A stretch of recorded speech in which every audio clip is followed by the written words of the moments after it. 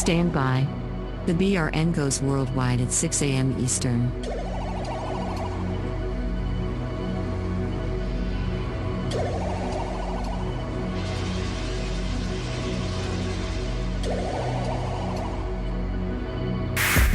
Attention, BRN affiliates. Showtime in 90 seconds.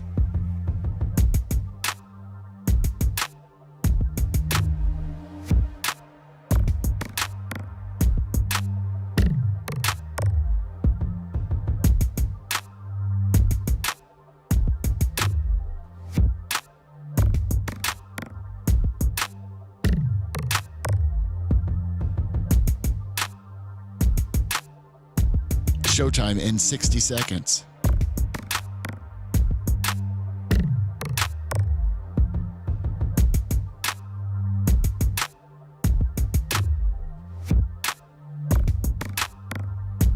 "45 seconds.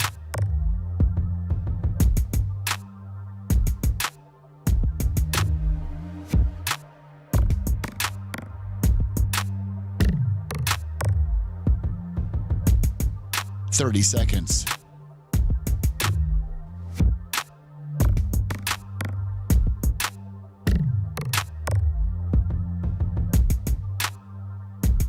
The show will start in 15 seconds, and this is your last audible warning.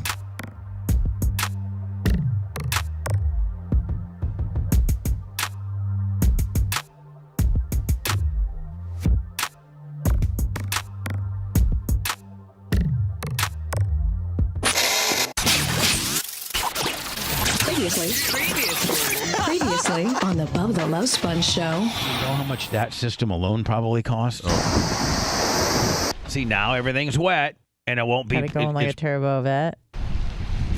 Sorry. I mean, nobody ever knew. None of you guys knew that. No. Nobody knew about that. Bet you not even Dan knew about that. In fact, How proud of yourself are you right now? pretty. This is like your Campbell soup, level up. And this knowledge came from what I built. You're listening to the Bubba the Love Sponge show. Broadcast rights for the Bubba the Love Sponge show have been granted to this station by the Bubba Radio Network and is intended solely for the enjoyment of our listening audience. Any rebroadcast, retransmission, or other use of this production without the express written consent of the Bubba Radio Network is prohibited.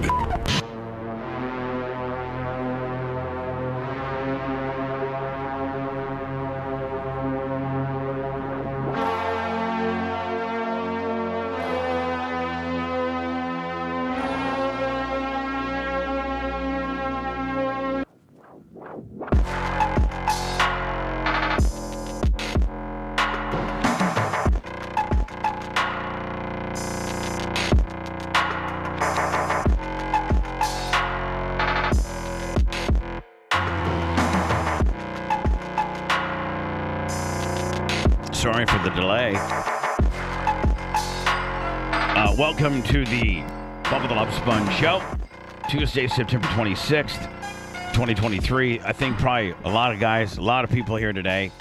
Well, I don't even have the camera on. I mean, as far as me being able to monitor what you guys look like or doing, or Refresh it. I'm going to. I've just been very busy. I got here so early today to try to get everything done that I knew I needed to get done. And then I'm still behind. Dan, how was the game last night? Suck? Yeah, they should shoot the whole officiating staff. Well, why and they should just get rid of that bum for a receiver. They're stealing money from the Bucs. Who? Mike Evans. Evans sucks. He got a couple passes at the end on a gimme drive. It was just to waste time. It was like a prevent drive. Like, oh, okay, you guys get your little 7 points. They rocked us. Our defense was on the field the entire time. They were heroes until they ran out of gas. And the offense was like watching a bunch of fifth graders. It was pathetic. Mike Evans should not show his face in Tampa ever again. Settle down, Mike. His tummy also hurts. Bum, bitch. Hold on. You got him worked out. Hold on now. How many times has he won a game for you guys? Or how many? I don't know. Not many. I mean, he's never the hero. He's one of those guys that's like a 70% receiver guy. Yes, So right. I Dan, wore by the way, my- Dan's headphones don't work because when other people try to talk, they just come. He has. You know what? down. He has co-hosting canceling headphones. They're really rare. they're really rare. Spent extra. I found them online for him. They're called co-hosting canceling. So when canceling, so when your co-host is trying to get a word in, it just cancels them out. Jay and has you them just- too. Yeah, no, yeah, Dan's the only one that has them. Dan's the only one that has them. He has the ability to cancel you out no matter who you are, trying to help him out, and he just starts talking louder than you are. Yeah. Because he's so used to not having to stop because he's always the man. So I just so happened to wear my Mike Evans jersey in today, and he definitely was off last night. Don't get me wrong. How many did he have? A but couple drops? Or He had what? he had 2 drops early in the ones. game. And if you're a guy who wants to get paid $25 million a year, then you have to make those catches because one of them was a drop in the end zone, and that's just that doesn't happen. And were they both? Yeah, it was a 10-point swing. But were they like really just straight up easy to catch? No, It was his hands. It was like It was in his hands. It was a catch, Bubba, that Wilbur could have caught. But the Bucks last night did not have a semblance of a running game at all, and they tried for far too long. The Eagles have the best run defense in the league for another week in a row, and the Bucks couldn't do anything to them because surprisingly, running the ball against Chicago and Minnesota, 2 very bad teams, doesn't mean that the Bucks offense is that good. So I think people were a little shocked last night when we had to return back to earth and realize that the Bucks aren't the team we thought they were. Well, the game changes if Mike Evans catches the touchdown pass. It's a tie game. It's a going into 3-point halftime. game. It's a tie game going into halftime. It's a totally different ball game when we come out. And the refs were completely biased. I mean, Yeah. Baker Mayfield had a face mask early on. They didn't call it. A lot of missed false starts there on was- Philly. There was a false start where the guy, the tackle on the right, literally lifts his leg up and steps back half a step before they snap the ball. No call. There was an absolute personal foul on the sideline on the far By the sideline. way, those just tuning in right now, we're talking about the Monday Night Football matchup: Eagles at Bucks. Dan and Lummy and Rhett all attended the game. Rhett, I think you went with Brian from Philly. Yeah, Lummy, I think had you a great time. I think you went with your wife. No, Nope. I went with my buddy. Oh, your buddy. Yeah, because it was going to be a late night. So And then Dan, The Wild Bandit. Dan was in his luxury, luxury catered, fully caviar. I was asleep. Yeah, me too. Lummy came up. yeah, it was nice. Now, did any other famous people make the box? I mean, there's been the likes of Warren Sapp and a multitude of almost every Tampa Bay hockey guy has been through there one time or another. They all come up and pay respects to the Diacos up in the Diaco box. He had Tfue several different times. Was it a slow night on celebs or was it? It was packed, but slow on celebs. Really? Yeah, it was slow Just on reg- celebs. regular- So we had just- Lummy, celeb Lummy. Most recognized guy in South Tampa. He is. He's one of them. Lummy's tickets aren't too far. I mean, you can see. No. He's right below me. I know. If you had one of those throw of the side ladders, he could climb up. But he literally could he not? Oh, in fact. If you had one of those emergency ladders for your kid to get out of the middle of the night for a fire deal that none of us own, but all of us with 2-story houses should. I mean, for real. When I had a 2-story house or a 3-story, whatever size my big house was, I didn't have those ladders that you throw out the windows. Nobody does. No, I just had those personal parachutes that you can, deploy on the 3rd floor just to hopefully get a soft landing. Shut up. So, Dr. Dan had a little mishap too in my section. Hold on. What now? I had a little mishap. Outside of the one with Steve? Yeah, no, not like a dust up. It was just actually, I was trying to get Lummy up in the box. I texted him. He texted me. As soon as the drive was over, I said, I'll meet you downstairs. So as soon as the drive was over, I was about to text him, but I've been eating popcorn. What does popcorn do? Greasy hands. So I take my phone and pull it out of my pocket, and then I start doing like the whole like, whoop, whoop, whoop, whoop, whoop, whoop, whoop, and it bounces off my hand 7 times before it goes over the rail into the stands. No, You mean it the didn't. card? You no, mean the, you mean the pass? my cell phone. Oh. My cell phone goes over the front balcony into the crowd. Did you hit somebody? You're so clumsy. You're so you really are Richie Rich Clumsy Willie. I mean, Oh my God. His phone drops in the middle of a bunch of Eagle fans. A bunch of Eagle fans. Now, do you know why all of this happens? Because you're so rich that you are not even mindful that your buttered hands are near the railing. Us people that really have to pay for our cell phones. Oh, $1,500. yeah. Man, we got a hold of that son of a bitch at all times, or we're not Like doing 5 feet away from Yeah, the we're not doing crazy. We're not from being the real. cliff. We're not reckless reckless with our cell phones Dude, because the they 15's cost. out. Because they cost. I mean, seriously, if you don't have insurance, I mean, if you break your phone or lose your phone, 1,200. 12, 13, 1,400 bucks. Yeah, but the 15's out. So if I break it, I have a solution. But I mean, I had the hands of Mike Evans last night, and So it hold went on, your right phone- over the rail, goes into a crowd of green. Yep. So what do you do? So I ran down with my cousin from Philly who was wearing a green jersey. Right. And was sitting in that section too, sitting not far from Lummy. And we ran down there, and because he had a green jersey, was able to talk to the green people and get my phone back. Yeah, but Someone thought I threw a piece of ice at them, so they weren't sure what it was. Now, hold on, you're lucky. It didn't hurt someone. You're lucky that then somebody didn't have a big gouged-in head. Yeah. Because I mean, those things have edges on them. I know. And Well, they're it just hit heavy. hit a guy like on the forehead and really slayed him open. Oh, it would have been great. With that could have been a potential lawsuit, couldn't Oh, it? yeah, it was 100% my fault. Yeah. So Man. the phone was untouched, and Now, did it we got break? Nope. It didn't break. Do you have a protective covering over I it? got one of those little, like, really low-profile ones. No screen protector on the front. Yeah, me Just either. one of the little spec cases. And it was All just I fine. have, I think you can have more protection. I have like a rubber neoprene thing. That's all I have on my phone. Actually, I think yours is better than Dr. Dan's. What do you mean? Your cover. But More heavy duty. Yeah. no, mine's It's pretty low profile, like mine is. Yeah, Let me- mine's just clear. Yours is black. no. Mine's not even. Yours seems like it has like a hard case of plastic. Yeah. Mine's just rubber. Oh, okay. really? Let me Oh, come over yeah. here real fast and just take my phone. Oh, I have a silicone one too. I think I'm like you, Anna. Like I don't. Yours is more heavy duty than mine, I I think think. you even got a pussier one than I do. Oh yeah, Really? yeah. Here, let me go and compare my. I thought I had the Dan. Oh yeah, see, Dan's got a far more protective one than I do. See, I guess It took a lick, man. That thing must have fallen 30, 40 feet. No, Onto cement. Does anybody know of anybody that has like no protective device? Yes. Really? I can't hold on to them without the protective device. It's Yeah, but wouldn't you be like a nervous wreck because the little bit of It's protection slick. the little bit of protection that you do put on it does help. Even my huge. thank you. it's for like gription. Yeah, for gription, but even just a little bit of a little bit of a fall. This protective deal will probably stop it from maybe shattering. Dude, it took a 30-foot lick. Have you ever seen some of those people, man, that really put them in those real big otter boxes? And I mean, they looks like it. So you're holding a brick, and it's just so way over the top. It's like wearing a seatbelt in a So three-wheeler. all right, so you. Now, do you have Lummy in on this big phone? I have to find my phone back caper. Well, as I'm running, as soon as it flipped, Lummy's coming up the steps. I'm like, Lummy, get my phone. He didn't hear me. Of course, he can't hear you. Right? Yeah. Yeah. And so He had his co-host canceling headphones on.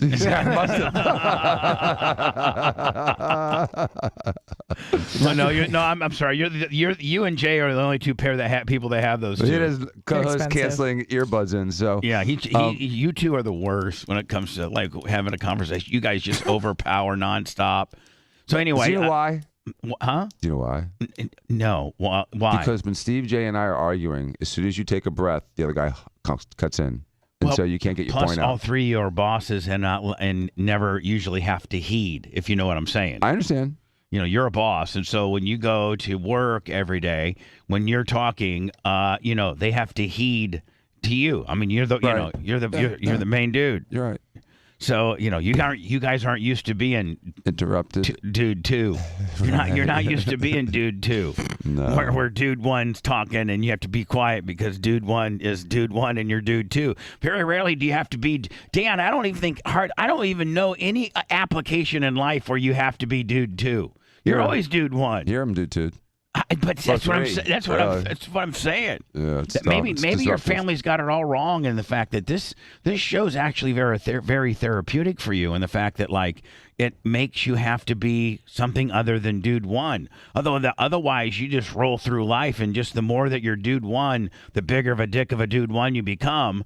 But if sometimes you got to be dude two, maybe that waters your dude one down a little bit therapeutically. Does it make sense? Yes, absolutely. I'd be less of a bull. Right. I mean, You're gonna demasculate me. but this is good therapy for you. Yeah. All your I'd be like all the other coworkers and your family that got this all wrong. They should be like, man, we're glad that Dan's able to go on the show and get out of all of his energy and all of his outward bursts, but yet still be tamed by Bubba. We'd like that. They got it all wrong. I know. So anyway, you go down there and hit your phone? So I get Lummy as he's coming up. I'm like, come on. Do you give the guy any money? No. No, I He's a was Phillies actually fan. surprised. You don't give the guy a $20 bill? All I had is hundreds, and he's a Phillies fan. F him. Hold on. Dan gave him a wink. Like almost like a little gunshot. Rich I guy. think I gave him a finger shot. I shot it with my finger. Hold on. I got kicked out of school. Rich guy problems. All I had was hundreds. Yeah. Wish I could really. I was a Philly fan. F him. And he just grabbed it, put it next to his phone, and kept it. The guy was going to take the phone. Absolutely, the guy was going to jack the phone. Well, you don't know that. The hell I don't. Bubba, yeah, this guy, I mean, And he had it craftily hidden behind his phone in the cup holder. That way he could have like some plausible deniability. I wasn't taking it. They wouldn't do nothing with it. Those Philly fans last night were pretty bad. I mean, not only did they outnumber a lot of the Bucks fans, but they messed up. So the Bucks on the TV games, they like to do this big, end zone flag deal where they'll send out these big flags in the crowd. Raise the flag. Yeah, and everyone in the crowd will wave the flag. Well, in the end zone that I was in, the Dick Philly fans were stepping on the flag and like holding it, folding it up, besmirching it. Like holding it on the ground to where everyone else around us is pulling it up. It sounds so like it started acting Philadelphia as a fan. guillotine and was just taking people out because there's so much tension in the middle of the flag. Man, Philly fans are such dicks. No, seriously, it was the worst. If you're sitting in, I mean, it's just like it's like when you go to a ball game, you should have kind of the decorum of not it. Now listen, the decorum needed in the Diaco box is very strict. It's a very strict decorum. I almost kicked my cousin out. But He had a Phillies jersey on. Now what I'm saying is kicked out NFL Hall of Famers. What I'm saying is the Diaco luxury box has 2 rules. 3 rules. 1, if you are an opposing, like if you're invited to the box, let's say that Rob Elder's your best buddy and you and Rob hang out and Rob knows that you're a Washington Reds Commanders fan, and then, and Rob's your boy, Rob's going to bring you to the game. Well, right? I mean, Dan, that, exactly. like for instance, no. He tries to pay attention to stuff like that. Like it's the box is for like you guys plus your friends and family and maybe clients and you guys use it in several different ways. So like you guys would know that if the Packers would come to town, you guys would be like, oh, who's our Bubba's our best buddy that knows the Pack. So you guys do a lot of that. Well, you'll have some of your friends come in, and your friends are not necessarily these friends are not Bucks fans. They are actually the other team's fans. That's the reason why they're in the box. They don't go to the box every week. They only go when their team shows up. So I don't know who tells it to you. I don't know. Does Steven tell you the rules? Like if you're brand new, like just or is the guy supposed to just know the rules? And the rules are: do not wear the opposing team jersey or like shirt or hat or anything to do with the team. Do not overly root for your team. Like when they score, you and your buddy jump like, up and down, popcorn everywhere. Eagles! Like, you're going over with the phone. Mind you, I'm in the Diaco box. Eagles! Go Birds! Woo, woo, woo! Man, it's Bucks really suck. We got you guys. Suck. Bucks suck. Eagles! Woo, woo! Do not do that. And the other thing is, man, be polite in how much food you consume. Realize that catering is really, really expensive. It really is. And so maybe go up there and get you a beer and maybe a couple hot dogs and some nachos. But, don't try to set what's that guy? Who's that guy that eats Nathan hot dogs? Joey Chestnut. Don't be Joey Chestnut. Just down 50 hot dogs. Don't be Joey Chestnut. So, Dan, those are kind of the rules. The third rule softened up a little bit. Okay, well, see, you might want to. Yeah, well, we've got different people paying now. And sometimes, like last couple of weeks, other guests have picked up the bill in the box. So that's kind of that's pretty much a pimp move right there, man. Yep. Man, Dan, now I feel bad because I never have picked up the tab when I've been a guest. I'm not expecting you to, but these guys that pick up the tab bring people. But hold on, and they're there a lot. The last couple times I've been there, I get I'll get maybe 2 or 3 chicken fingers or maybe 1 hot dog and a couple Diet Cokes. Like that's all. Like and a little popcorn maybe. And maybe a little popcorn. That's it. Like I'm really mindful of not, being seen up there dishing. I mean, like Your plate's full. No. I go up and get one plate, eat it, throw it away, and then get my drink, and then I sit down in a seat, and unless I have to go to the bathroom, I'm not getting up anymore. So nobody's going to be able to say, man, I saw Bubba at the taco bar 10 times last night. I swear to God, he poured like 4 or 5 different Tito drinks. Yeah, you're a super polite guest, which is why you get invited back to things. Well, yeah. So you had a Diaco box potential violator yesterday. Yeah, but he's a cousin, and his actual last name is Diaco, so it's hard to mess with him. And no, but I mean, what did you? I'm like, Steve was like, he doing? hey, your cousin Mark's here. I'm like, I look up, he's wearing the Phillies jersey. I'm like, douchebag.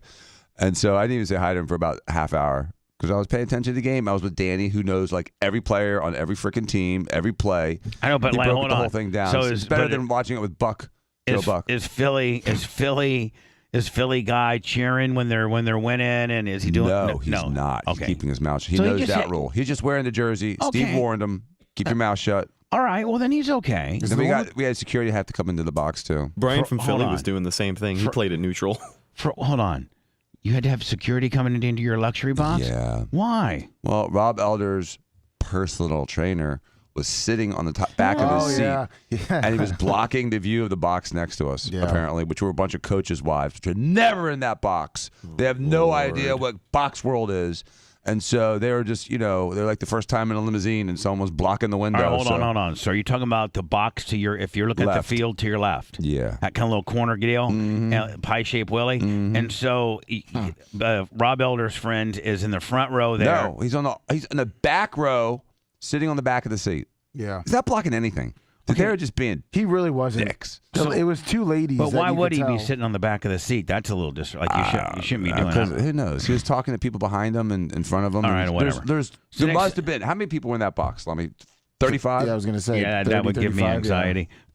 So not in the front. It was quiet. I would be in the front. Hey, listen. Once I get one of those seats, there's only 2 rows of seats, right? Right. There's 12 seats. Once you laser lock in on one of those seats, man, you don't leave. You don't move. Yeah. No. Now that Joe's gone, seats aren't as militarily just assigned. Now that Joe's gone, right? Right. It's probably a little more lax. Yeah, I got his seat. When Joe was there, man, like there was a hierarchy amongst seats. Yes, there really was. Mm-hmm. He really Joe. You didn't see kids sitting in the front row. Daddy Joe really was mindful as to who was sitting where and whether you needed to be there. Like if there were 2 kids up front in those the most prime seats of all, the ones to the right, Dan, the first 2, right on the front row. Mm-hmm. Now that's prime real estate. Well, that's my seat. And the first seat's mine. Dr. Diaco's seat was Dad's, and now it's mine. I know, but sometimes no. I thought Joe's seat was to the left. No. He does the 4. It's 2 to the left, 4 to the right. Right. He does the 2 in the middle on the right. The 2 closest to the aisle on the right, he and Bill would sit. So he was sitting in that first seat on the right. Yeah, I understand. So that's my seat. That's where you sit now. Mm-hmm. And if anyone's in that seat, Steven will kick him out. But hold on. I got a sergeant at arms. Every time I was at the game, he was in the seat to the left, first one. Him and Bill would be in the... That was an unusual. That was a B setup. That wasn't the normal A setup. The normal A setup was on the right side. Okay. Because I sat behind him. I was not going to sit in a front row. Just see, I kind of knew. I was like, I'm not going to sit in a which is why when I go to a Lightning game or any other event and there's a box, I never sit in the front row. I know that front row belongs to the guys that are in the box. Exactly. It's their seats, man. It's like sitting in the driver's seat of a Bugatti. No way. In fact, if you're a guest of a box, you probably ask. Right. You probably need to ask, hey, 1, is there any seats available? And 2, where would you like me to sit? Mm-hmm. And if he answers, yeah, you can. There's a couple seats. Okay, where would you like me to sit? Then Dan, you can't. I mean, that's like complete box etiquette right there. Perfect etiquette. That's what you should do. Then nobody's gonna get in trouble. So what time did you end up? What time did you call it a night? I told Danny before we even got there, we're leaving at 9:30, and we left at 9:30 after the safety. Yeah, It was sucked. So hold on, 9:30 is only like halftime, isn't it? No, it started at 7:15. Yeah, it started was early. It was almost the end of the third quarter. Oh, so it was because they got in 2 games last night, didn't they? Yeah. And they stopped showing our game because it sucked so bad. They actually just went to the other game, both channels, ESPN and ESPN2. Because I made it home before the end of the game, and I couldn't even watch the end of the game. They would just have the score in the corner, and they were showing the Bengals game. I couldn't get out of the parking lot. There was 2 accidents in front of me. Hold on, Lummy. Yeah. So Dan's got VIP parking, Oh, I've got the park right by the stadium. I got the players' lot. Dan, you don't understand. Hold on now. Dan, talk about both ends of the spectrum. Dan, he's Johnny player lot, Willie. Yep. I mean, literally from his door handle to his car, from the door handle to his box, might be a 4-minute walk. It was no more than 50 yards from the door of the stadium to the door of my car. But what I'm saying is, if you include the wait time for the elevator and the time it takes to walk there. The box to my car? It's 4 minutes. 4 minutes. Yeah. 4 minutes. 4 minutes. That's not exaggerating. That's about perfect. Lummy, what was just the minute? Okay, and then when you get to your car and you're parking in Dan's lot, you get in, you pull out, you make a left. Nope, not me. And hold on, because they have it so that lane is one of the very few lanes that can make a left because it's players and VIPs only. And you're express. I mean, Dan, they express you out. Nope. No. It's a weird thing. Like if I'm in lot 5. Then yes, I'm like 3 rows from that left turn lane, and I go. If you're in lot D, the players' lot, you can't go backwards. Oh, so they make you go down and go north on Dale Mabry, so you got to take a U-turn at MLK. Okay, Wow. all right. So I had to like juke cars, and it took me a good 4 minutes. Oh yeah, 4 minutes. 4 minutes. Hold on, Dan took me 4 minutes to get to my bike, to my. What, did you drive your Escalade or did you drive? I drove the Beetle Porsche. All right. Because Phillies fans, you don't know what they're going to do. If they see a Florida plate, they could key it. They could put an eagle in there. Dan's total get out of the traffic and headed home with no stadium traffic in effect was 8 minutes. Yeah, Lummy, what was yours? And don't lie. 1 hour and 45 minutes. From the time you left your seat to the time you probably got on, 275? Yep. I even left early from the game because I wanted to beat the traffic, and it was so bad. There was 2 Philly fans that got into an accident. A BMW ran into a Tesla. Then they got into an argument. Douchebag hits a douchebag. Yeah, I was able to cut over, and then that created such a bottleneck. It took me about 45 minutes to get out to the road from the parking lot. Sounds like a you problem, buddy. Me problem. And then finally, when I got there, did not leave the stadium until about 10 minutes after 000. They kicked me out because I was sitting there smoking a joint, and I got to my truck. Hold on, for real? Yeah, I got. Now, can they arrest you for that or no? No, I mean it's Florida. Yeah, I mean, what are they going to do? I didn't know you could be that open about it. I didn't know that you could literally just. Oh yeah, they don't care. At that point, they just want to go home. If I was in St. Pete, it might be one thing, but over here, they really do not care. I mean, so will a cop tell you put it out because that's exactly what he said. I was sitting there looking at the field, and I heard behind me, he goes, "Hey, put it out." So I just waved, and then I got up and You're not left. supposed to smoke anything in the stadium. Yeah. You know what I'm saying? You can't smoke a cigarette in the stadium. It's a smoke-free zone. Smoking weed, man. just watching who the would field. ever thought, man? Watching the Who would sprinklers in the grass ever grow. thought? And here we are. We all, a lot of you guys, most everybody grew up here or have been here for an extended amount of time, except for Anna. We've been here, 5, 6 years? 7 and a half. 7.5, almost 8. But who had ever thought that you could be in Raymond James Stadium after a Bucks game, smoking a joint, and the cop just tells you to put it out, and you're like, "All right, buddy, thanks," and then you walk down to your car. Have a good night. I mean, when I first got here in '92, if you're at the big sombrero of Dan, and you're Monday Night Football, which never came to, and Bucks sucked so bad back then they never got a Monday night game ever. I think the Bucks might have went like 15 years without ever getting one Monday Night Football. They may game. have. They actually may have. I mean, they were the worst. I mean, they pulled one good year, 1979. They made it to the NFC Championship. I don't know how, but they did. But from the inception of the team to 76, clear to I don't know, 97. Mid-90s. The mid-90s, man. 20 solid years. They sucked. They were just 97 horrible. is when they made the playoffs. Just horrible. So can you imagine? 1992, I got here in '92.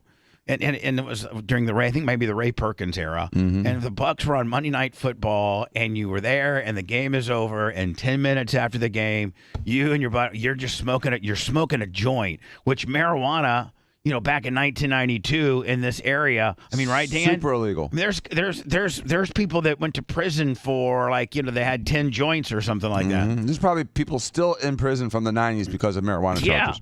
And you're smoking a nice big joint, and the security guy tells you, hey buddy, just put that out, no big deal. Most people probably can't even wrap their head around that. It was a first for me, but it was nice. Yeah, that's nice. It was one of those kind of games. I remember back in the 80s and 90s. That's so cool. You couldn't get Buccaneer printed stuff. Like they'd have like at Sears, they'd have sheets. They'd have 26 teams, but not the Bucks. Really? Yeah, they'd have everything but the Bucks and all kinds of NFL stuff. They'd have the Browns. They'd have the Packers, and in Tampa Bay, if you wanted to outfit your kid with an all Buck. Because listen, when I was a kid, I had the Green Bay Packer curtains, the Green Bay Packer bedspread, the Green Bay Packer lamp, the Green Bay Packer sheets. Impossible in the 80s for the Bucks. The Green Bay Packer throw rug, and then I had the Green Bay Packer, toothbrush with, because that was it's just how it was back in the day when you were a kid growing up. You usually themed your room around your favorite team.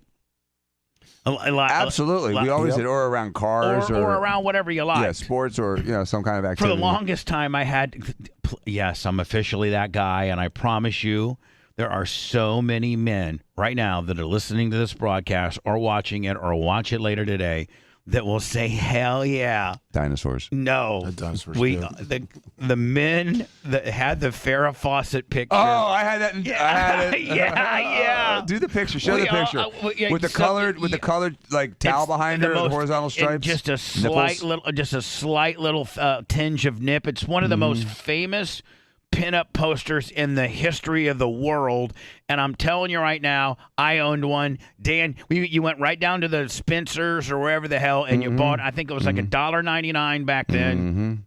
$2, the best poster of all time, and we all pinned it right on our drywall. We didn't care that our parents, just textured thumbtacks. Thumbtacks right into the wall, and didn't move. And don't think that we didn't, I sent you the picture. Pleasure ourselves. To the most honor. Are you familiar with this honor right here? Best poster of all time. I don't know yet. Let me see. I'm trying to. Okay, here we go. It won't let me. It's not letting me drag it. Oh, here we go. There we go. Yep. Oh yeah. Oh my God. Yeah, I've seen that. Every boy, every seventh. Now they have to deal with that hyena on the left. Every kid between 5th and 10th grade had this on his, and my dad used to walk in and go, man, strong. We lived in Warsaw, Indiana. There wasn't women that looked like that. No, I mean, Dan, at least living in Tampa, Florida, you could go into the beach and probably find a girl that a little bit. You can find that more now than you could back 30 years ago. Hold on, you can see that more now. Skinny girls with big boobs. Yeah, but I'm just saying. In Warsaw, Indiana, there was nobody. No. Nobody. Oh, and on that Monday night, it was from 83 all the way to 1998. Yeah, so what, 17, I don't know how many years. That's 15 years. With no Monday night game in Tampa. So you'd go to the Sears, your local Sears, and you'd buy your team colors and outfit your entire, but if you're trying to tell me, Dan, that if you lived in Tampa, Florida, and you went to go get Bucks stuff, when you went to Sears or JCPenney, nope. If you were a Bear fan living in Tampa, no problem. Yeah, all day if you're long. a Steeler fan living in Tampa, no problem. Home but delivery. if you are a Tampa fan living in Tampa, the Bucks suck so bad that the NFL wouldn't even print them because they wouldn't, no one would buy it. There's no merch to sell because no one would buy it because it was embarrassing. Buck Bucko Bruce. Bucko Bruce. Remember, man, the NFL would Very show fancy they would show pirate. pictures of fans with bags over their heads. They had paper bags over their heads. It's like the unknown comic. Yeah. Like it sucks. So, Dan, in the early days, now your dad was a team doctor from day one. Yes. In the early days, like how desolate would the Sombera be? Oh, we go to these games and there'd be like there'd be like 15,000 people in the whole stadium. Right. The And fit there'd just be like 70. this like drunk guy yelling, and a couple other people, and then that was it. And we'd go to the game. We'd meet Dad on the sideline. He'd give us all a kiss, hand us a fistful of chewing gum and a couple magazines. We'd stay up there until about the end of the first programs. half. Couple programs. Yeah, the programs. Right. Which don't even make anymore. I don't No, think. I don't think. And we'd stay until about the end of the first half. Remember and then back we'd in the day, quietly they used to really make programs and it'd be like $3. And it'd have a really in-depth look of an article that you could read about a guy that you couldn't get anywhere else. And it had the lineups and the a now little you bit of just got that information. all on your phone, and or they have it on their app, right? Like you don't need any of that nonsense. I was talking to Bob from Sunbelt. I bet. Oh God, I love him. But we were talking about back in the Did 90s. you tell him how much I care for him? Oh, of course. Tell him I couldn't even I couldn't even keep my track going without him. He loves us. He loves Bubba Army. But we were talking about at the old mall, they used to put tickets on your windshield with a $3 off coupon for the mall. So they were giving away tickets. $3 tickets. $3 tickets on Sundays. If you just They showed would up at the mall. hold on. If you were just at the mall, Yeah. you could go out to your car and there'd be $2 or $3 tickets. Yep. On your windshield. They'd break into your car and leave 3 more. Another break gone horribly wrong. Dude, you are sick, okay? Just go see a doctor. Bubba the Love Sponge returns after this. That it was? You had a white Philly jersey on? It was in my row. Oh, it was right in your row? What kind of fucking? Oh, that had to be Ian. Yeah. That door violator that bad. The third quarter when I went back down, he was in like a huge argument with the Bucks fan like 2 minutes back. Oh, really? And then my buddy kept telling him, like, just calm down, man, let it go. And he's like, I'm going back to the Bucks. I'm gonna fucking beat the shit out of this guy. And I'm going like, who the fuck is that guy? I remember asking, now it makes sense, he's your cousin. Why is that bigger than my size? Two of the great artists of our time representing a groundbreaking. What's up, Rudy?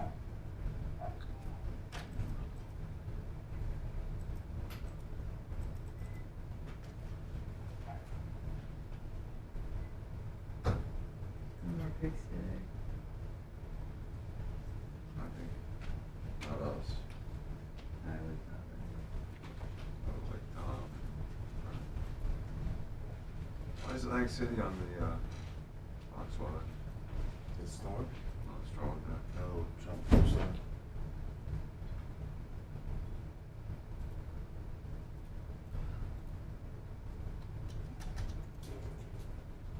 Two of the great artists of our time representing a groundbreaking legacy of hip-hop in America. L.L. James. Yeah, and you know, Woods is a beefy ball guy. You know. Man's got biceps bigger than my size. I think and MC I Light, just, both of you, thank you. Because they both have the right off. Past his prime. Mike, you know, Should, you're, you know, you're all trade here to his listen to cleats you. for Mike Bibby, shuffleboard 40 years stick. producing music that lifts our soul.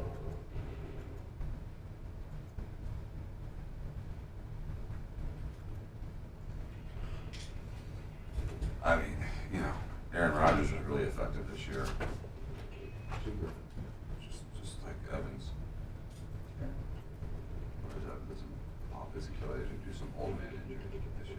Probably won't.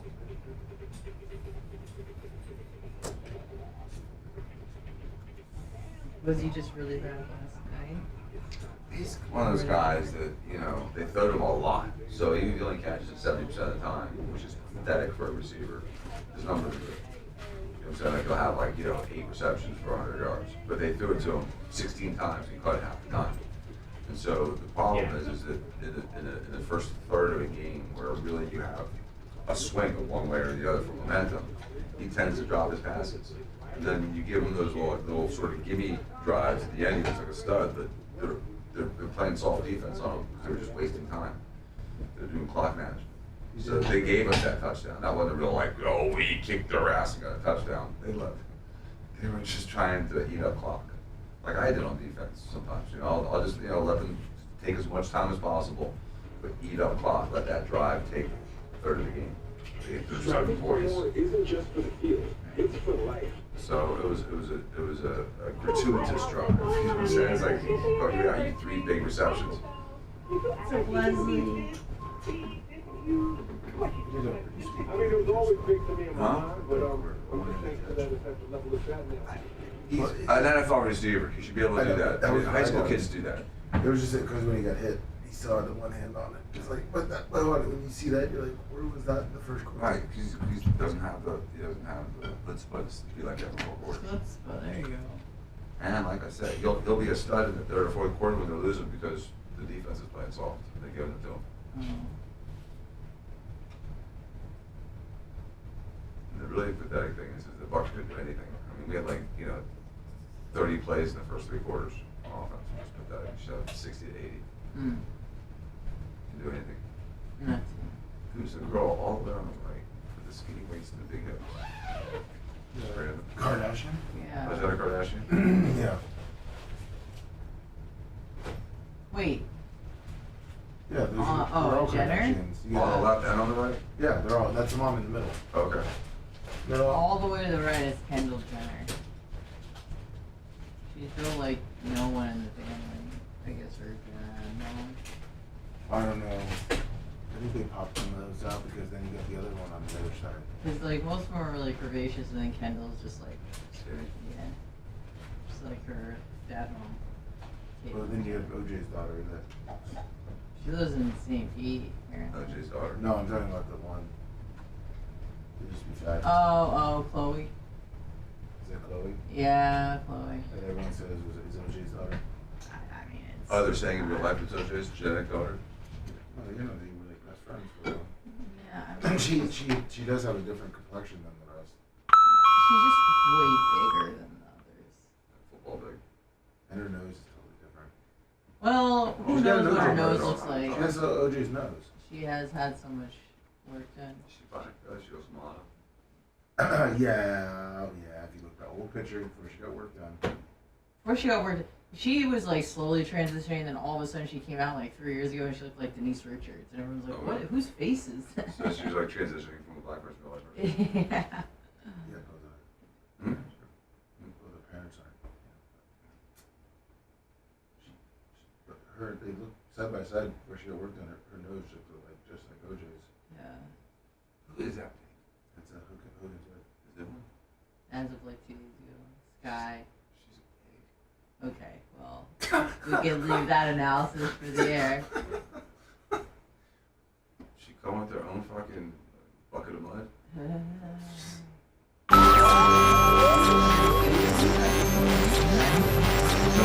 We are the only show that can talk about nothing. The use of all Bubba-isms is prohibited without the express written consent of Bubba the Love Sponge. This is not staged. It's not nothing. It's very scientific. Not in a killing mood. Right. The Bubba the Love Sponge Show. Last day of the week. Monday. Well, I think Friday. I'm sorry, last week of the month. So let me, as you know, in the standard used car fashion that we are, or the used car dealership of radio. Gotta get the units out. We gotta get these units out. John Costica, 500 and after hours trading on PayPal last night. Thank you so much, John. Venmo, PayPal, Cash App, all at the Bubba Army. We appreciate you. Today's after show will be on Twitch exclusives. So we do Tuesdays Twitch. So today's after show, and I was thinking maybe you, like a lot of times when it's just you and I talking, and you always, one of the things that you always gravitate to is like wanting to interview my penis. Oh, of course. Like you always have some kind of salacious, like, hey Bubba, tell us about the one time, or so I was thinking about maybe from now until we end the show today, you thinking about a particular topic or a thing that you would like to talk about, and we'll promote the fact that I will address that, on Twitch starting at we'll start the Twitch show at 10:20. I wish we could reveal that Chicago famous person. Oh, that'd be the ultimate. That's probably the only thing I can't really talk about. Then why'd you even go there knowing I can't talk about it? Now everybody's going to grease me on the deal. I thought maybe you might want to give it up today. No, I can't. Let's make something perfectly honest. Stop asking me about that, okay? Yes. Stop. Anything, so whatever. Just we'll try to give me some type of. You think you can come up with something? Yeah. We'll go back to a lot of my back notes from all listening too. So today's after show on Twitch, twitch.tv at the Bubba Army.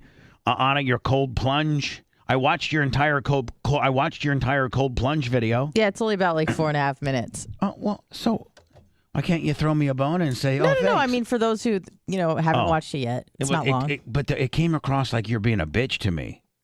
Like saying, oh, yeah, you should have, because it was only 4.5 minutes. No, I was inviting others to take the time to watch it as well. How'd you take it, Lami? I took it. You took it. Kind of was coming across. Me too, Bubba. Yeah. Shut up. These are easy. Give me points or whatever you're talking about for the last hour. Anyway, I watched it, and it looked like, man, like after you kind of after the freak out part, which what I think you said was maybe 30 to 45 seconds, it looked like you really kind of got your, for lack of a better term, kind of got your act together. You were kind of done, maybe it being such a hype. I was like hyperventilating. Like a hyperventilating shock to your body that you kind of started evening it out. And I think you're right. I think you could have gone. I don't know that they advised that your first time you go 5, but it looks like to me after you got by the minute mark, yeah, you were pretty much okay. Yeah, I was okay. It took me probably about a minute to realize I was okay. I will tell you this, man. For the first 30 seconds, it seems like you're really, really having a tough time with it. Yeah, the guy has seen enough people get in a cold plunge to know what happens. But I thought I was fully submerged, and like I was probably my shoulders were out of the water. Right. And so he tells you, and my friend was there, giving me instructions, but you wanted to get your chin on the water. Yeah, so I didn't. It's even always good realize. to put your chin on the subject matter. Okay, Yeah. Just remember that as in life. As an I'm just kind of giving you some old timer advice. Always get your chin on it when you can. In almost every application of life. Wise words. Just chin deep. Yeah. And you were supposed to go chin deep on the cold plunge, and you were not. No, but then my friend called me a pussy, and that helped. I told the instructor to yell at me if I'm. Does it really matter though? Just that last little bit of neck and chin and back of the shoulders? Is it really? Not at all. I mean, maybe not, but I don't know. It's like, are you fully submerged? To me, it's just I wanted to do it right. Right. You don't want anybody able to get you in technicalities, right? Saying, Be like, well, she didn't even go in all the way. Technically, Anna, you did do it, but you didn't really have. You weren't chin deep, so that really didn't do it. Right. Those real uppity, tight, cold plunge bitches that they are. But like anybody really cares. It was a great Gigante. experience. Yeah. Sorry. Jeff Chirigante swears by it. Yeah. No, I even modeled my breathing after the Wim Hof guy. I know you don't remember, but we did talk about him. And I did think of Jeff because he must do this all the time. Every day. Every day he does it 2 or 3 days a week. He has the bath. Yeah. He bought he bought the tub from Tractor Depot and the ice machine.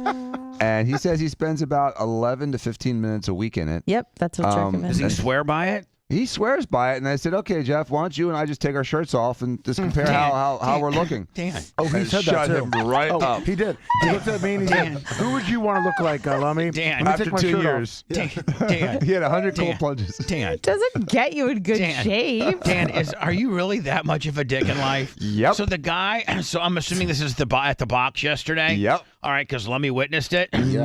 All right, so you're talking about cold plunge. Jeff. Lami was bringing up the cold plunge from Anna. And so Jeff, pipes in. Yeah, I've seen him. Jeff pipes in and says, I went over there to Poland or wherever the hell it was and met Windhoff and did the whole Windhoff, retreat. And, you gotta be, I think you spent like 10 days with Windhoff alone. I mean, there's as part of a group. Yeah, it's like a men's retreat. I've seen many people do it. Hold on, I'm going to Costa Rica and I'm doing something different than that. Was it in Costa Rica? No, it's going to be in like Iceland. I think he's in Sweden. Sweden, so it's like it's so cold. Jeff went over there, and so he's a real Winhoff, affectionio, so to speak. And so Dan, so when he tells you about his cold plunge, because he's, it's doing something that you're not, you automatically go to, do you want to take your shirts off and do a pose down? That's your go-to immediately? Well, I mean, he was telling me how it's amazing and the recovery, it's just so good for you. I'm like, oh, really? You've been doing it for 2 years now consistently. Wonderful. Let's take off our shirts and compare. You're such a dick. What a dick. What a dick. I said, just like that. Let me exaggerate. And then you're like, Lummy, who would look better with their shirt off? 2 years of doing ice plunge or me? And what did Jeff say? And I said, he does the ice. I did the LEDs on my dong. Yeah, he did. Man, you're like Rodney Dangerfield. I mean, like you just boss hog your way through there. You don't care. I am Rodney Dangerfield. This guy does the cold plunge. I do LEDs on my penis. Let's take off shirts, bitch. And you know what? I just quit smoking 6 months ago, bitch. I used to smoke, a little bit every two. I'm still an absolute freak of nature. I mean, Dan, you do have to have some unbelievable genetics in order to be. I've been blessed. I mean, I've been blessed. But I mean, it also, you got to understand, if you backfill literally like 35, 40 years of working out, you don't have to work out like a crazy person every day. But you were never really that much of a workout head. Well, I mean, you weren't like Jimmy Cleavis or anything like that. I was never as dedicated as Jimmy Cleavis. Right. But I did wrestle in high school and college. I did stay in shape through medical school and residency. And I did do an Ironman. So, I mean, it's not like I didn't completely ignored, activity. But no, you're very active. Just even in your just normal life, you're pretty active. You can't just drop off and then expect I did 20 years of working out in my earlier years. He can. Well, he's a freak. He's a phenom. Most people aren't like that. But I never let myself get too far away. Well, me either. My constant quest is just to try to look. I don't know, man. my whole radio when I left Terre Haute. Maybe this is something we talk about, Lummy. My weight journey. Oh yeah. How much did you weigh in high school?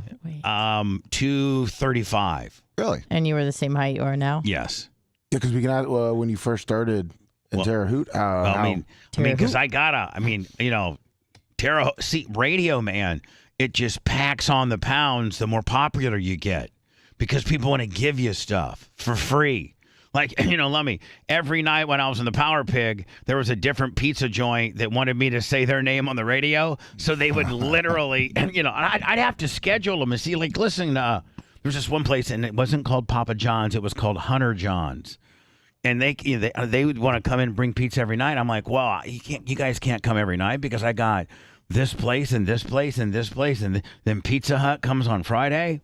It just, the more popular you get, it's just like in life, Dan. The popular people, they want to give brand new cars to, and all this and stuff. The real Kardashians getting free stuff, right? But the more popular I became on the radio, the fatter I got because the more gluttony. It was just a straight glut, and I'd never experienced anything like this. I'm just this stupid kid from Warsaw, Indiana, that was, played football and, I was just like regular dude. It was just me and Larry Plummer were just regular dudes. Yeah, I don't think you ever talked about how much you weighed at every city you went to. Yeah, we can maybe get into my weight. Every city? My weight, I can tell you. My weight, my weight timeline. Yeah. Yeah, my weight, when I left Warsaw, Indiana, that fall of 1984. Yeah, 1984, fall of 84, when I first left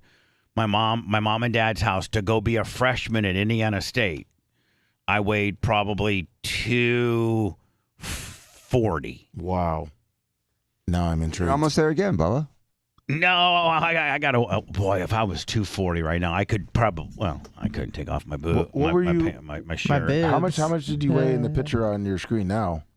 Which one? The one above you, over your shoulder. Because that was the Ronnie story picture. Oh, that one? Yeah. What, Here. This one. I weighed. Yeah, I was probably 60, 65, 265 there. Nice. You look great. 260. So that's what I'm trying to get back to. That You're a handsome guy there. Yeah, you are. right. That's what I'm trying to get back to. So, but Lummy, maybe today that's what we talk about Perfect. on Twitch, and Anna, that actually would be something because she likes fat people. I mean, like she is into if we were to talk about my every girl that I blasted, and if we didn't like Lummy, We always talk about that. I know. Yeah, we don't talk about the weight. But we don't ever talk about how fat I was and what city has got me the fat. No, I don't think we've talked about Mostly just your extremes, which I appreciate. Cities, the chronological number. Yeah. Okay. From 240 to... You went to you left Warsaw, Indiana in September of 1984 weighing 240 pounds. And then going. I mean, I think, Lummy, that's something that we've never done before. We probably should. Maybe I might have to do a little homework here during the commercials. Yeah. From San Antonio, Philly to Chicago. How old were you when you were at your maximum weight? You don't have to talk about the city, but just like how old were you? My maximum weight, my maximum weight would have been Tampa, and it was 488. So it was like late 90s. And it was like August of 97. Wow, 13 years. Something like that. I want to hear about rock bottom. 248 pounds. Those are my favorite conversations. Hold on. In how many years I gained how much? So 13 years you gained 248 pounds. Yeah, and that's wild. Yeah, 20 pounds a year. That's why I'm wondering. Yeah, let's see where. But Dan is probably what it was. Yeah, it's 20 pounds a year. So I was just living life, man. And you that want was free just pizza and just bad food. No, no exercise and just living, in a nightclub every night with, and then with the boys out to after the nightclub, Lummy. So Danny, they'd pay. I gained the most weight in Tampa because I was the biggest star in Tampa. Literally. So no, and the fact that I never had a long enough run to establish. I was a pretty big star in Orlando, and I was a pretty big star in Milwaukee, and I was a pretty big star in Terre Haute. Those were really the only three cities that I, got really, really popular in. And not so much Philly. Well, I wasn't there very long. I was only in Philly in 73 days. Got fired. That's it. Yeah. 73. Oh, I thought you were like 6 to 8 months. No. 73 days in Philly. So that's all anyone should ever have to spend in Philly too. Philly sucks. But once I got to Tampa, man, and got really popular, then that's when the real gluttony. Here would be my average day, Dan. I'd wake up about 10:30, 11 o'clock in the morning, and I'd go and make some breakfast. What'd you eat? I just have some cereal, maybe some eggs or something like that. But then. I would just hang out, swim in the pool, try to hook up with, just, have girls over, just whatever. And then I'd go to work at, I'd leave my house at 5 o'clock and I'd get there to the Power Pig about 5:45 because I lived in Palm Harbor or Dunedin. I lived in Dunedin. Nice. 570 Kirkland. Don't know where that is. I do. It's not close. No, 570 Kirkland. Is where I lived, and it took me 45 minutes. So I got to the Power Pig about 6. Well, instantaneously, Anna, I would have a snack. Usually on the way in, I'd grab, some Wendy's or McDonald's or it was a different fast food place every day on the way in. I believe it. On the way in. So then I get on the air at 7 o'clock. I'm hungry. And, by 8:30, I got every restaurant in Tampa. I literally, all I have to say would be like, hey, Lummy, man, what do you think about that Pizza Hut on Gandy? Oh, it's great. Why don't you call them up and tell them that you're, you're Guido from the Bubba the Love Sponge show, and we'd like to order 3 pizzas, and we'll give them a couple free shout-outs to the cooks in the back there, okay? Guido would literally call, hello, Gandy Pizza Hut. Hi, this is Guido from the Power Pig. Bubba the Love Sponge's executive producer. Oh, yeah. Bubba wants to say hi to all you and the cooks and everybody in the back there. You guys got the radio on? Yeah, of course we do. All right, well, can we get 3 free pizzas for that shout-out? Oh, no, yeah, no problem. It's free every night? Yeah, every night. So then, you'd eat that. She's so jealous. Which would be bad. That would be bad to eat because, you wouldn't, if it's free, I'm not just getting 2 pieces. We're eating 6. You're eating it by the pie. All right. So then you go out to a nightclub because I had a personal appearance and they paid me $500 cash to come out to their nightclub and literally sit in the VIP booth. And Anna, I didn't even have to go to the dance floor. I didn't have to go to the DJ booth. They brought me a wireless mic to my VIP area and I would make announcements and, just talk about how I was in the club. That's it. Yo, what's up, Makos? It's Bubba the Love Sponge on your No Panties Thursday. Appreciate you coming out. Don't forget to tip your bartenders. We got $4 Long Islands on the island bar. Don't forget to power pick. Bubba the Love Sponge power pick. That's Perfect. it. They paid me $500 to sit there for 2 hours and have an unlimited tab. And I didn't drink. But I got all my boys. I'd roll in with a posse of like 8 on them. Every night? Every night. Really? No less Who than. can go out on like a Tuesday? Oh, man. Every Guys that do an evening radio show? Hold on, though. Dan will tell you, man, in Tampa, back in the day, man, every night had a packed place. Yep. Like every night. Didn't these people have jobs? Yeah. Tuesdays for the longest time. brokers. For the longest time, Tuesdays was hard hats, which is it was what was it called before hard hats? It was that off of Barris, Lummy, 275 in Barris. Yeah, it's not Bubba Patrick's Beach Club or something like that. Patrick's. It was called Patrick's. That was Tuesday nights. And Monday nights was over somewhere in Seminole. And then Wednesday nights was Newport Richie, Makos. And then Thursday nights I don't forget. Oh, we got to save this for the after show, though. Yeah, You're teasing it. We just had the after show. No, we still gotta I do want to the talk whole- about what was going on upstairs, like the psychological component of you gaining weight and how you turned it around. I'm always curious. How I do didn't people care. turn it around? I didn't. Oh, well, yeah.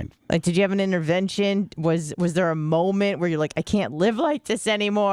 I'll tell you. We'll save that for the after show. How about that? I went to a doctor. I'll just tell you. All right. Well, I'll just tell you. I went to a doctor, and I was, I was always healthy. Well, probably not. And he goes, I got like level. Dan, I think I got level.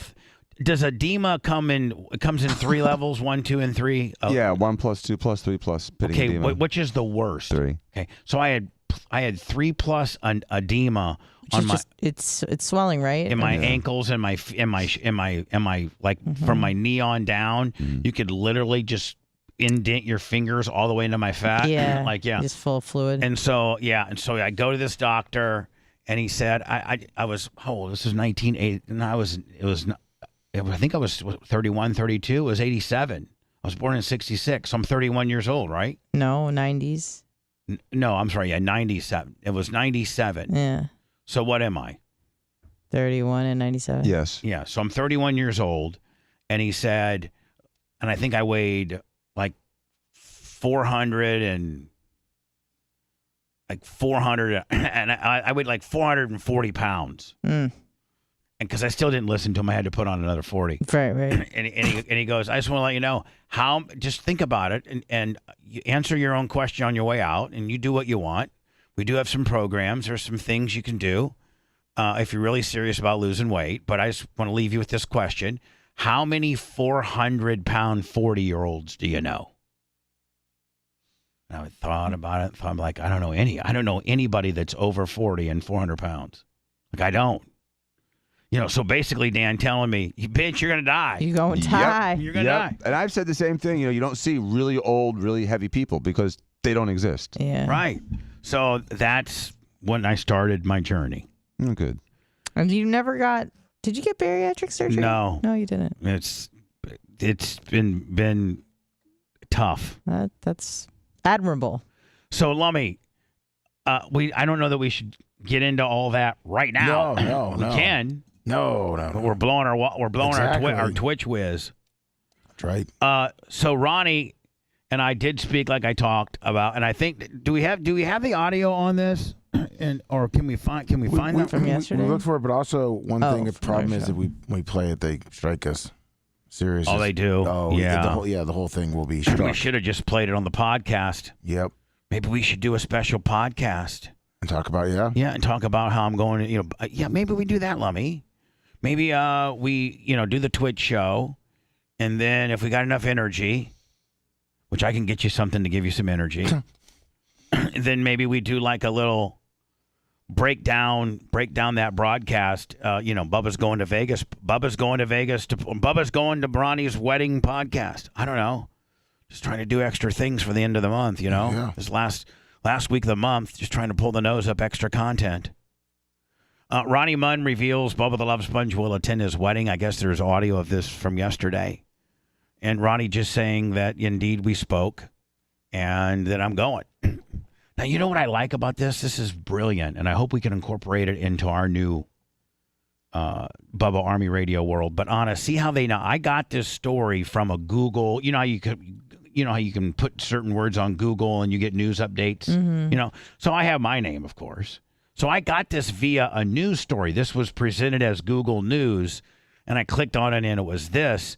But that's brilliant in the fact that the Howard Stern world is they find a topic, and then they make it a news story. They send it out, and they probably have a publicist or a company or an organization that slicks it all up so it looks like a news story. It tells you the story in itself, and then it aggregates you back into the site via a search engine about that particular topic. So also check out Ronnie recalls drunken speech at Bubba's wedding. Bubba the Love Sponge talks about DoorDash. Bubba sent special rings to Howard and Ronnie. Bubba the Love Sponge gives special punishment. So they aggregate you back into, into their world. Then see, if you click on one of that, then it takes you all back into their Howard Stern rabbit hole. Right. I think it's brilliant. It's brilliant. I think we need to find a social media PR company that we give like a story to every couple days. Like just to sound like, how does Bubba and the boys feel about, whatever the hell the things we talk about, right? Yeah. They make that a news story. People click on it. And then that aggregates you back into our world via a search engine of the title. Interesting. Yeah, I think it makes sense. I think so too. Brilliant. I think so too. So Lummy, I know that you talked to Mike Rowe and to all those guys. Yeah. I sent Macho Man a link to that story for Mike Rowe to look at. It's kind of an example. God, they do it right. Anna, you tired? Did you roll last night? No, You're I didn't. yawning. You look Well, great. I took some medicine. You did? I'm trying to kick out. Don't forget the pictures that are seen behind me if you have any appropriate. We haven't got any hot chicks in bikinis. No, not yet. Listen, guys. you know what? We will make an exception. No, you have to have, maybe she'd have to have a Bubba Army sticker. Really? Well, yeah, because you know what, Dan? Some weirdo's just going to go find a bunch of hot chick, file footage and send it to us, and we're going to be inundated with that. Yep.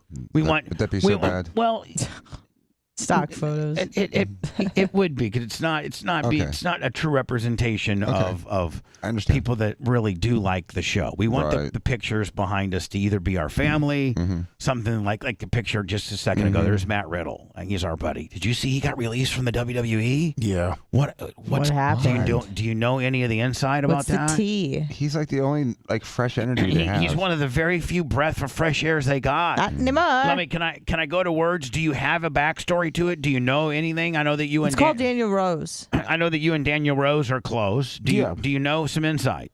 Not really. I mean, just a little bit. It just cuts. It just cuts.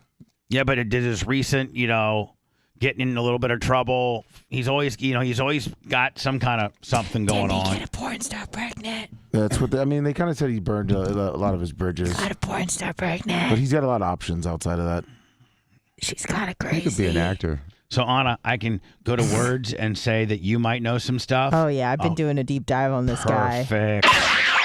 Don't be mad at him, dude. Be happy for him. He would be happy for you. Yep, they got it all figured out. Oh, no, I'm happy for him. I'm so happy for him that I would like to beat him with my happiness. Bubba the Love Sponge returns after this.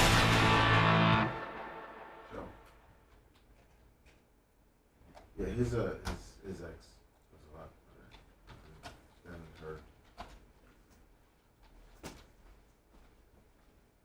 Misha Montana, if that gives you any indication of the kind of person. He's a good old boy from Kansas that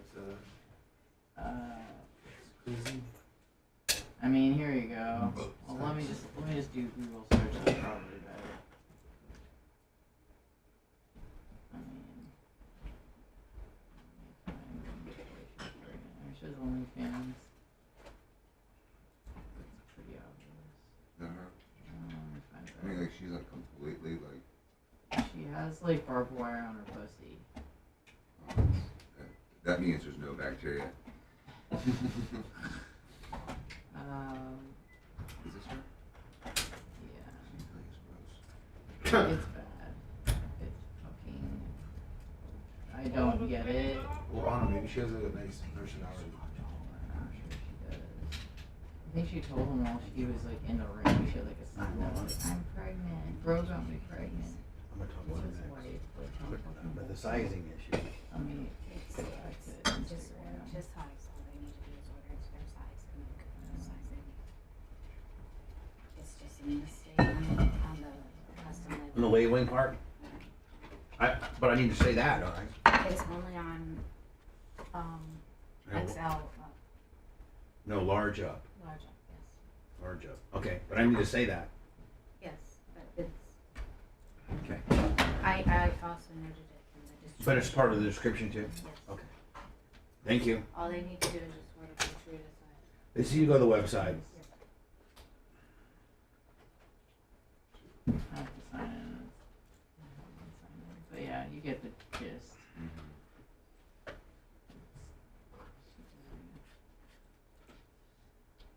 That's her. You don't like the hug thing? Or a thigh. Let me see if I can find new pictures of her because I like those. I don't mind a couple tattoos on the girl, even a little bit of a sleeve. You know, if you have when you start like putting. Oh! Oh wow, it looks like a crab. It's bad. It's like really, really, really bad. What are you guys talking about?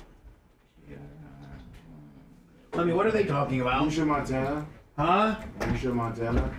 Who? Misha Montana. Matt Riddle's girlfriend. His baby mama now. Who's Misha Montana? Matt Riddle's girlfriend. Oh dear! Oh god. She's Is that a crab? Is that a monster? Is that an alien? Can you send that picture to me? Yes, that one. Send that one.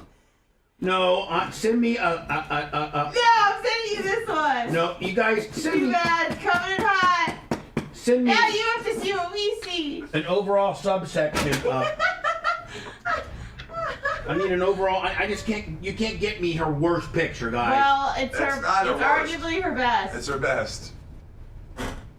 She had a stroke. Right? She had a stroke 31, from a COVID shot. All right. Well, send me more than one. Well, there's one there for you. Eat that. 2022. Oh, yeah, COVID stroke. I gotta pee. Vaccine stroke.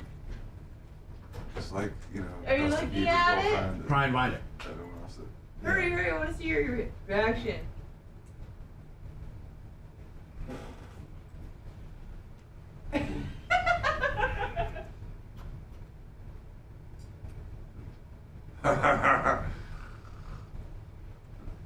All right. Well, can we get one with her clothes on? Yes, please. I'll send you her Instagram.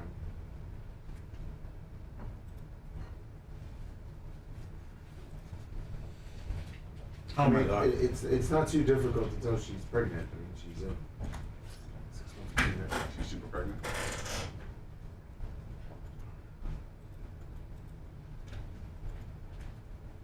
Bye, Matt. Yeah. She's like 8 months pregnant.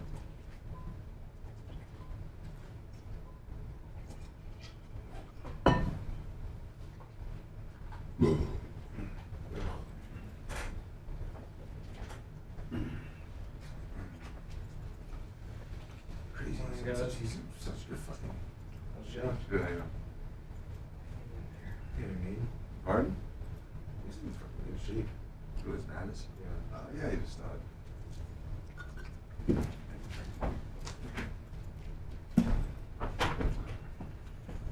Fish on Jay, $25. Cash out, thank you. Fish on Jay.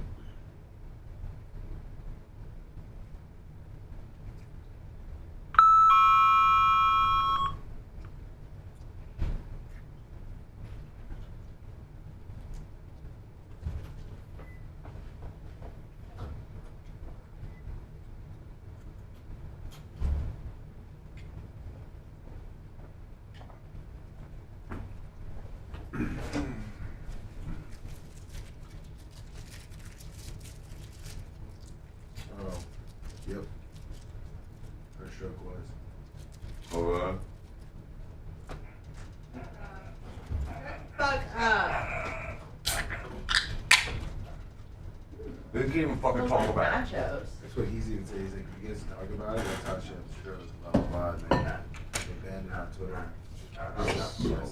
Dirty. Shit's fucked up. Oh god, it's still on my screen. It's so scary.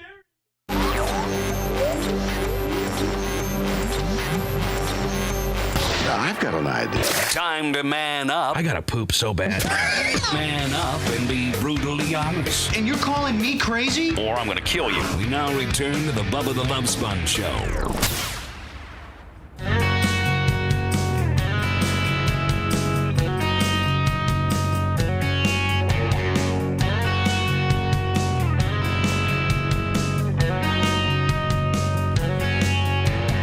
Some guys are hung, they don't even need to brag. They know they're bigger than you. Dr. Dan goes outside, pees all over Lummy's rims. He makes sure you see his thing too. When he's gotta pee, he goes to pee. He shows his genitalia. He's bigger than Jay, he's bigger than Steve. He dropped his hammer on you. Dr. Dan wasn't born with a silver spoon in hand. He worked his way to the top, y'all. And when the tax man comes knocking on Bubba's door, watch out, Danny's got a golden gears on. When he's gotta pee, he goes to pee. He shows his genitalia. He's bigger than Jay. He's bigger than Steve. This is Dr. Dan Diaco. You're probably like, listen, my penis is good enough. Penis. It's a workout for your penis. It's warm. Does it do it? Penis. Does My it do penis is as tan as my chest now. Penis. My penis is as tan as my chest now. Penis. My penis. It's warm. Penis. He's bigger than you. He's bigger than me. This is Dan Diaco. Dr. Dan.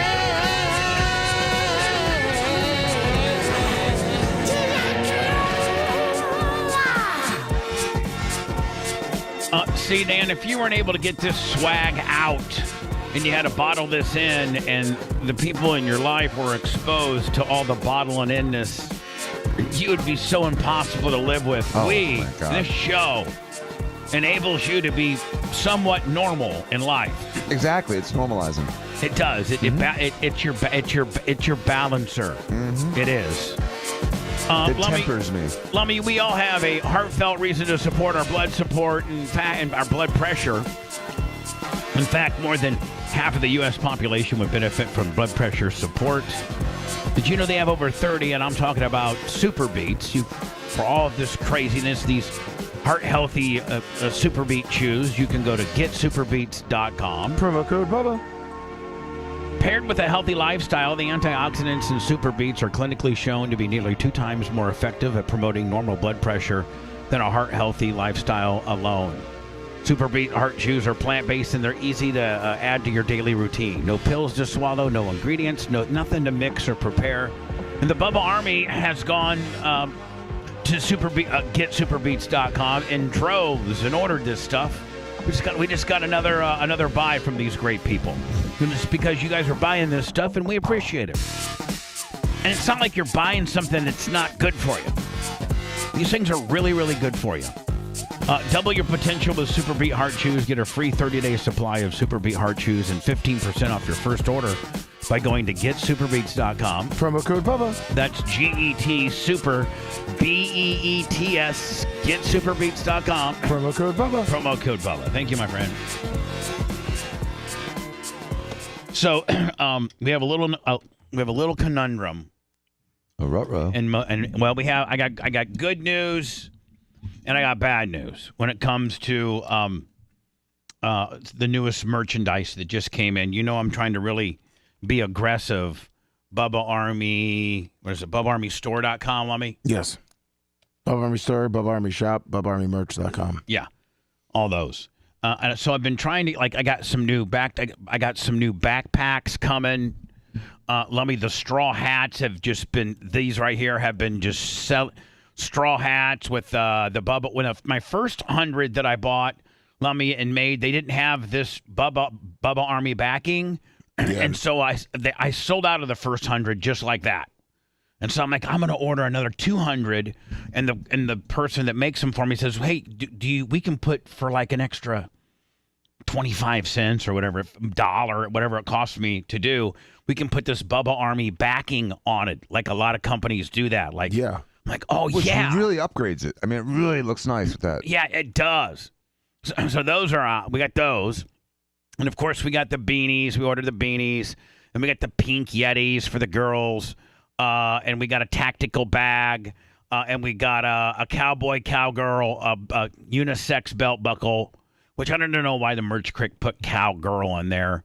Because I would just put, because that makes a guy maybe not want to buy it. Mm-hmm. Don't you think? Mm-hmm. Merch crick, if you're listening to me, just change that to Bubba Army belt buckle. Because, yes, girls can buy it, and we can see that it's on a girl, but no guy wants to buy a cowboy, cowgirl belt buckles. It probably hurts sales. Hey, is that a cowgirl belt buckle? Yeah, I'm not buying it. Yeah. Of course, we have our limited edition. There's not very many left of these, the dog harnesses. And so, Lummy, we got 2 new things in yesterday. The Brian Matroni pullovers. Oh, nice. The, polo embroidered pullovers, which I'm trying to find.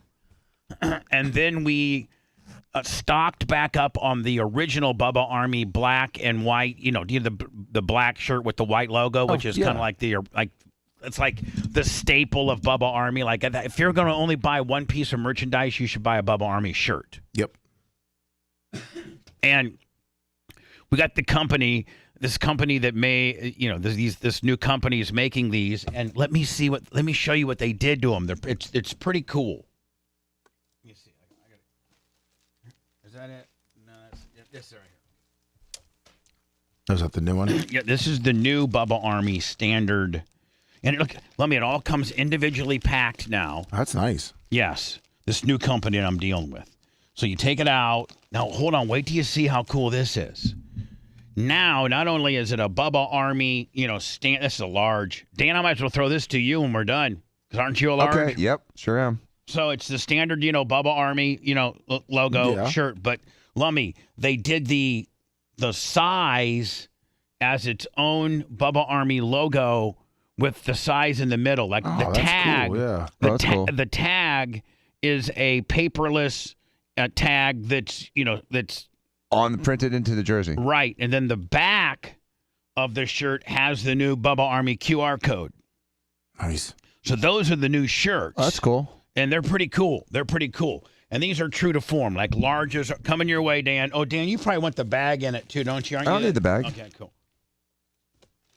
Didn't quite make it, but we got it. Yeah, it was probably a horrible throw. Oh, right over Dan's camera. Oh, it doesn't matter as long as it's not over his. No, but Well, it's pulling it down. Dragged it down a little bit, but I think we're okay. Oh, you think you might not be framed up? And yeah, exactly. Oh, God. Oh. I love it. Anyway, I love it. Thank you. Now here's the other issue. Here's where the whodunit. This is that. Let me. That was the good news. Yeah. Our new Bubba Army standard black and white logo T-shirt, a must-have. Like that's where being Bubba Army starts and stops. At least owning a shirt. Right. And then for years this has been the staple shirt. Now we do other shirts. We've done like the shirt that Dr. Dan has on. We did a Dan shirt. We did an Anna shirt. We did a Lummy Investigate shirt. We've done 2 Dan shirts. We have, haven't we? Yeah, Planet Dan and Hero. Wow. Jesus. So then we're like, okay, Brian Matroni's in here one day and he's like, you know what, you need to get like some of that dry fit or like a 3-button or 2-button polo embroidered a little bit nicer, like a guy that could wear, like a guy that's going golfing. Yeah. Like usually, Lummy, guys that go golfing, they wear like some khaki shorts. Like if you're even golfing at a fancy place, like some khaki shorts and a polo. They don't allow T-shirts. They usually don't like a T-shirt. No, they like you to have like a polo. Yep. And that's what we ordered. Good idea. Now but there's a problem. I'm excited for it. Here's what they look like. Uh-oh. And no, they're perfect. They're They're perfect. Oh yeah, those are nice. Right, and then they even have the size. The same, yeah. Same thing, but they messed up on the sizes. What? So they're beautiful. As What you does can that mean see, by they like, messed up on the sizes? Like you can see, Dan, they're beautiful. No, they're cool. Absolutely. They're beautiful. I think you just put in your size, and the merch quick. I think from large on up. So I think if you needed a large, I think they're a size too small. Mm. You know how manufacturers up. sometimes will give you the slim fit compared to the full fit? Yeah. I think this company, we weren't paying attention because it's a new company that we're using, and I think they went to the slim fit. Because my reason... what size is that one in your hand? Now, hold on. That's what I'm going to do now. So I have an extra large in my hand. Mm-hmm. No, I'm sorry. I have a 2X Oh, God. in my hand. And so that might be an extra large. This might be an extra large. Now, Dan, you're not. But I also now I have an extra large here, Dan. You want me to try the extra large so on? if you try the extra large on, because you're usually a large, right? These days, yes. Coming your way, that should be a perfect throw. A little far. Dr. Dan's behind you. It's behind you. Never even saw it. All right. So I think so. If you just put what size, the merch crick will get you right, and we'll and if it isn't right, we'll take it back and get you a new one.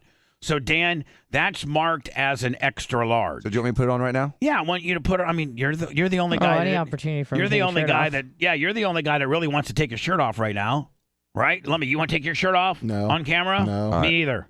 Anna, you want to take your shirt Nope. off on camera? Those little raisins? No, thank you. No. Red, you want to take off your shirt? Oh, of course, yeah. Ass macho, man. Oh, yeah. Oh, I got my shirt off already, brother. That goes off at 6:01. Yeah, dig it. I mean, he was looking forward to doing this since last night. Right. So, Dan, you're usually a large, and, you know, how's that This fitting? extra large fits me like a large. Right. It's perfect. Looks good. So it's looking like... Can I keep this one or? Yes, you 'Cause can. I wear shirts like this sometimes. Yes, you can. Not that I want, and it doesn't have any hail to Brian on it, right? No. No, we just... No. I'm teasing. So like I would need a 4X. Yeah. Okay. And we have 4X. That's I think the biggest we go. And what's the smallest you go? But my shoulder, the seams on my shoulders are perfect. I mean, it looks like looks like a large. Yeah. It fits you perfect. So, I don't know, Lummy. You know, right now... It's just a cut of that shirt. Yeah, like you said. Right now, it seems like they're a size or two too small. So... Yeah, I mean, that thing fits Dan like it is at large. So they're available. They're the nice Dan. Now, Lummy, 3 and 4Xs, we were able to do that polyester slick material, so they had to be cotton. Oh, okay. So they're a little bit different texture, 3 and 4X. But, you know. Is there like a label small, on this? Yeah. What's that, Dan? I feel like there's a label. There is. Oh, is there? Well, yeah, there's I think a Bubba commemorative label or something like that. See? I mean, they're pretty cool. And Dan, but Lummy, people are gonna get mad because it's gonna make you feel like more of a fat ass when really you wear a large, and the shirt that you get, because the shirt that you get sent is gonna say extra large on it, but it's really a large. Do you know what I'm saying? So like Dan's gonna feel like a real fat ass. He didn't want people to know that he wears a.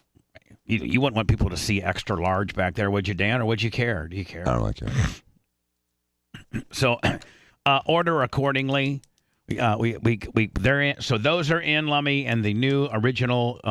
We restocked the original Bubba Army shirts now, except that they have their own little private label on the back, and then the QR code on the back as well. Nice.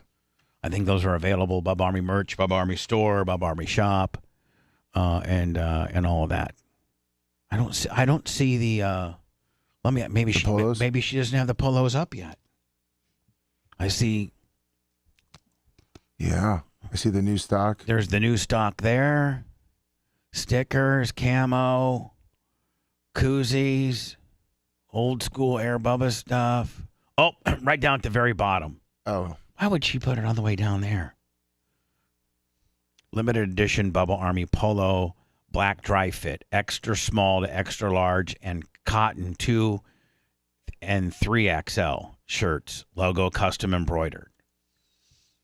Yeah, she's gonna have to move that one up.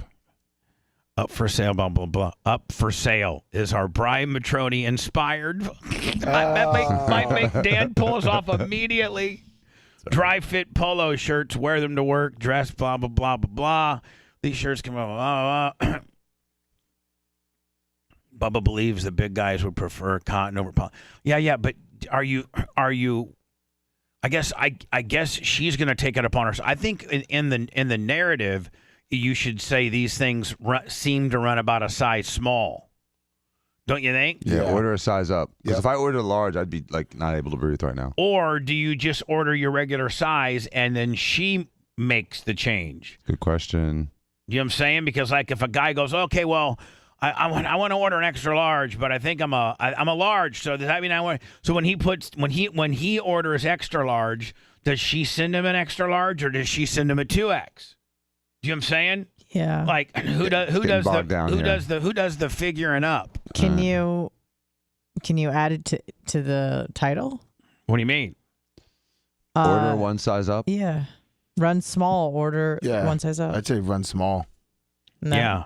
Yeah, I think put it in the title. Runs one size small. Tends to fit. I mean, I'm trying to make it a little more official. So then Erica says no. Order true to size, and she will send the correct size. They just made a mistake on the labeling. So this actually is a large. It's just labeled as an extra large. Oh, does that make sense? Yes. Yeah. So you just order what your size is. You order what your and size is. She'll adjust. So if I was to hit 3XL, then she'll send me a 4, but she has to know that I want a 3. Yeah. Right? Yep. Yeah. Mm-hmm. Otherwise, it could just get into an absolute cluster F. What did you mean? Did you automatically order one size up, or did you automatically assume that she would do it? Right? And they're like, oh yeah. Yeah. All right. Well, there you go.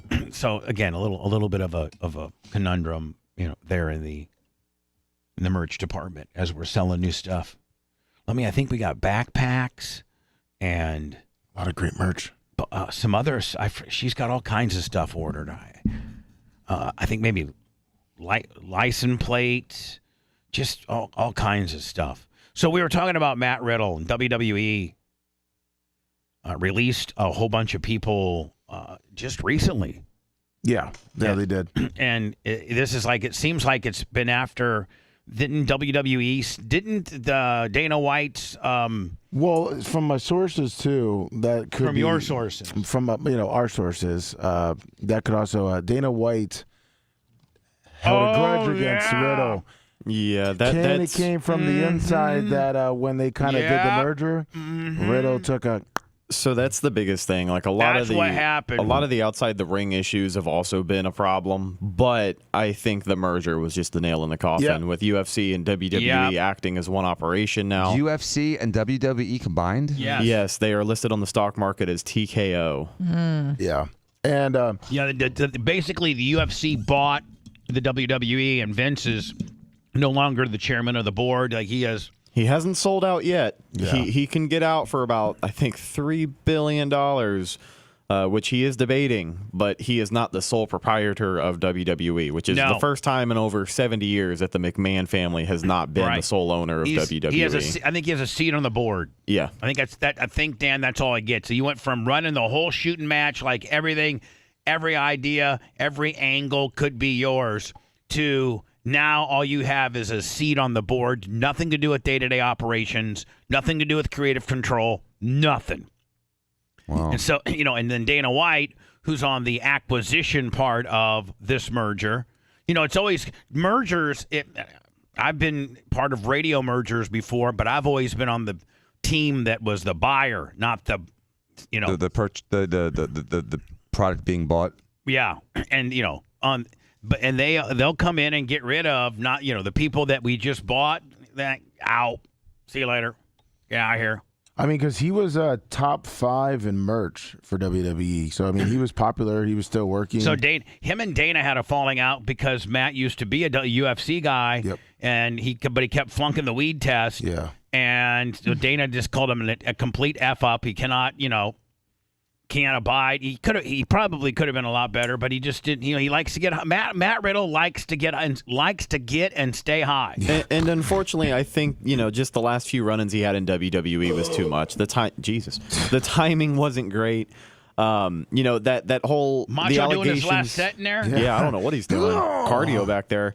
But that last incident with the JFK allegations, where he said he was SA'd, he was scheduled to be on Raw that week, and he just didn't show up. SA'd? Yeah, what does that mean? Sexually assaulted by Candy Cartworth or something. Isn't that her name? At the airport. At the airport. No, the security guy at the TSA airport. guard grabbed his balls. Sorry. Remember I said, man, that my balls get grabbed every time I fly. I believe since then he retracted that statement and said that he was under the influence. Oh, okay. Well, anyway. So yeah, I mean, it's just it's not been a great couple months for him. Vince sells, basically Dana is, I got to think, runs the whole damn deal. He's the president of UFC. So he's probably runs the whole damn deal.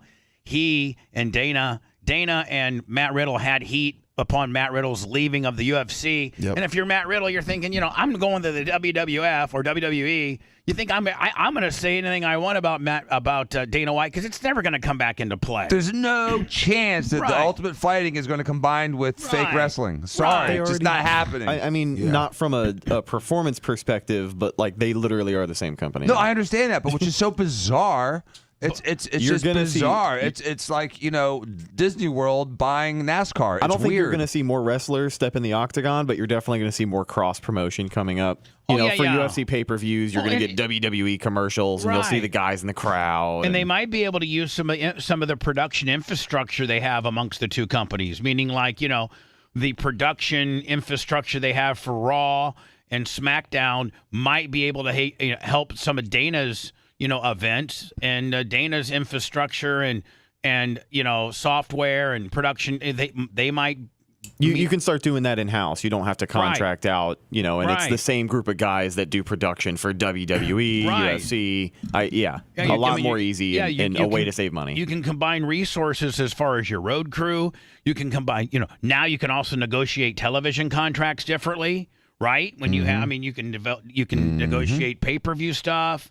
I understand from a business standpoint it makes sense. I know, but and Dana's good at promoting, and Riddle, WWE got stale. But Matt Riddle just kind of got caught in the in the merger. Matt Riddle's like, man, screw you, Dana. I'm never going to see you again. I'm going to be a pro wrestler. F off, buddy.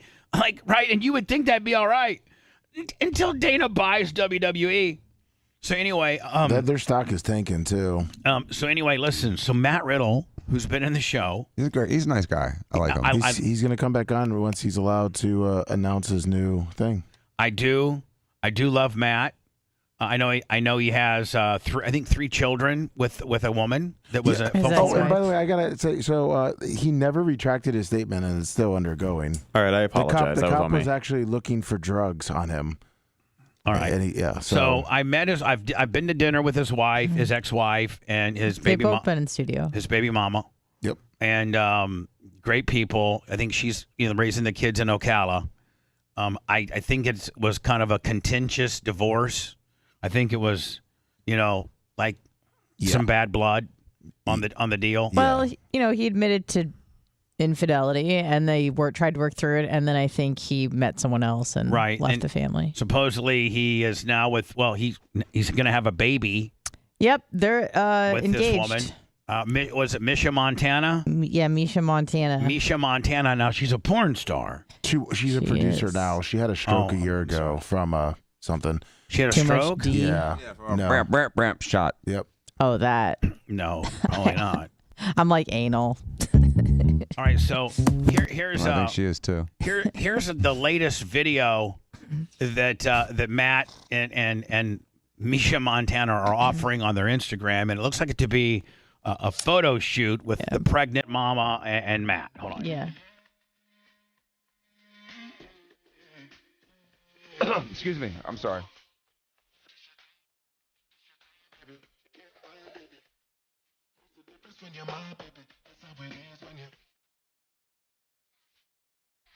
Bro, what's going on? I don't know. Bro.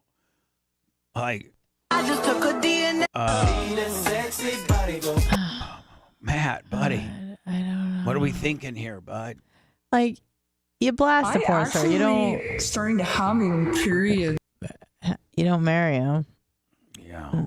I don't know. So anyway, good luck to Matt Riddle. Did someone tell him that you're not supposed to do that? I mean, You're not supposed to marry the porn star. You're just supposed to blast him. even Anna, the least sexual Come person on, of man. all, knows. That's not the move. Well, Everyone knows you that. can tell him when we have him in studio. Oh, he's going to be so Yeah. mad at me. Oh, delete this. Joe, listen, this is all you got to. This is all you have to see. I have even played. There's 36 seconds left of this story. Okay, I've played 2, and on my screen just shows our president at a podium. Now you know there's gonna be he's going to mess up or make an ass out of himself or say something stupid or fall asleep. Like you just know, don't you? Yeah. Like you never, there's never a news story where Joe goes up there and nails it. No, it's like Jameis Winston. You know he's going to throw a pick. But here's the deal. Like every other president, I'm not even thinking. Even Obama. Obama was a great. You may not believe. He's a great spokesman. You may not like his policy, but if you were just to be honest, he was a great communicator. Absolutely, one of the best orators. He was really a true statesman when it came to that. I abhorred his policies. I think he's a scumbag, but the man had the gift of gab and could speak publicly as well as anyone in the last 30 years. Just unbelievable. And then if you take folksy, George W. Bush before that, he made some mistakes, but they were almost cute, dumb mistakes. Mm-hmm. He'd be like, he just fool me once, fool me again. There's some saying. It can't be fooled again. Some saying in Texas about now watch this drive. Now watch this drive. And you know what? Brownie did a good job in New Orleans. Like he was not too bad, but his mistakes were He was funny. like a lovable idiot. Yeah. I mean, not when he was president, people hated him, but now he's looked on like fondly. Right. Because after Trump. And then, obviously Clinton, man, you can say what you want about the guy, but the guy could talk. He was smooth. Play the sax. He just was he had the it. Clinton had the it factor. He really did. Prior to that, George Herbert, he was an absolute dud. Yeah, he really was. Read my lips, no new taxes. He sucked. Before that, the great Ronald Reagan. The reason why he was able to be so shady is because he was such a great communicator. He could sell anything to anybody. Mm-hmm. He could. Jimmy Carter before that was a buffoon. Hey, it's Jimmy Carter. Listen, it just goes to show you, man, you got to be super cool like Bill Clinton to be able to pull that Southern accent off. Because that Southern accent tends to sound stupid. You know what I'm saying? How is Jimmy Carter still alive? I don't know. He's 99 and bitch ain't one. He doesn't know. Hospice. Now he's out. Gerald Ford was an absolute buffoon. He was actually smart, very smart. So was Jimmy Carter. But he was a buffoon. They caught him tripping a few times, and he was just. What's that like? Former athlete. Yeah, he's the only president to be a D1 football player. Played for the University of Michigan, but he was just. And then Richard Nixon before that. You can say what you want, but he was very, very. He was very. Sound on like he was very strong and alpha and he was a pretty good talk. He was a graduate of Duke Law School. Yeah, you didn't catch him. Now he was a stiff son of a bitch. Mm-hmm. Like he was real stiff, but you weren't going to catch him in a buffoon type moment. Lyndon B. Johnson. Now here, another Texan. Man, I'll tell you right now, man, I need these slacks that you're making for me. They're cutting my balls. I need about 3/4 taking inches of my balls. I got these big balls, and I need my slacks to be adjusted for my big balls. I read a story that he would literally pull out his penis on a regular basis. He would. Yeah, he was doing it to intimidate. Yeah, he would literally pull out his penis. He would walk into a meeting across party lines to try to get. And he would whip out his penis. He was the first president to put a phone in the bathroom. Yeah, while he was taking poops, man. He'd I'll tell you, we need to go ahead and. He liked to have meetings while why he peed too. He sounds like you, Dr. Dan. Dr. Dan, I think you most resemble Lyndon Johnson. Yeah. And then John F. Kennedy before him. I mean, probably one of the best another great communicator. Another very well-read, smart, Where did Joe Biden go to college? Delaware. There you go. That explains it. Dude, Joe Biden's a buffoon. He didn't graduate high in his class in law school. He was near the bottom. Hold on. Let's talk about where the presidents did go to school, going backwards. Okay, where did Trump go? He didn't go anywhere important. He went to the University of Pennsylvania for part of his school. Didn't he go to? And he went to I think he had a military college at the beginning. Obama went to what? Harvard. He went to Columbia, and then he went to I think it was Harvard Yale. Law? Yale. And then where didn't Clinton go to Harvard? He I think went to Yale. Most presidents end up from Yale Law School more than Harvard Law School. Now, it seems to be, is that the big... Bush was at Yale. Yeah. Now Dan, being a lawyer, Skull and Bones. Being a lawyer, sauce. being a lawyer is like Yale Law School. Is that kind of like oh wow, like Yale, Harvard, they're all like that. It's interestingly though that Stetson whoops their ass every time they compete with them on trial team though. Really? Yeah, Stetson people. So those guys are nice. When they comes to the concept, the decorum of not the philosophy of law, but when it comes to practical application of the law, they get their asses whipped by Stetson literally every time. And a lot of their lure is just Yeah, you become president if you go to law school here. Yeah. Or you can become a world leader and be part of the new world order. Whereas at Stetson, you could be a rich, effective, successful lawyer if you go to Stetson. I sent you. Obama went to Harvard. If you want to rule the world, different. Sorry. I sent you a link on the different schools. From where all the presidents went. Oh, that would be interesting. And I guarantee you nobody went to Indiana State. No. Well, I think Pence maybe. No, he didn't. He went to. Let me see here. So just scroll down. That's all undergraduate stuff. So this tells you who went where? Yeah, for undergraduates. Hold on, these are my boys right here. Those that did not graduate from college. These are my boys. Harry Truman, William McKinney, Grover Cleveland, Andrew Johnson, Abraham Lincoln, Millard Fillmore, Zachary Taylor, William Henry Harrison, Martin Van Buren, Andrew Jackson, James Monroe, and George Washington. They did not graduate from college. Nice. Love it. Now let me. Does it? If you go down, pass out the undergraduates, it shows the business school, graduate school, law school. I understand. Okay, so law school, Dan, is probably where most of the modern presidents have gone to law school. I know, but do you look at where they went? Do you look at the undergraduate, or do you look at where they went to law school? You can look at both, to be honest. I mean, to be intellectually honest. Yeah, but boy, undergraduate, there's a bunch of nonsense Yeah, here. just go skip to law schools. Yeah, I mean, because most of these modern presidents went to law school. Really? Mm-hmm. All right. So Clinton, Bush. Well, first of all, hold on. And Obama. Hold on. Columbia Law School. And Biden. Theodore Roosevelt and Franklin Roosevelt. Duke University of Law, Richard Nixon. I told you.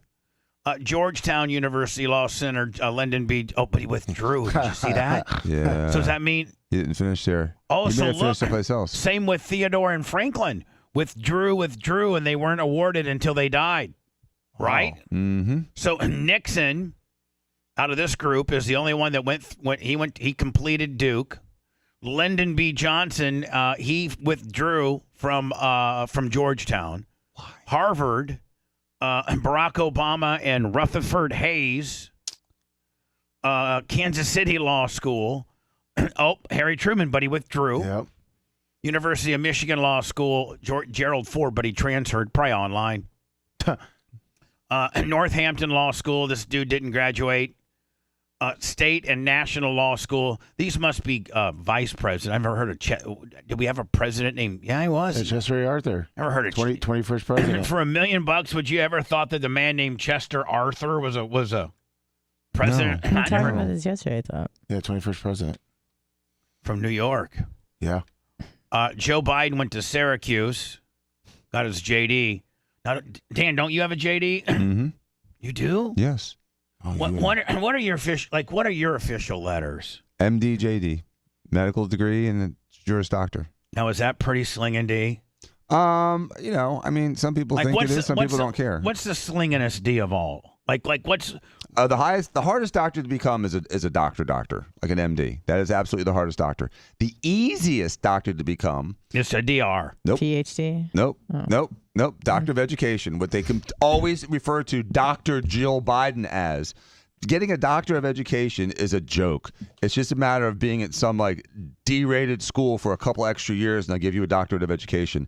They're freaking morons. They think they're doctors and they're nothing better. They're not more intelligent than the guy that's taking out your trash. So I laugh at those doctors. Then one slightly hair above that is PhD. And then slightly above that, maybe, or even with the PhD or maybe even the doctor of education, are the chiropractors. Bubba, if you go down a little bit, they actually list them by president. It makes it a little easier to read. That's Dr. Dan. All right, Dan. So you're an MD and a JD. Right. Like, what could you put on yours to like an MBA, a Master's of Business Administration? That's something that I don't have. That would be arguably additive to my brand. Brand. So if you were to add one, if you were an MD, JD, MBA, like people would be like, oh my God. Triple Crown. Like, is that the best anybody in life can have? I think so. MD, JD, MBA. Yeah, but there's some also. Wait. There's someone just brought something up. There is the MD, the DDS-MD, which is a doctor of dentistry and a doctor of medicine. Those guys are studs too. Okay. They're double doctors. But do you call a dentist really a doctor? I mean, they are, but but they're still double doctors, true double doctors. All right, and they're smart, and they sometimes get a PhD as well. There was a program in oral surgery. Now, what about PhD? Can you get a PhD? Yeah, but a PhD is like adding mustard to a mustard. I know. So, in order to get a PhD, would you have to go to more school? I mean, arguably write a paper. Do a couple of years somewhere and write a paper in something. So then you'd be MD, JD, PhD, MBA. I don't have an MBA. I know. How long would it take for you to get an MBA? I looked at getting an MBA while I was at law school because they offered a combination program, but I had 0 of the 8 prerequisites because I don't have any business class experience. Nothing. I never talked micro or macroeconomics, none of that crap. So how long would it take you to get an MBA? I just call Pity. He's an MBA. You just can't call the dude up and say he works for me. I understand, but I'm talking about an MBA question. What I'm talking about is if you wanted to be an MBA. Probably take me 2 to 3 years. It would. At this point, and at this point, 2 years. You probably don't want to do that. No, God, no. Because I have to take the prerequisites. It would take me a year to take the prerequisites, too.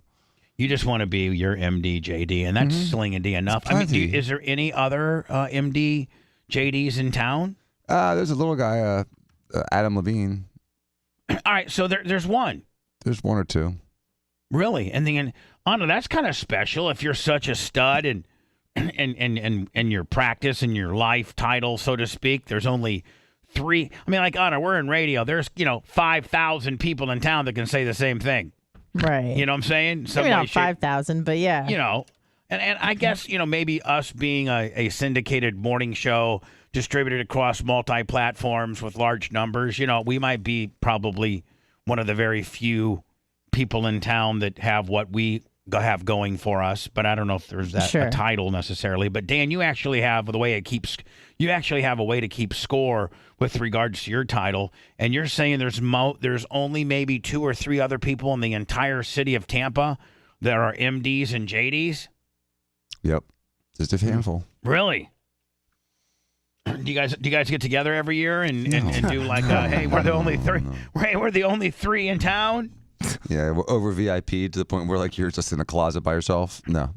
2 of the great artists of our time representing the groundbreaking legacy of hip-hop in America. We're over 35. We are? Yeah. So how about we come back with this? Let's. Great. It's quite painful to listen. Children love Bubba the Love Sponge. The perfect combination of entertainment and education. Yes, it's quite painful to listen until the medication kicks in. The Bubba the Love Sponge Show. Action!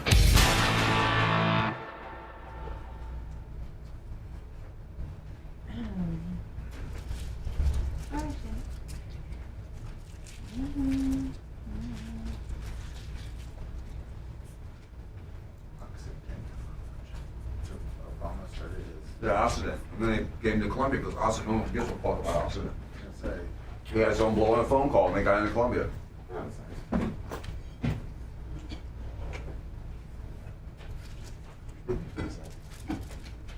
I think we all would agree that in every aspect of life, there's the aspect of blowing a phone call in. Oh yeah.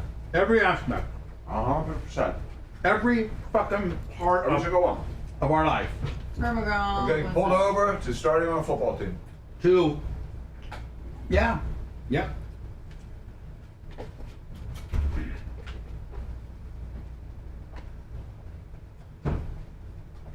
At the next break, whoever wants to come over, I have to get a couple, 2 shots of every single person.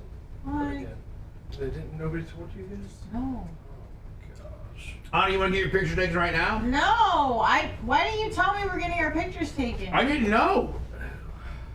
I don't think Tom Bean's even going to be here. Yeah, he's not here. I told Mike that. I was like, well, Tom's not in town. And Yeah, he's like, we're wearing like a Bubba the Orange thing. it's not, the photos we did last time were great. There's nothing, he just wants everybody like on camera. Like, you know, like. Basically they're way overthinking it.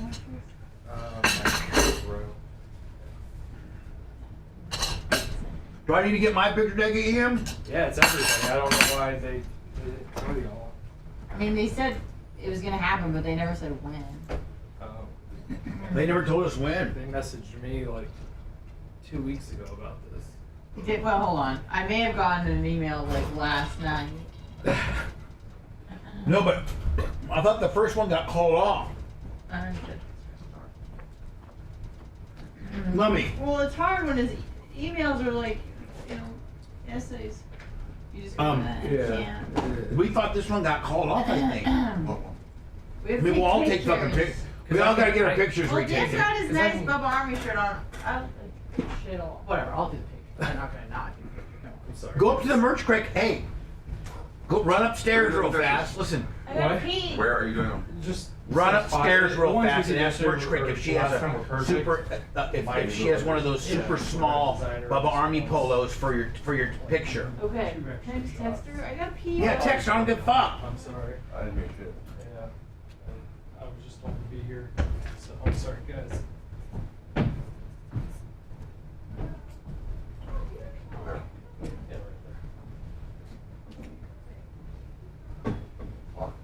there. So, all he's trying to replicate is that old Uncle Sam, like pointing. Oh, you? Yeah. Just that. Something's just been pointing at you. That's it.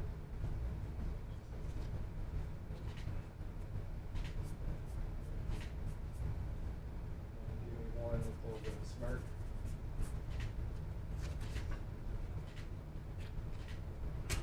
Serious again. There's still a finger pointing? Yep. Yep.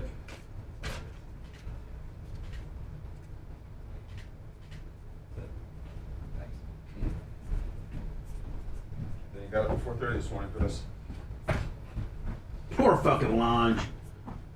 Who's Lange? Him. Oh, Ian. that's his. Ian, do you want me to do it my next break? Yeah, that works. Okay. It'll be quick. It only took 30 seconds, probably. I don't know why.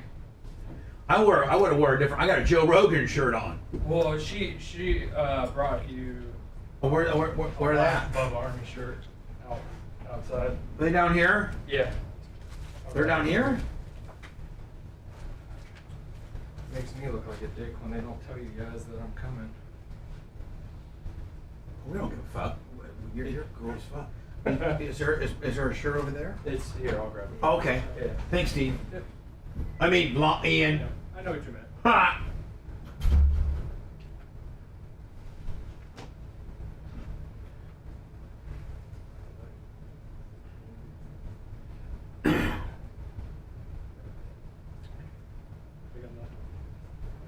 This is why I think it's so fucked up, because they scheduled it today and your dad and Tom are in fucking in I Vegas. know, I told Mike that. I said, you know Tom's not here. Yeah, I mean, like, and Tom was one of the guys. I know.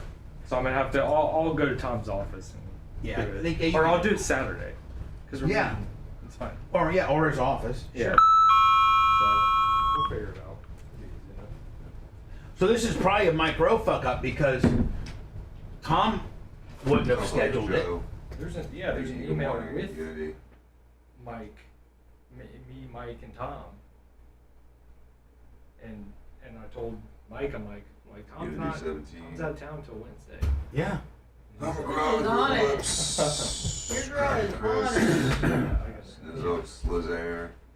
She is on it. We're all dressed and ready to go. She heard feel like a little bit of a lesbian, but that's okay. That's cool. All right, Lummy. Yes, Bubba. Your shirt is out there. Merch Craig's gonna bring. No, it's already out there. Yeah, everybody has Bubba Army shirts. Yeah. I have one. Yeah, no. So we all got them. We all gonna look uniform. I feel like when I used to work on a golf course. I feel like we work for like a corporation like Target, and we have.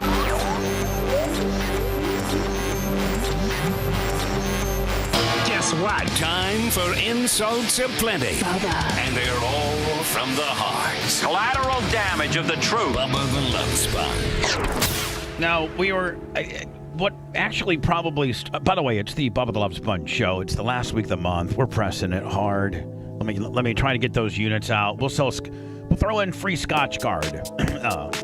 Lummy, and maybe an extra 30-day over-the-road warranty. Undercoating? Yeah, some undercoating. And some Scotch Guard. Fresh white walls? Ceramic, we'll do ceramic Paint wax. coats? Yeah. All which, Lummy, you got a couple guys in the back that you barely do anything, and you're upcharging the customer $800 for two guys, two Mexicans that you're paying $20 an hour to. To Simonize it. So today, there was supposed to be, I guess, Mike Rowe and who is helping us, is by the way, I love Mike Rowe. So Mike Rowe, I don't hope this gets construed the wrong way. What, he has lengthy emails? But Mike, you do have lengthy emails, my friend, and sometimes a guy will get lost in. I mean, you can get lost in somebody's eyes, and you can get lost in somebody's emails too, man. Sometimes, he writes them in chapters. Yeah, like Mike. Sometimes, buddy, listen, Mike. I love you to death, and He's I'll do really anything, sweet. and I'll do anything for you. And you are absolutely our savior in this project. Like, oh my God, we wouldn't be able to. We wouldn't be able to do this without you. But man, you get down some rabbit holes sometimes. It's hard to get out of. And you put some information that we need to know in there, like in the middle of this rabbit hole, and sometimes we skip over it because it's so long. I read them. So anyway, I guess Mike Rowe, which Mike, I love you to death, and Lummy, when this thing gets done, when BubbaArmyRadio.com, which I don't even think I'm supposed to tell them the new. No. Yeah. There's a bunch of just so many brand new things that are going to happen. And one of which is to update, we're updating the site and taking fresh pictures and having bios and all this kind of deal. We did our first round of pictures, and I don't think that we really knew that Ian was coming that day, so we probably didn't wear a shirt that we probably wanted our picture taken in. But the pictures turned out pretty good, except for Dan. Looked like he had a humpback. I mean, you looked fine, Dan. What? Humpback? No, you just looked like you were moving forward. I just was he not. Had his arms folded. This wasn't a good pick for Dan. Okay. Dan, I want you to look. Thank you. Like the best. Cool. I understand. I just didn't like. Sometimes picks don't come out well. I didn't like the way your picks look. I'm like, Dan's far more rugged and cooler than that. Okay. So Mike Rowe, and I also said to Mike Rowe, hey, listen, Tom, I'd like to get, if we're going to do everybody, if you're going to take a picture of the merch crick, the person that fills the merchandise here, and baby and the ancillary people, Jay and Babyface, everybody that virtually works here or is on the air, Rhett, Macho Man, me, Dan, Lummy, Anna, Merch Crick. I said we need to put Tom Bean in there because he's my agent. Tom Bean is, one of the reasons why we're still all together. Tom Bean kept this program together. Mm-hmm. Tom Bean funded this program for a few years so that we could get to the fight that we're doing now. So I'm going to, and Tom Bean, a lot of people, a lot of hardcore Bubba Army don't really know what Tom Bean looks like. I barely know what he looks like. And they hear us talk of Tom Bean. I mean, like Dan, anytime we talk to Tom Bean, it's like, Tom Bean, right? So we're like, I want a picture of Tom Bean too. So Matt, I think Mike schedules for today to be picture day, re-picture day. To Meaning include specifically Tom Bean, Brian Matroni, and Tom Bean. Neither of which are here right now. So now I saw some chatter back and forth with Ian, who's a photographer, great guy, love him, known his dad for years. His dad's a badass, and his dad, by the way, Ian, our photographer. His dad is Tom Bean's partner in 5,000 Dominoes or whatever the hell they own together. And they own everything together. Ian, the photographer's father, is to Tom Bean as to what Larry Plummer is to me. Like, they have grown up together. Oh, that close. I mean, they didn't grow up together in Maine, but they got down to Florida. They were both just like young delivery dudes for Domino's, and they both worked their way up to owning, both of them literally were delivery drivers at one time for Domino's. And now they, are a huge corporate. They own like 100 franchises. That's great. So his name's Steve, and he's super cool. Well, him and Tom, we know for a fact, are at a Domino's convention in Vegas. Ian knows that's his dad, and I know because Tom's my agent. So everybody knows. So I see all these emails going back and forth. Okay, Tuesday. Well, I think somebody, maybe it's Ian or somebody, says, well, I think Tom's going to be in Vegas, and so we might not have might not be the right day to take it.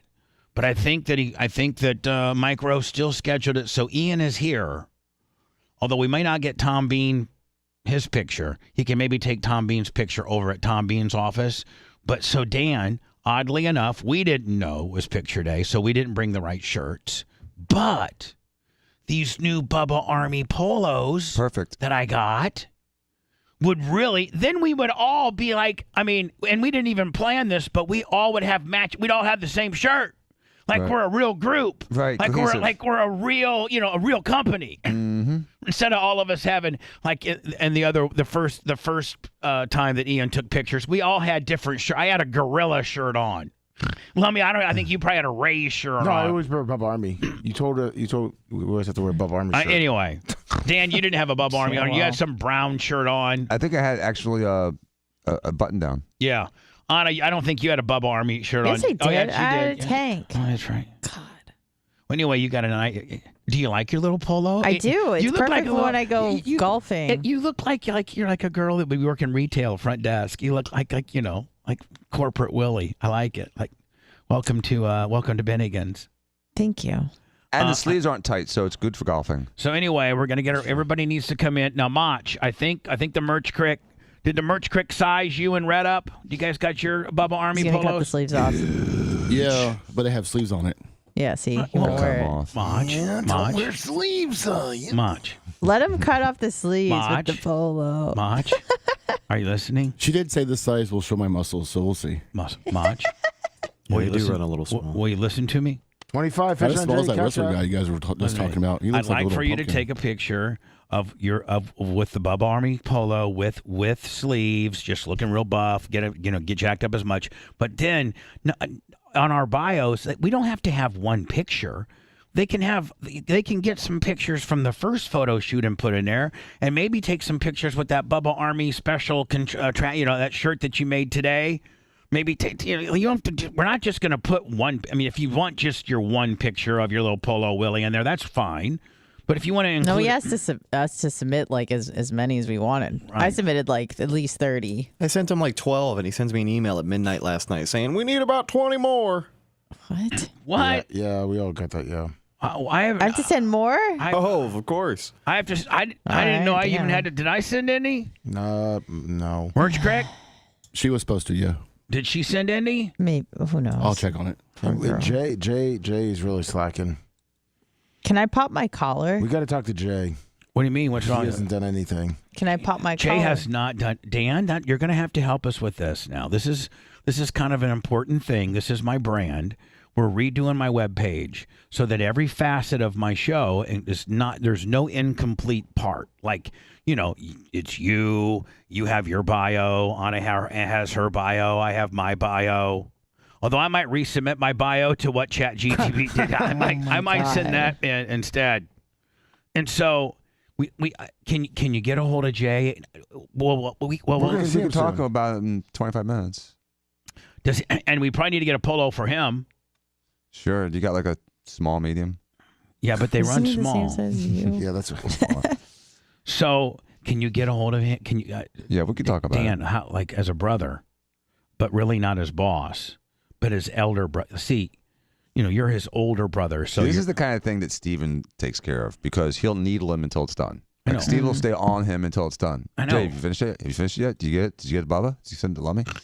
He will, Jay. He'll kill you. He'll kill you. Just wear you down. Yeah, but can you kind of sternly put in there, like, because sometimes you guys kind of, get a little prickish with each other. Mm-hmm. Can you get a little prickish with him and say, Jay, come on, man, you're holding it up. Everybody but you's got him in. Do you think you're all that and stuff? Yeah. Well, he was hanging 10 in Costa Rica or California, so he was preoccupied. All right, but can you Yes, can of you course. get a little stiff with me, Sure. please? Mm-hmm. All right. So in between commercials and stuff, everybody go see Ian. Okay. And get a picture retaken. Sounds good. Or additional photos. For additional photos. Yeah. Yes. Mike Rowe, how many photos? Those already. Just don't overthink the whole process. Hold on. Okay. America, LL. Oh. Dan. Yes. Have you started Special Ops, the Lioness yet? No, because I had zero chance to, and I do plan to watch it this week. Okay. I'm looking forward to it. Oh, it's so good. Special Ops, the Lioness. Oh, it is so good. I think it's on Paramount Plus, and it's written by Tyler Sheridan, which at the end of the day, man, I could care less how much longer Hollywood likes to strike. All you need is Tyler Sheridan. He writes all the good stuff anyway. Seems that way. Like, Yeah, he's like what Tyler Perry was 5 years ago. Yeah, so, listen, all you other writers, don't worry about it. Yeah, stay home. Strike away, because Tyler Sheridan, I don't know if he's on strike or not, but he just poops hit after hit after hit after hit. Everything he writes It's incredible. is incredible. Yeah. Mayor of Kingstown, Tulsa Kings, Yellowstone, 1983, 1923, 1883, the Special Ops Lioness. And I know I'm missing a couple. Mac, Stud. Pimp. Two of the great artists of our time represent. Joe Biden. This is a Joe Biden. You're the oldest president we've ever had. Don't go out there and act like you know anything that black guys are doing. Don't try to go out there and try to act like you know who LL Cool J is. And for real. For real. Yeah. Like you just look stupid, and you're reading other artists and things like, and it's clearly written for you. You don't even know how why to. can't Kamala do it? You don't even have you're not even using the right inflection in pausing and naming these people the right people. Don't act like you know who black guys are. Don't act like you do. Don't act like you can hang with Dude, Shaq. he hung out with Corn Pop. Don't think that you can hang out with Shaq. He's friends with Cardi B. And I ain't hanging out with that guy. That guy's stupid. I like to see Shaq's opinion of our president. For real. You know what, Lummy? I want Shaq and Charles Barkley to be the moderators of the next Democratic debate. Don't you? Yeah, that'd be great. That'd be the best, wouldn't it? Yeah. Mm-hmm. Shaq and Chuck Barkley, and like when they get, a lot of times they argue, Dan, but a lot of times they agree, and when they agree, man, they just pound a guy. Oh yeah. Or maybe even Stephen A. Smith. Put him in there. No, then they all argue with each other the whole time. Hello, who's this? Hey, good morning, Bubba. Sarasota Chase, how you doing? Good, buddy. Hey, I just got a couple quick things. First of all, those tactical bags are awesome. I think we have a few left on that, and thank you so much. We got backpacks coming soon too. We're just trying to go crazy on the merchandise. And one other important question for Dr. Dan. My mother sprung a leak in her right implant, and they're made by a company called Mentor. Mm-hmm. Yes. And they were done by a plastic surgeon that used to be in Clearwater, but now he resides in New York. I think his name was Dresnick. Yeah, Christian Dresnick. But is it true that there's they're 25 plus years old? She tells me. Is the warranty true what it says online, or? Well, I'm not sure what you read online, but most companies, no matter how old the implant is, if it's ruptured, they'll at least give you that credit towards another implant. So Mentor makes good implants now. They did back then too. You're also talking about like a 20-plus-year-old implant, which probably should have been replaced 10 years ago. But the newer silicone implants that are available, even by Mentor, are superior to what was available 20, 25 years ago.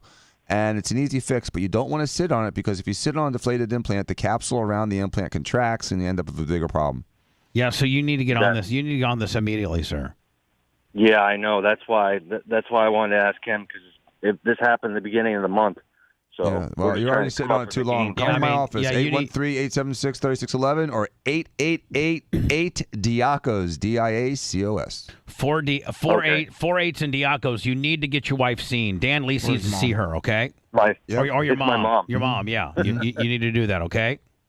Yes, sir. I appreciate you guys. Have a good day. Thank you. Thank you. I mean, Dan, the more that stuff's leaking out, it just becomes a small volume, and then the capsule just mechanically contracts around the smaller implant. Once you lose the saline inside, it shrinks, and then the capsule shrinks, and then it's a tight breast.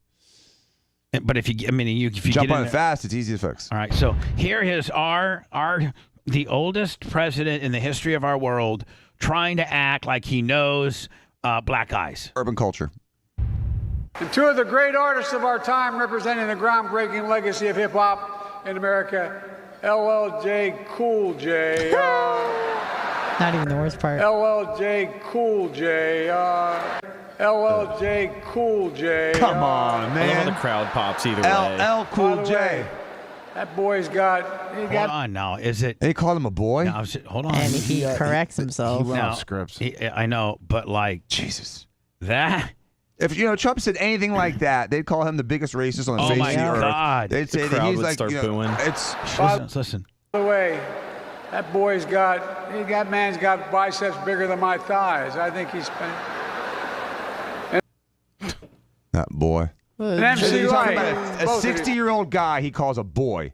A 60-year-old black man Joe Biden calls a boy. That's If that's not as racist to be fair, he as does look younger than that. Hold on. Hold on.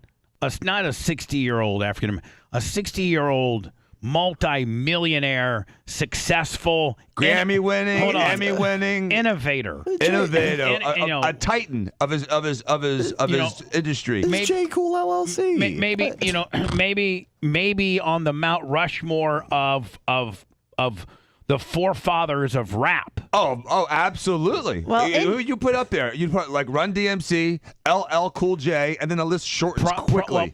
Then probably NWA. Yeah. In Joe Biden's defense, he does have dementia. So, Okay. I mean, No, I don't. they don't admit that. No, he's fine. He's cognitively fine. He's got experience. And you know what this experience tells me? That he's been an experienced, racist, anti-black man since the 90s when he passed the laws that threw all those black kids in jail forever for selling a thimble full of freaking crack. He is a racist. He's the one that wanted to put all the black people in chains. He voted. He's the man. And for him to say, I'm sorry. He put more African American men in jail than any other senator. Yep. Absolutely. 100%. You think he's going to start running loose like how they do when they get in like a nursing home? And it's just, have you ever been in a nursing home and they just start going off? I think we're almost there. Awkward. That is awkward. My grandma was in one, and a lot of slurs were flying around. I got to tell you, I've been in one fairly recent. Jesus. And it is, it could be a reality show, but it couldn't be a reality. It would be the most, it would be the Canceled. fun. Oh my God. And the people that work there are so cool about it. They're like, yeah, they're just, they're all. Oh yeah. Even like, they just called it the N-word. Yeah. They still live in the 20s, and they just you wouldn't believe how they just, oh my Lord. I know. I was like, I'm so sorry. My grandma grew up in South Africa during apartheid. Like, this is, she wasn't like this. I'm sorry. We don't care. That's whatever. I think he's spent... And MC Light, both of you, thank you. MC Light. Does he think that MC and Light are two different guys, or is he talking about him and LL? Thank you. Because they both have the light off on the mic, you're all here to listen to the new edition. because you have a night off on the mic, we all know that you're here listening to New Edition. So somebody has written this for him because like this doesn't make sense. Mm-hmm. They're trying to put like little puns and references in there. So it ministered correctly with a guy that maybe knew what the subject matter would be, should be. I think they intended it to go something like this. Thank you, you two. And you know what? When you have a night off on the microphone, you're probably listening to New Edition. Wu-Tang forever. So, right? Like, Hell yeah. But he doesn't even know what he's reading or in the He's context. squinting, trying to see it. Because they both have the light off on the mic, you know you're all here to listen to the New Edition. Mike Bivens, 40 years producing music that lifts our souls. Our souls. He to me, you have to know radio to know that Mike Bivens is part of New Edition. Well, I didn't even know that. I didn't know that, and I don't care. I hate New Edition. But what I'm saying is, I think he is. I think Mike Bivens is part of New Edition. It was obscure references, and it started off with him molesting their names. Is he? Yeah. All right. Molesting their names. So hold on now, Dan. I like that. I knew I'm right. So Mike Don't molest Bivens, my name. Mike Bivens is part of New Edition. So he's trying to put over somebody that's in attendance to this party, which is Mike Bivens from New Edition. I think it would be so much more understandable had he said, thank you to MC Light and thank you to LL Cool J. And you know what? Mike Bivens, after 40 years of writing hit songs from New Edition, is here tonight as well. Boom. Mm-hmm. He couldn't get that out. This is how they wrote it. LL Cool J and MC Light, and even if you have a night off on the microphone, you're probably listening to a New Edition, aren't you? Now that's right, Mike Bivens, over 40 years in the industry. What the hell? It's confusing. By the way, that man's got biceps bigger than my thighs. That boy. He said And that MC in Light. he said that in such a negative fashion. Both of you, thank you. Because they both have the light off on the mic, you know you're all here to listen to the New Edition. Mike Bivens, 40 years producing music that lifts our souls. Our souls. Wow.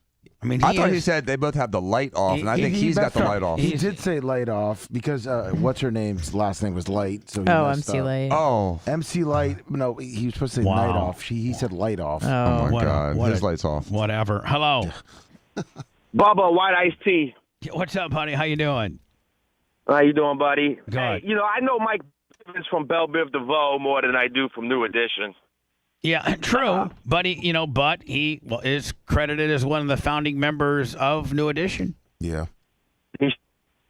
Yep. These musicians at an event that Joe Biden was, like MC Light and LL Cool J. Yeah. You broke. I mean, the first part of your question broke up. Just wondering if these musicians were at the same event. Yeah, they were. Biden was at. Yeah, I think they were. Yeah, they were there. Oh, all right. That's all I wanted to know. All right, hey, buddy. y'all have a good day. Good talking to you. Well, when I got to go to words. When I come back, Hulk Hogan married again. Oh, nice. I'm Hulk Hogan'd out. What? Like I'm just saying, no, but I'm like I'm just saying, like I get so tired of Hulk Hogan this, Hulk Hogan that, Hulk Hogan this, Hulk Hogan that. You get tired of that? Hulk Hogan that. That's crazy. Yeah, I get tired of it. Just constant reminder how much money he's got, and he lives in the $9 million beach chateau. I just get so like ugh. I mean, does it make any sense or not? Yeah, it does. I mean, like, it's just a constant reminder of my, mess up. Oh. It's a constant reminder of some. Yeah, but I'll tell you what, Bubba, some people made a lot of money on my mess up. I'd rather wake up next to the merch crick than his wife. He's not part of the solution. He's part of the problem. It's Bubba the Love Sponge.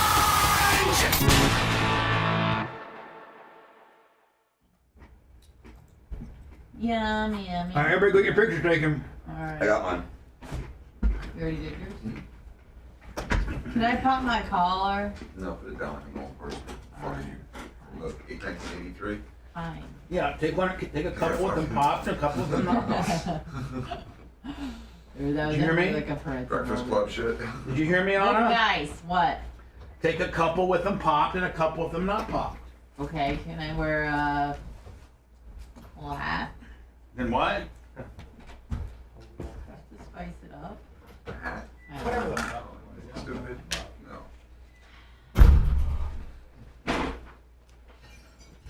You're wearing knickers. Those are sweat knickers, not sweatpants. They just go below your knee. Yeah. The clam diggers. Yeah. You scalping tonight? No. Like, I thought they were called like capri Cedar pants. Key to scalp. Hey! She's got her scalping sweats on, Bob. He's not here. It's a shame. And they're so faded that you can see the fadedness with this dark black shirt. Right, tell them it's faded. It's It faded. just looks like you cut them off like Macho cutting sleeves off a shirt. Oh, stop. Check out my calves. Okay. Let's try to get waist up. 'Cause apparently. Knickers. Stop calling that. You're making me nervous. So. That way, suck it. So and you're I just can't with nobody. Oh. Do you want to smile? Well, we're gonna do like serious face. and then Okay. smile. That's it. But you know Nobody the knows one I that. want you. Yeah.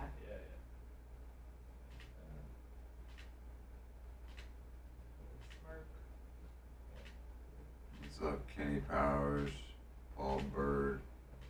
And then serious again. Thanks, Big Turn Buck. your face towards me a little more. Tommy 2X. Alright, cool. Thanks. You look the cat. Easy peasy. Easy peasy. Oh, mother. I did it. Big Buck. Kenny Powers. Ouch. I don't even touch her. Ouch. And she says, ouch. Well, it's a preemptive ouch. Oh, am I When you're getting lunch or what am I anticipating at? pain, it hurts less. Unless you get in a cold plunge, then that shit don't matter. So. That was the worst ever. Cold plunge. Yeah. You're not doing it. So you're just pointing. I don't think I can. On a, No. what's up, Donald Drizzle one? Take a step towards me.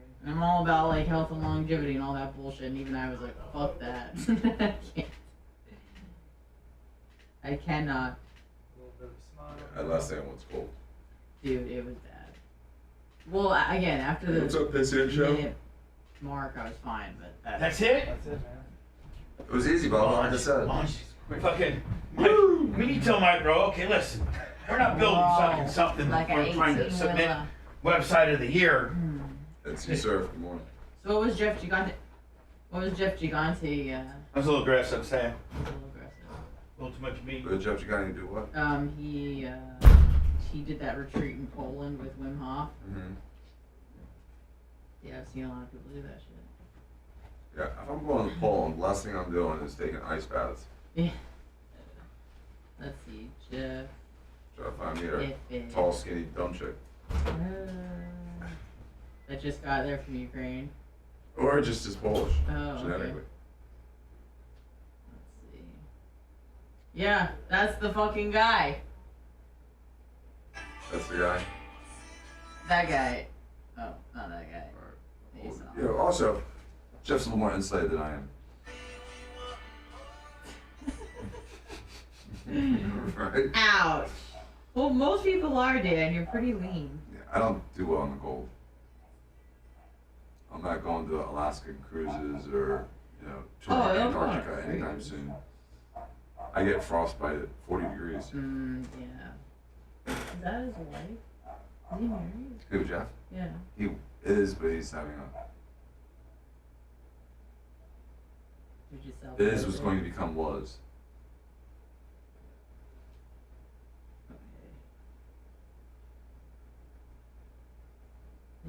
Does he have children? So, scratching your armpit. We can do it real quick. Like It'll this is take bad, like but 30 this seconds is more if you want. civilized. And It's just fine. his We'll do it the slides. next week. It's interesting. Okay, my plumber's coming at Jason at like 9:15, so I'll have you come. When he comes, he's just gonna sit here and watch the show. And then Brian from Philly too. Yeah, well, I know. I'm just thinking, Yeah, I think around the same time. I know. So just put them all on the couches. Yeah. I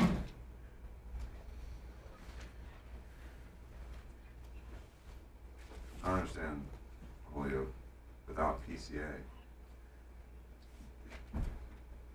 Dan, do you like your little polo? Oh, I love it. Not taking it off. I mean, it's comfy. Dr. Dan looks super thick in it. But when does Dr. Dan not look thick?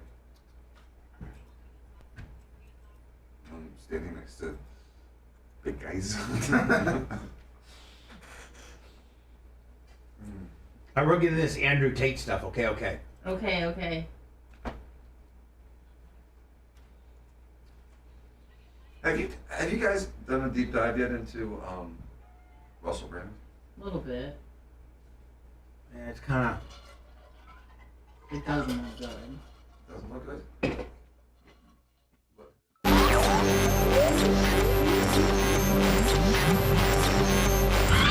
There's nothing sexy or glamorous about this broadcast. Just press play.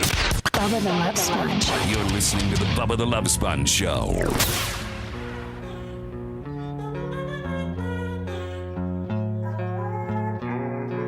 I meant to call my sister yesterday and congratulate her. What'd she do? Well, she sold her house. Oh, that's cool. Oh, nice. That's awesome. And it was kind of getting to be kind of a stressful situation because everybody would, her house is immaculate inside. It's so pretty. And she was asking what I thought was a very fair price, but the housing market has really slowed down tremendously. I keep getting mixed reports on that. So practically it has slowed down, even though they're saying it's still strong, it's still doing everything, and the numbers are still going up. And well, I just went through a family member that tried to sell her house that would have lasted about a day on the market, maybe 2 years ago when it was at a TATE. She was starting to get frustrated. How long was it on the market? I think it was on maybe 35 days. Come on, dude. That's still so fast. It's still lightning fast. We got used to, Amazon delivery times, but in the real world, that's an amazing, selling your house in a month. That's great. Anyway, the rental market's up a lot. So I was going to call her and congratulate her on the selling of her home, which means now she can proceed. Now she qualified for her new home, but the bank didn't want her carrying 2 mortgages, and she was like, well, maybe I'm going to, just rent my existing place. I'll give it to your brother. That's right. And they're like, no, we prefer you sell it. Oh. So she sold. I didn't want it anyway. This would be too much for me. I really like where I'm at now. I really am. I don't have a lot. It's close to the studio. Very minimal. You don't want a right house? by the gym, too. A nice house? Not really. I don't really want a nice house. It's a lot of upkeep. I know, but it wasn't huge. It was perfect. Did you really like that Odessa house? I was at the last house, I guess. Not really. Because it seemed like you really didn't use it that much. I wasn't very happy in my Odessa house. There ain't nothing to do. It's kind of far, Odessa. right? That was It was just a bad time for you, though. That was a really bad time for me. So that's probably what it was. Yeah, it was a really bad time for me. And it's not like, people rush to Florida to vacation in Odessa. Yeah, I had Sumo over one time, and he stayed a few days. He's like, damn, there ain't nothing to do up here. Like, what the hell, man? Where's strip clubs? Look at grass. Yeah. See some cows, maybe. I mean, it was a great neighborhood. It would have been a great neighborhood to raise a family. But I've just been I went from that, a 6,500 square foot place on the water with 18 by 18 marble and 15-foot ceilings, and you walk into a grand piano to, Odessa and living in suburbia. Well, it was an upgrade from the trailer, at least. True. Yeah. It wasn't. Yeah, I stayed in a trailer for 4 months before that. Anyway, your apartment's she nice. sold her house, and she is. I think it's. I forget how many square foot. Maybe 4,500, maybe, which is pretty big. Beautiful. And have you seen it? Her house? Yeah, her new one. No, not the new one. Oh, you have. Oh man. I just meant her old one was beautiful. Yeah, and she thought that one sucked. What? It was perfect. I know it was beautiful. But even though she wanted to give it to me, I didn't want it. Jay's here. Oh, perfect. I did not want it. Hi, Jay. Good morning. Can you, Jay? Can you get your bio in, buddy? Yes, I'll be happy to. And pictures. Dan, can you help me out? 20-something pictures. Yeah, come on, Jay. I was out of town for the first time in a long time with my wife, so I did. Pictures too. I'll do it. I'll do it today. I'll do All it right, today. Jay, yeah, please. I promise. It's holding things up. Bubba, I promise you I will do it today. Dan. What How's about that, Dr. sir? Dan? Just tell whatever to do it. Dan, Yeah, we're hold getting Steven on you. Hold on, I'm gonna stand up once. Okay, I got CJ. I'm gonna see. Now I know we're make believing now. Okay, I know we're make believing. We're make believing because there is no heat. Jay will get it done. Okay. Right. But like Dan, when you're really mad at Jay, like what kind of look do you give him? Like Jay, are you kidding me? You can't get this done? Are you that freaking lazy? You can't lift a finger hold up on. to type Hold two on. things about your life? Hold on. over the last 3 weeks? Trash when you're at my house. Settle This down. is fake. This is Dan, fake. That guys. is fake. This is fake. Don't get mad. It is fake, but hold on. I thought maybe you might be able, like your dad.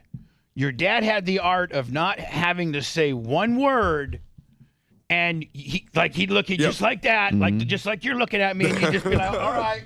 Steven has it. You instantaneously knew that whatever you were doing was not approved, and you better back it the F down, bitch, or you're about to get a foot up your ass. Right, I understand. Now, do you have that look that you can give Jay? I don't usually give Jay that look. But he does have. I mean, but I have that look. I had it last night a couple times in the box. People were annoying me when I'm trying to do, watch the game, and they're pulling Can me. you give it to me once? Oh, that's it. Okay, No, that's the one. And I mean, that is. that's it right there. And he doesn't yell, but that like going off was total theater of the mind because he would never do that. But that he will do to me.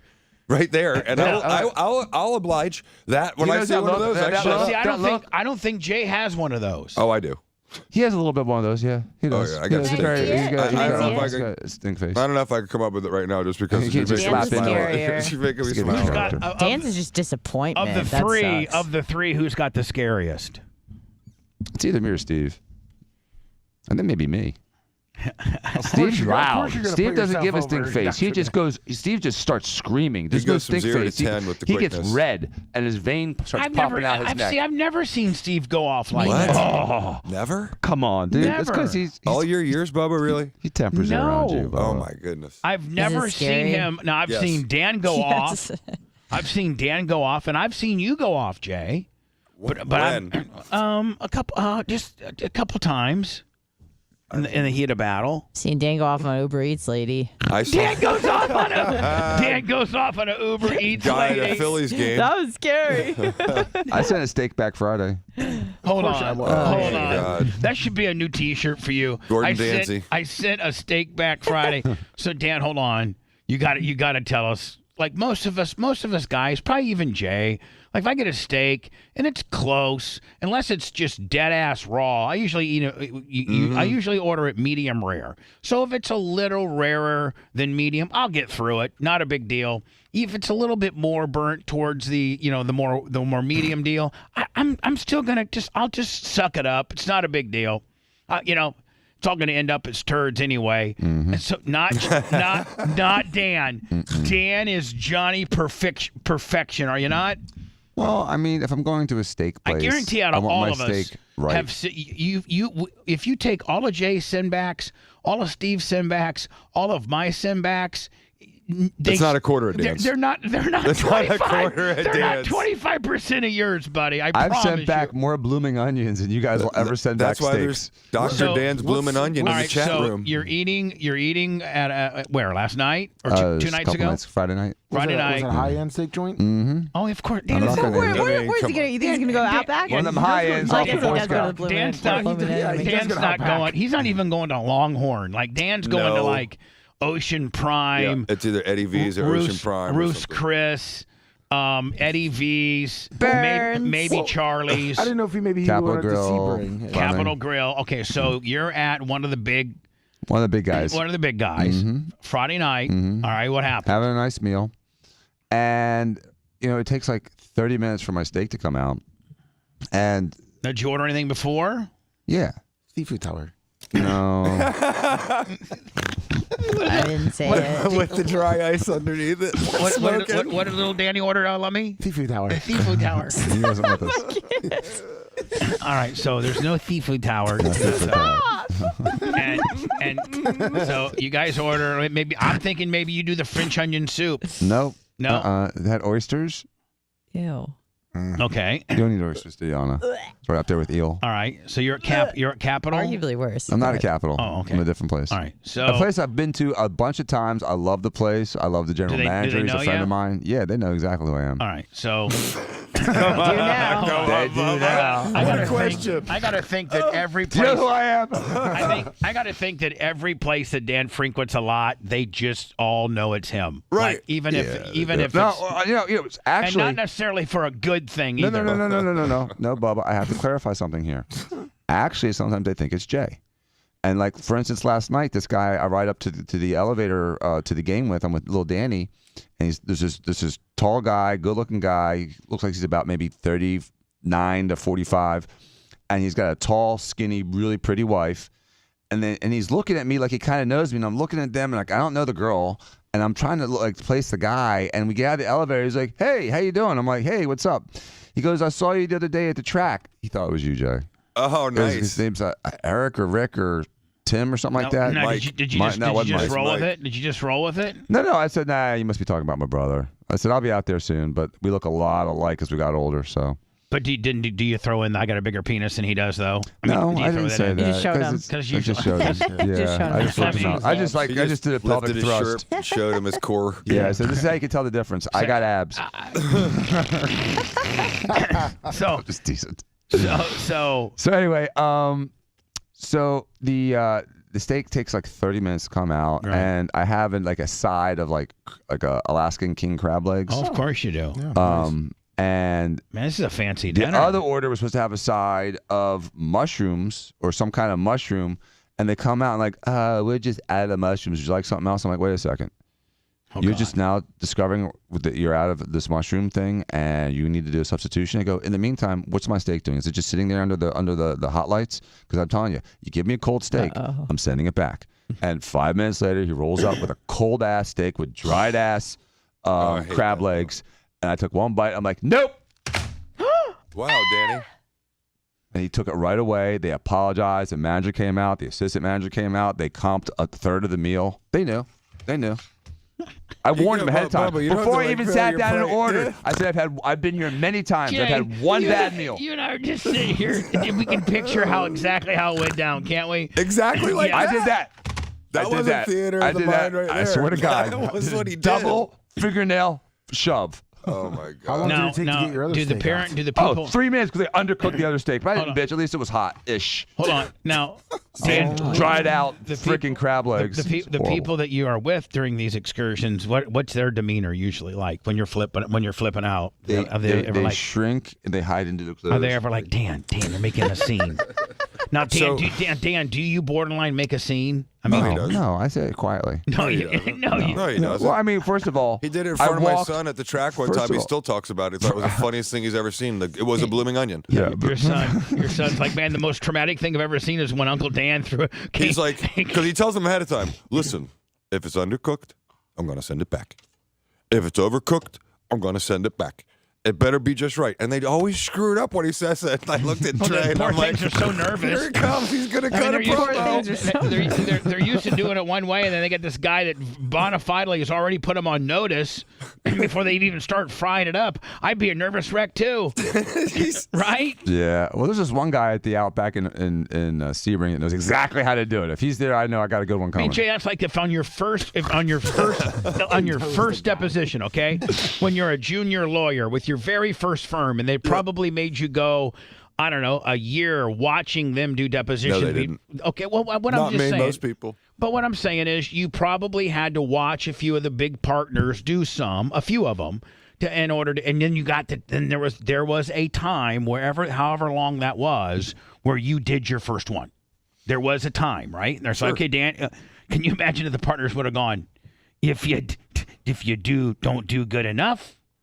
Or you do good, you're not going to be a partner. Like you know what they told us for real is like I took the bar, got my job, and it was like a 6-week waiting period, and they would say, one guy didn't pass it. Where the heck's he? They trying to figure out where that guy is.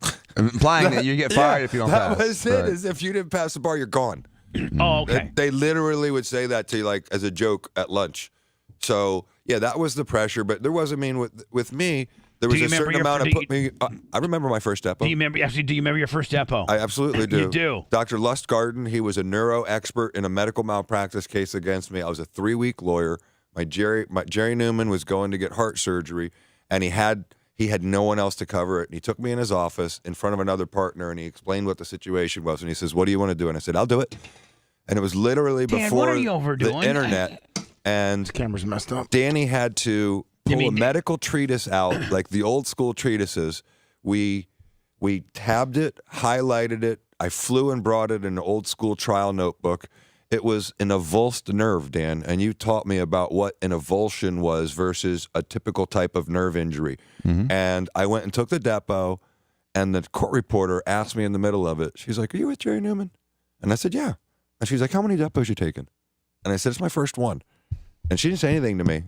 And she called Jerry up and said this was one of the best depots I've ever seen a young kid give you take. oral in the bathroom afterwards? Nah, she was older.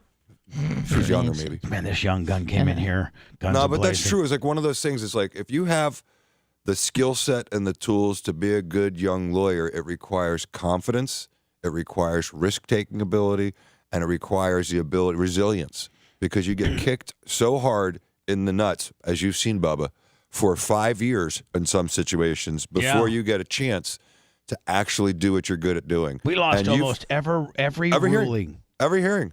Almost every hearing for 5 years. Nope. I remember telling Jay and Greg, "Man, I know I love you guys and everything, but we haven't won one yet." I mean, you never questioned me once the whole time. Honestly, the only time you ever questioned anyone was Greg during the Mark Ober, finagle or whatever, finagle. I questioned. I was really upset, and you wanted me to cross him. When we had to go into the judges' chambers just to get Phil Campbell potentially disqualified because he had represented me first with a one-word denial. And he knew about the Ned character. He knew questions, and this is like almost the definition of a conflict where you know the answers, inner workings. Yeah, the inner workings of my business. You know my trade secrets, and you taught me. You taught me some of the very words that I use to frame my opinion. You taught me. I went through a course with you. You represented me before. You know everything about me. Every question you ask to me, you already know the answer. That's when I started losing. And I don't want to say it in a really negative time, but in general, nationally, locally, statewide, I've lost a little bit of confidence in the judiciary to make tough decisions that are based on the law. And they don't do it. Like that one was an easy one for me, I thought. It just goes to show I thought the appellate court should have done that. I thought that one was a real easy one when you put it in context of how much we did in the way of depositions and discovery, and you saying exactly that under oath that this is look, I'm using things he taught me. And here's the thing, it just goes to show you the whole thing's corrupt. It's called making a phone call, even though it may not be making a phone call physically, but it's called making a call. Like, Dan, anything can go away on any level, from the highest level, from the presidential down to the garbage man. Somebody can make a phone call. And create problems or make problems go away. Right. With a phone call. There were or some a text, calls. or a nod, or a wink wink. Or one of those looks or you just one of gave. those little iggies. Yeah. And it happens every day throughout the entire world to everyone. That's how Hunter Biden's statute of limitations ran on the really, really serious felony IRS issues. Is there was a wink, wink, nod, nod. I'm sure there's no texts or emails on it. They just didn't do it until the statute ran. Yeah. Of course. So That's the way the system works. Anyway, Andrew Tate. Back to the system. I love raping you. 4 women reportedly plan to sue Andrew Tate for rape, alleged text. Now, I'm not trying to say that Andrew Tate didn't potentially do this. I'm not trying to stick up for Andrew Tate. I don't know the evidence that's been presented, but I'm only asking this question. Doesn't this seem odd that mainstream media is using the judicial system and girls that supposedly had messed around with the likes of Andrew Tate, Russell Brand, like these people that have these Donald Trump, strong forums and these strong platforms, these strong conservative-based platforms are now being, indicted and investigated, and I don't know that anybody's potentially been charged yet. But the last two have been guys that are on this conservative, huge platform that goes against the grain of what our standard liberal media speaks. And they have big followings. Doesn't that seem odd that the latest two of these type of situations are from those type of people? Yes. And the timing of it seems very suspicious as they're getting more and more popularity, and as the mainstream media is losing more and more of its credibility. You know, I've always said that the timing of attacks should be taken seriously into consideration. And a lot of the attacks, you know, first of all, this guy's been in jail since December, not for this alleged raping, but for allegedly human trafficking. No, it wasn't human trafficking either. It was allegedly being so nice to these girls that they created a TikTok account. That's what I thought it was, human trafficking too. I've watched a long-form interview with him, with Tucker, where he explains the exact nature of the charges against him. So he's in jail for 91 days. Right now, this and he's guy? been, Andrew Tate, and he's been under house arrest since December. What month are we in? September? 9 months, almost 10 months. This guy's been in jail. Is he able to produce? Is he able to produce any content? Not like he used to. He can do interviews. He's done interviews, but his own like Andrew Tate stuff is not up. And Nowhere. He was the most Googled individual in the calendar year that he was jailed. Larry Campbell, 30 on the Cash App. Four women are This preparing. is the new allegation. 4 women are preparing to sue Andrew Tate in England.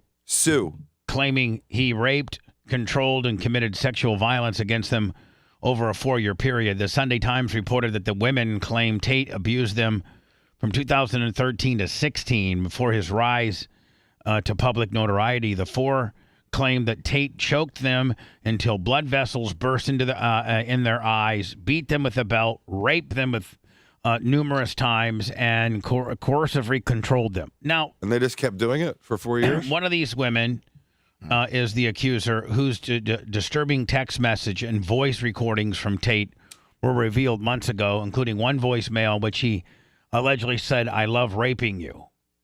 I haven't heard any of this stuff. I haven't seen or heard any of this. And here's the thing. I've heard him say that he likes girls that like role play.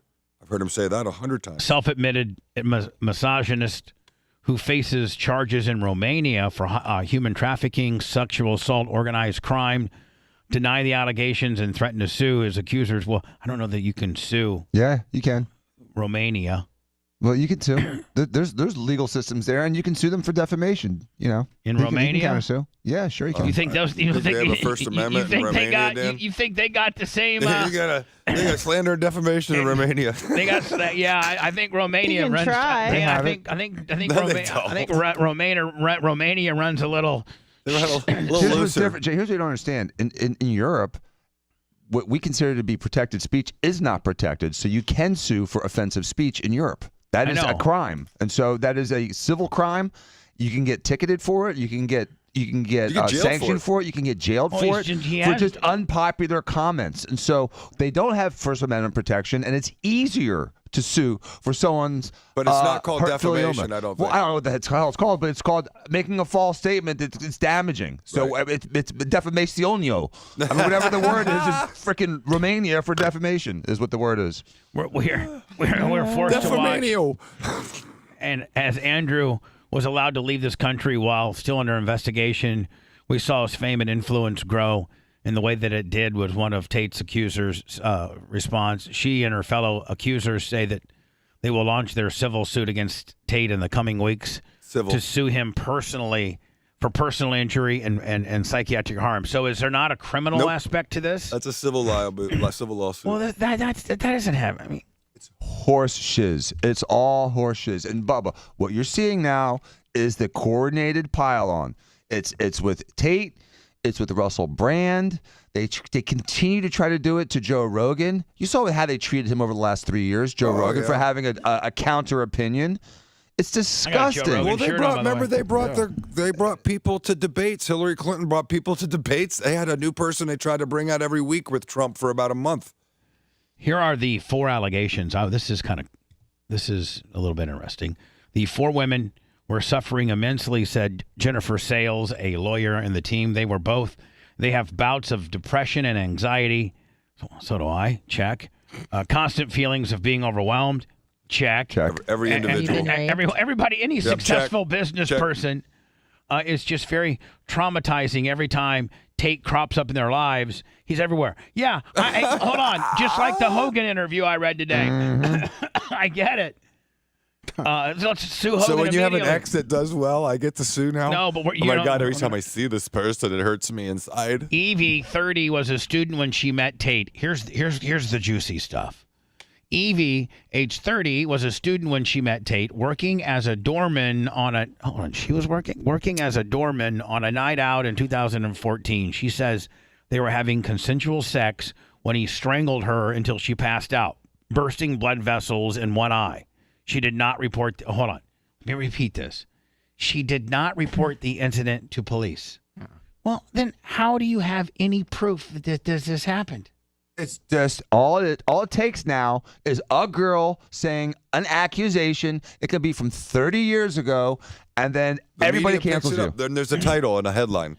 And then all of a sudden, YouTube cancels you, McDonald's cancels you, Burger King cancels you. And then the only one that's not canceling people like this is Rumble. Yep. And I just want to tip my hat to Rumble for staying with people that have been supporting you and helping other people support your platform. Which, by the way, you he may be guilty of this. I'm not bitch supporting to that. the media. But Danny and I were talking about this yesterday. Does that mean that someone that's been convicted of anything or accused of anything has no platform anymore? You must be silenced now?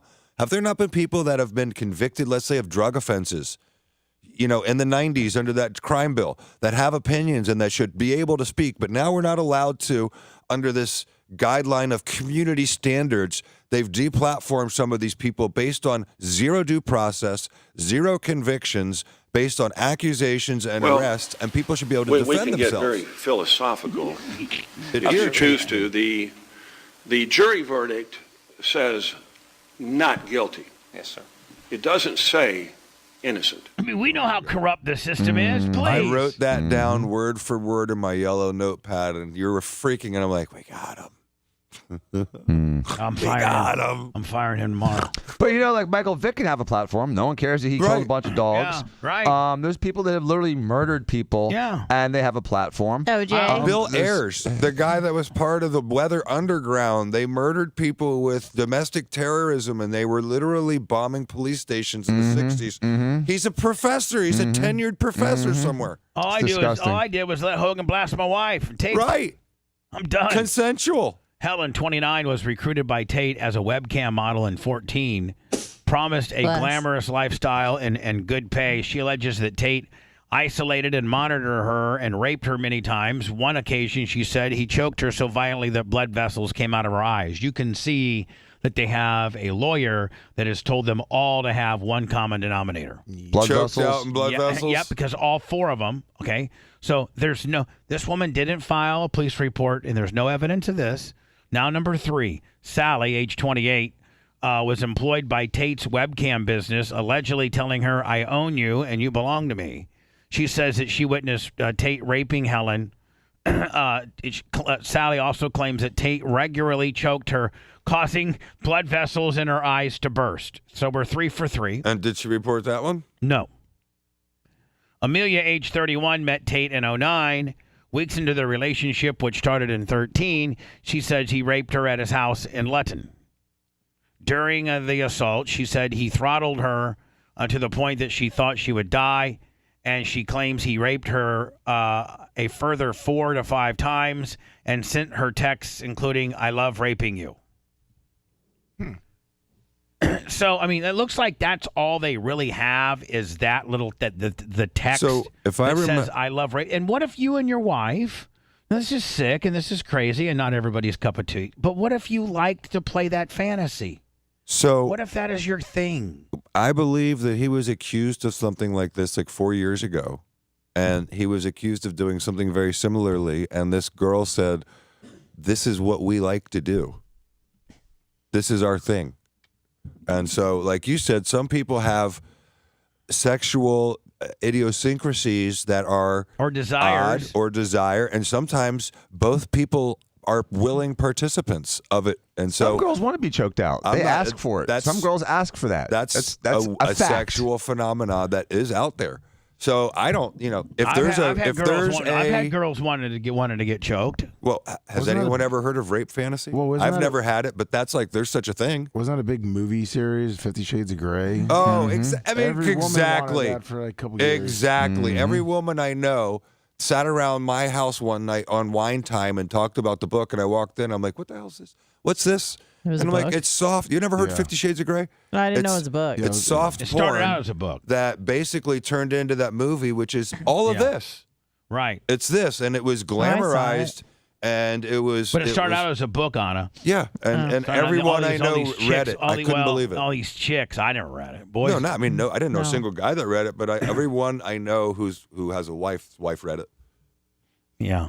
You're right, Lummy. It's exactly what And it it's is. around the same time that all these allegations are coming out. What, the 50 Shades? And Andrew Tate's years, all those kind of years kind of match up.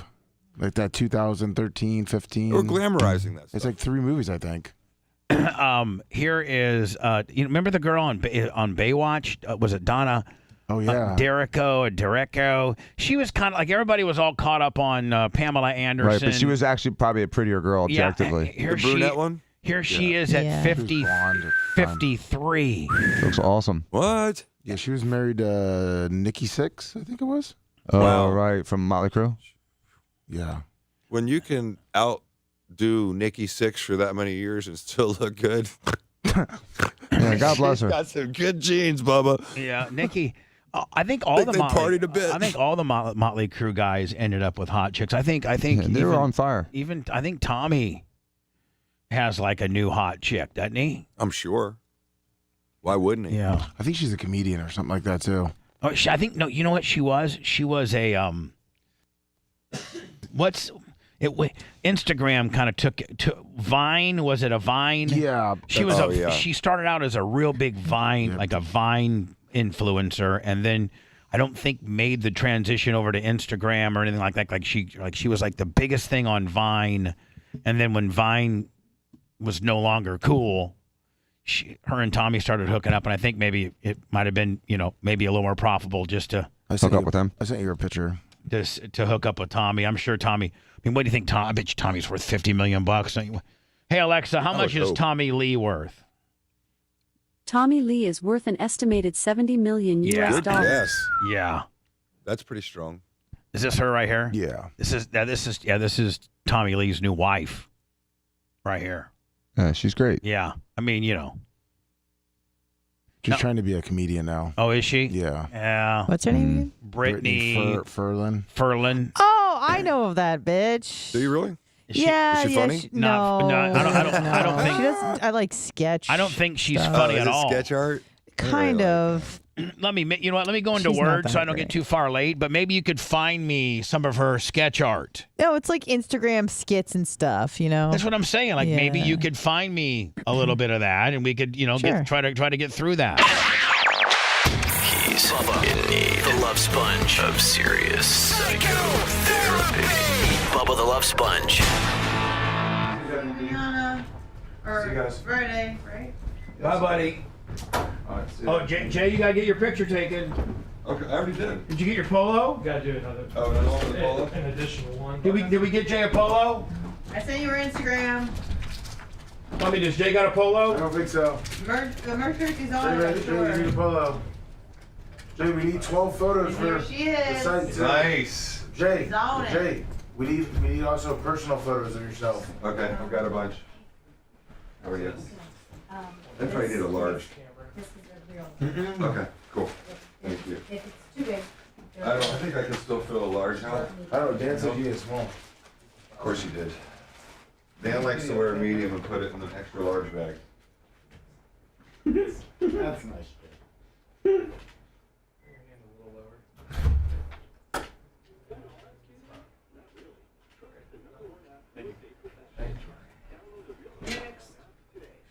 Cool. I like this thing. It's light feeling. And he's gonna come in behind me, so when you're done, he'll come in through that door over there. So you're just gonna point at the camera. This is like the I want you. Yeah.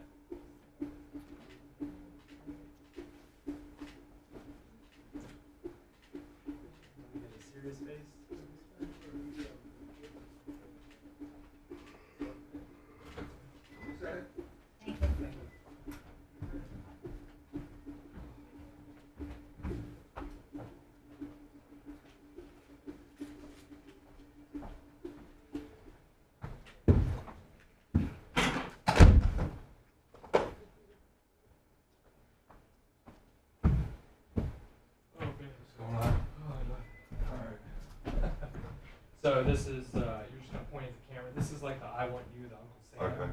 So So with this finger or Yep. with that finger? Yeah, the right one. Yeah. Take a step towards me. 77 inch body eyewear. This is our all-day, everyday collection. You know me, it's all about monochromatic stuff. Figure what?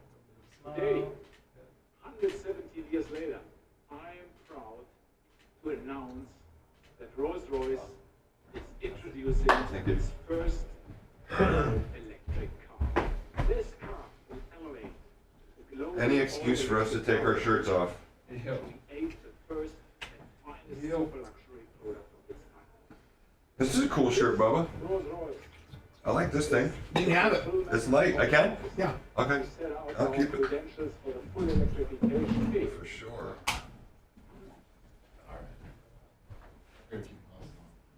Yeah, it's fine. Yeah. Just point at the camera. Do your other. Morning, everybody.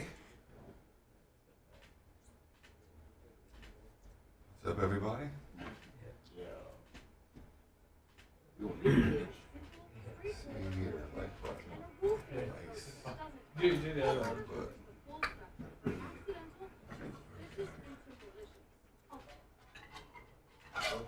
What's up, Holyoke Joe? Steve? Hey, Terry, how y'all doing? Fin 212, Jay Bowler. What's up, Justin Burnett?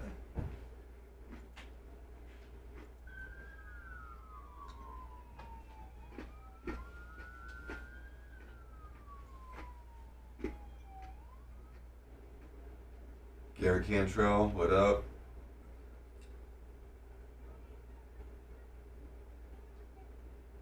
What up, Jay Costeka?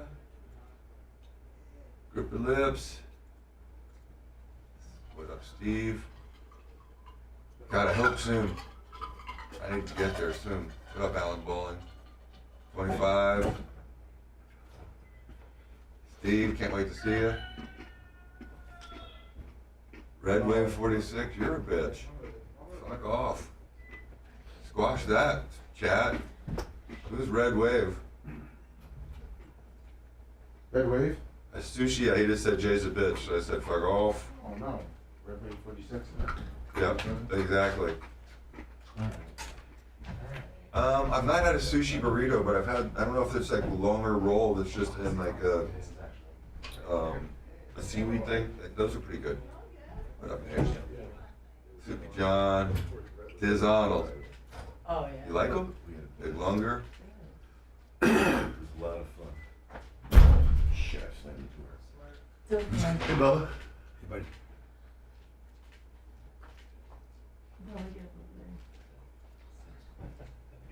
What's up, Bright Farm? Hey, how are you? That's Good to see you, Brian. How are you? Oh. Yeah, I know exactly who you Oh, are. I thought you I'm there. You call me Bright Farm. What do you think I just called you? Bright Farmer, you're talking. No, yeah, I know who you are.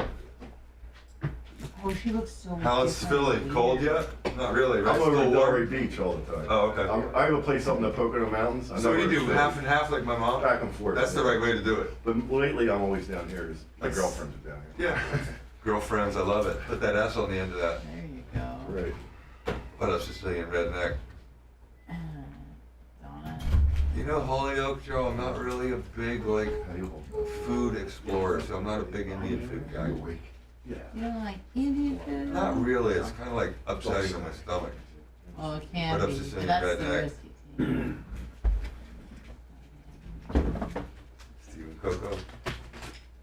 What up? NC Sir. Busch Gardens.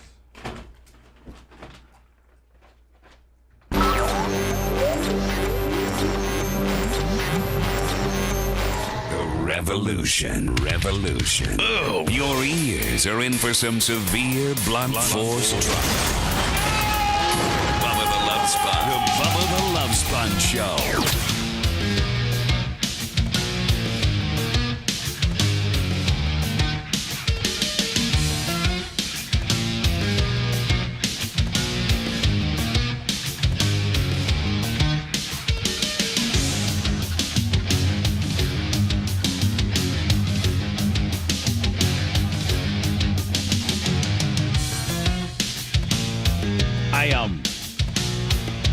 was a little bit late on getting the podcast link from yesterday's exclusive podcast up on Facebook. So I think Lummy and Anna, let me get it up on Twitter. And Yep. I put it up there. Perfect. Thank you. I think it was pretty good. Yeah. Very exclusive. Every Monday we do our after show as a podcast. Wherever you get your podcasting stuff, go and find it. It's listed as the Bubba Army Podcast. Lummy, today's after show will be on Twitch Tuesdays. It's a good opportunity for you if you're a subscriber over there, because you get a free subscription with your Prime, just to keep your sub going more than anything, Lummy. Yeah. We used to be real big Twitchers. We were like the number 150th overall globally Twitcher, and then they just started getting woke. Seems like a lot of places are now. Real woke. So we keep our account going, and we hopefully you keep your because with Prime. Who else you gonna sub to? If you're really truly Bubba Army, throw us that little bone. Which that's why we go there once a week and do a show. Let me I'm at mybookie.com. All right. Use promo code Bubba. And I'm thinking about putting some action. Now, yes, of course, me, you, and Jay. By the way, when Dan hit the table real hard, he completely messed up his camera, and it's got half the mic arm in it. We'll have to fix it later. Yep, I see it. Dan. I'll fix it in the break. Oh, talking about his steak he had to send back from his high-end restaurant. It was necessary, though, I feel. Like the motion, we needed to see it. Did you feel the moment? Jay, have you ever been to dinner with Dan and he does a send back? Oh, of course. And what do you say? Like, do you ever chime in? Like, come on.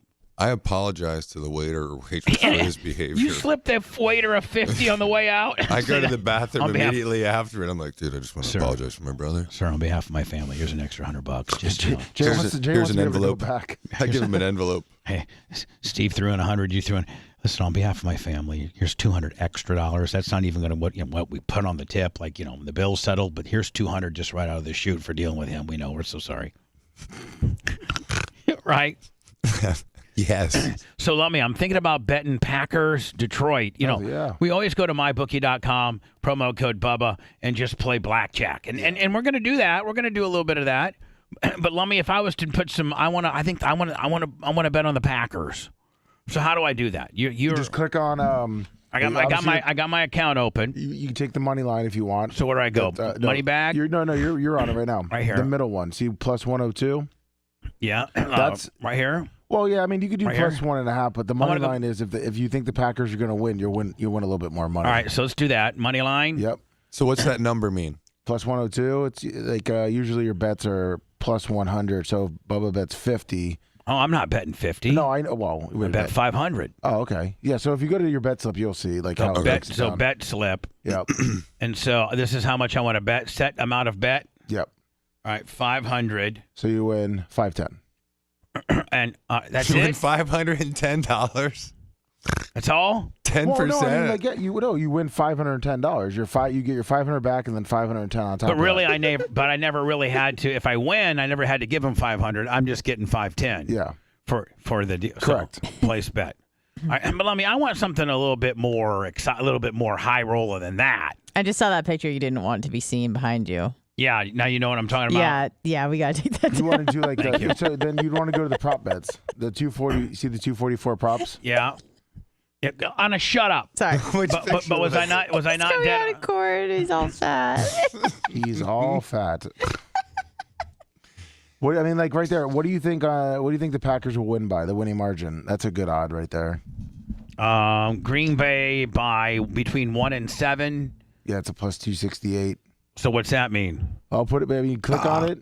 I think the Packers are going. What if Packers by 8 to 4? Oh, that's a plus 502. All right, Packers. It's about double the money. Let's put another. You put another 500. 500 on that. Yep, there you go. $1,340. Oh, hold on now. That's a better bet. CJ, that's the bet. Right. That's the bet. Boom. So if the Packers win outright by 1 to 7 points, Lummy. Yep. I'm gonna make a lot of money. Yes. That's the bet. And you could if you really Could he wanted to back go his other crazy. bet if he wanted to? Like if you were going through that and you made some good bets and you decided you wanted to back one out. You can cancel them. You can? Give me. Yeah. Let me give Really? me. Give you me. should go first touchdown score. Yeah, as long as the game hasn't started. Hold on here. Where's first? Halftime. Race to 20 points. It might be down a little Race bit more. to 10 Look, points. you can bet on everything. Oh, yeah. you can. Listen, at mybookie.com, anything. Overtime included, overtime not included. I mean, look at that. Yeah, That's there's a lot of wild. breakdowns. I'll try to find. Yeah, because you can say who do you think's going to score. Go up a little bit. I think there's player props. Sorry, player props up top. Next to blackjack. Player props. Okay, player props. That's where you start getting into the fun stuff. Here we go. Player props. So far we got like a G on this game. yeah. But if I won, all right. So let me see. What did it just do? Oh, I don't know what it did. That's not right. Let's go. What did it do? Let's not worry about that. It's a We got our one blackjack, bet in. yeah. We got our one bet in. Let's go to what we know now. Okay, and this is where Jay helps us as well. I don't know if he's as good as Dan or not, but He doesn't count the cards, but he knows how to play. He's I better can- than Brian, I can tell you that. I can count them loosely. I don't keep the track of +1, +2 like Dan. that's the story. That's your mantra. I can count them loosely. Here we go, Lummy. Ready? Yeah, let's By the way, go. if you got a problem with gambling, you can call 1-888-ADMIT-IT, 1-888-ADMIT-IT, and get help for that problem and admit that you have a problem. Let me see here. Boom. Oh, God. You got to hit on that. I mean, yeah, I know, duh. Yeah. Got to hit a lot. I'll probably hit 2 cards. That's 14. Still got to hit. card. Hit again. That's I mean, even a worse card. yeah, but here's the deal, man. I got all these low cards. There's a big one coming. I'm standing at 15. Yeah, there you go. He's got a 20. Oh, you see that? I I could have got that 4. Yeah, Yeah. I would have got that 4, and then this next card would have been the flop, right? Yep.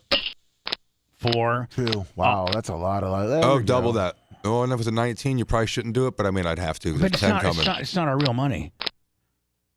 Wow. Oh, not looking there is good no at fit. all. This is all low cards. Oh, yep, there's going to be lots of 10s coming. Lummy, we're at 60. We're not doing so Swellsville No, right we're now. not. Here we go. Only 2 bad hands. We're going to There nail we it go. here. We're gonna We get go. 20. 15. 15. Got to hit a Jeez. 15 with a 10 showing. Yeah, it's going to be a bust. Yep. Oh, Jesus. See, we had to do it, though. He had 20. I know, bud. Wow. Down to 63. We're down to 58,000. We were at 130,000 a few days Stay. ago. Stand. Nice. There we go. Took him how many cards? You look at all the low 6 cards. cards. 4s and 3s. 6 cards? My Yep. Lord. There's a lot of high cards coming out. Yep. I'm going to go blackjack right here, 20. He's got blackjack. No, he doesn't. No, he does not have blackjack. Bubba Clem's got a 20 is what this Then we guy's win. going on. Do we split or do No. we stand? Oh, but Jay, there's a lot of high cards. No. All right. We won again. Yep. There we Making go. a comeback, 73,000. Still more highs coming. Lummy, let's just agree to 4 more hands. All right. 4 more hands. We're getting 20. Oh, 17, stay. Yeah. Stand on the 17. They got a 16. Yep. And a bust. Boom, and a Yep, bust. 17. Oh, we push. Oh, Damn it. ace. Nothing's worse than a push. They just There we lose. go. They got 22. That's probably going to be another push. Stand in the. Oh, we Oh, won. nice. All right, up to 78,000, Lummy. What did we start out with? I don't know. 83, I think. Oh, 14 on there, 6. Stay. You sick? Play. Yeah, I know. I would stand because Stay there's a on lot that. of high cards. There's a lot of high cards Come coming on, out. don't be a pussy. Yeah, Yes. See? Yep, See? there's a lot of high cards Anna, coming out. see? That's See, when One you're One more playing the play, cards. and then you're done. No, we got this one and 2 more. Nuh-uh. Nuh-huh. You got to stay. I know. It's once again. He's got 20 Oh, as don't well. be a little bitch. Do it. Oh my Oh, God. you lost. Busted anyhow. You lost. All right, last one on, okay? Loser. Last one, 15 on an 11, no to all. They're going to, I got to hit that, right? Hit it. I think Hit it's it. You gonna- won't. There's a high card. Yep, I knew it. Oh, All you the high cards are lost. coming out now. See, but he would have hit that 10 and had a 17, You saw said, 17. He you still said would you were have done. No, I didn't, did I? Oh, I Yeah, didn't mean you to said stand 4 on that. I plays. did not mean to stand on won. that. I meant to 1-800 just hit. admit it. Oh. 1-800 just admit it. I did not mean to Bubba. stand. There I we go, meant, blackjack. Yeah! see, there's gambling for you. Just when you're ready to quit, they suck you back in. Blackjack. Oh, yeah. 20. 20. Oh, I was gonna say split them. This is where all those 10s are coming out. Yeah, now. that's what I was gonna say. Split them. Oh. This deck's useless now. Too. Yeah. This deck's completely junk. It's Yeah. junk now. 17 hit. Oh, there we go. There you go. Hit it again. There we go. Throw it in 20. I'll take that. We'll probably hit a push him. here. No. Nice. Oh, we won. All right, let's. All right, Anna, we're going to keep playing till we lose, okay? The next hand that we play till we lose, okay? MyBookie.com. Oh, boy. Promo code Bubba. That's a hard MyBookie.com. Promo. Booby. You got to hit it. Yeah, it's a 7. They have a 17. It's a high card. Yeah. That there was we go. coming. That's it. Well, you lost. 14 now. Which means we cannot play it. I I still hear it. Okay. It's gone. I've got to be a man of my word. So we're done. MyBookie.com, promo code Bubba. Lummy, hopefully if the Packers would win by 1, Lummy, I got like 2 G's coming. There you go. Yeah. The real target of the vast right-wing conspiracy. What the hell? What the hell? What the? Bubba the Love Sponge. I've heard the word surreal, and that's all there is for it. Loud static, it turned into like death-defying. Did you touch the thing? Okay. I heard when the static came on, I turned it off. It was just loud static. I'll mess with it before we go back on. I can still hear everything fine now. It's the tuning. Yeah, it was coming in and out before it went off. Yeah. It's very sensitive. If you just kind of touch it wrong, Yeah. it'll go to the, I'll touch it the with noise. Okay, I can still hear everything. Yeah, fine. we'll It's no do big it. deal. All right. Hey, I don't think Babyface is coming in, is he? You were supposed to. Today? Yeah. For a picture? Yeah. Will you reach out to him? What'd you eat, Yeah, Bubs? I sent him a text earlier. Have you talked to him? Not yet. I just saw an email thread with him and Mike. Were you the movie guy? Yes. I watched your movie. Oh, did you? Yeah, the one with the social media. Oh, yeah. It was awesome. Dude. Oh, thanks. It was really enjoyable. Wasn't too long, you know? It was Yeah. a good length of time. You didn't Short get and bored. sweet. You didn't get bored. What's your name again? Ian. I'm Brian. Nice to meet Hey, you. Brian. Nice to meet you. Eon. Or Ian. Yeah, that was Ian. Oh interesting. my god. Ian. Really? Yeah, people. Because my name's Ian Longen, but you would never know it's Longen because it's Longen, so they say Longen. Right. So I get Ian Longen all the time. Ian Longen. Cool. I'll respond to that. I get Diego constantly. You? Diego. Doesn't Mosh look like a fucking bouncer? Listen, I'm good. I'm good, man. I'm Sir, not can you that tell me? drunk. Can you tell I'm me? not that Can drunk. you tell me where the Java bar Behind the is? velvet rope, dude, she'd never make it back. Come on, No, man. you'd be at the velvet rope waiting all night if you sent that shit to him. You gotta know how to look at the guy behind the velvet rope with a look that he wants to take the 100 and let you in. This isn't a fake Or else thing. he's not even gonna give you the opportunity to give him a honey. I'm not even doing anything. I'm not even doing anything. Getting manhandled. Poor Bet. He sat there after the game. That game was He just painful. sat there. Holy crap, it was They're high. painful. He's fine. Drizzling that a little bit on him. He Yeah. didn't care. Well, that's good though. Lovely You came had up fun. for a Yeah, little we had a bit. good time. Yeah, everyone was so. I met Bob from Did Danny tell you to drop his phone out? Yeah, but he's on the area. I was at Yeah. the Wing House. Lummy, does Bob got a box too? All the green shirts were in there. One of your sponsors. They were And the then, 2 Bucks previous Bucks Pretty players. few people Jeff, stopped me because I was wearing a bubble. Yeah. They were. Does they- Bob? Does Bob from Sunbelt have a box? Yeah, I'm Brian from Philly. I had to I know go to exactly stand what it up. was. Yeah. He started shaking my hand. I was like, Hello? Some of them were really Okay. nice. Yeah. The younger Big ones. pack on the big back. guys. Yeah, Okay. the Green Bay fans are like that for sure, but I just can't believe this stuff didn't hit somebody in the head. That would really That's hurt. it. Well, he said the guy was. We were from on the Cape Cod. 100 level on the south end. When he got down there? Yeah, he said the guy had It the was my phone first behind time his there, phone, so I like. trying to hide Yeah. it. So I've only I think we're framed right run now. through there Okay, cool. during like a 5K. Right. I've never been in the stadium. It's definitely The whole vibe was great. the Big Wing House golf crowd was tailgate good. Like the scene. Sunday game was Everyone more was so relaxed nice. and stuff. Yeah. Lots of people. Great. Last night was I've been pretty. to the game. That's funny. That was my first pro game. I just don't get that Really? rabbit about. Yeah. Hey, Lummy, There's does no way to go down anyway. Bob from Sunbelt got I a just don't box? get that rabbit Yes, about. he does. He's good at Penn State. Hey, where's it at? It's like, I can't put that He much weighs the emotion into a visitors. sport I'm not playing. This is Sunbelt. Yeah, Is it like the? Yeah. Is it Yeah, like I'd rather go to Just something on the else other than side. put that Yeah, emotion. They're making a bunch of money throwing the ball. Years Sitting there ago. going. Did you go see him? Yeah, we Brian Philly, Rhett, myself. Good. Went over there. In this dating. Joseph Clark, they just gave me this. Best food ever. Yeah. They put Looks that- good. Yeah, it's nice. Super nice. Good show my rough biceps through there. No, it doesn't really make me look jacked.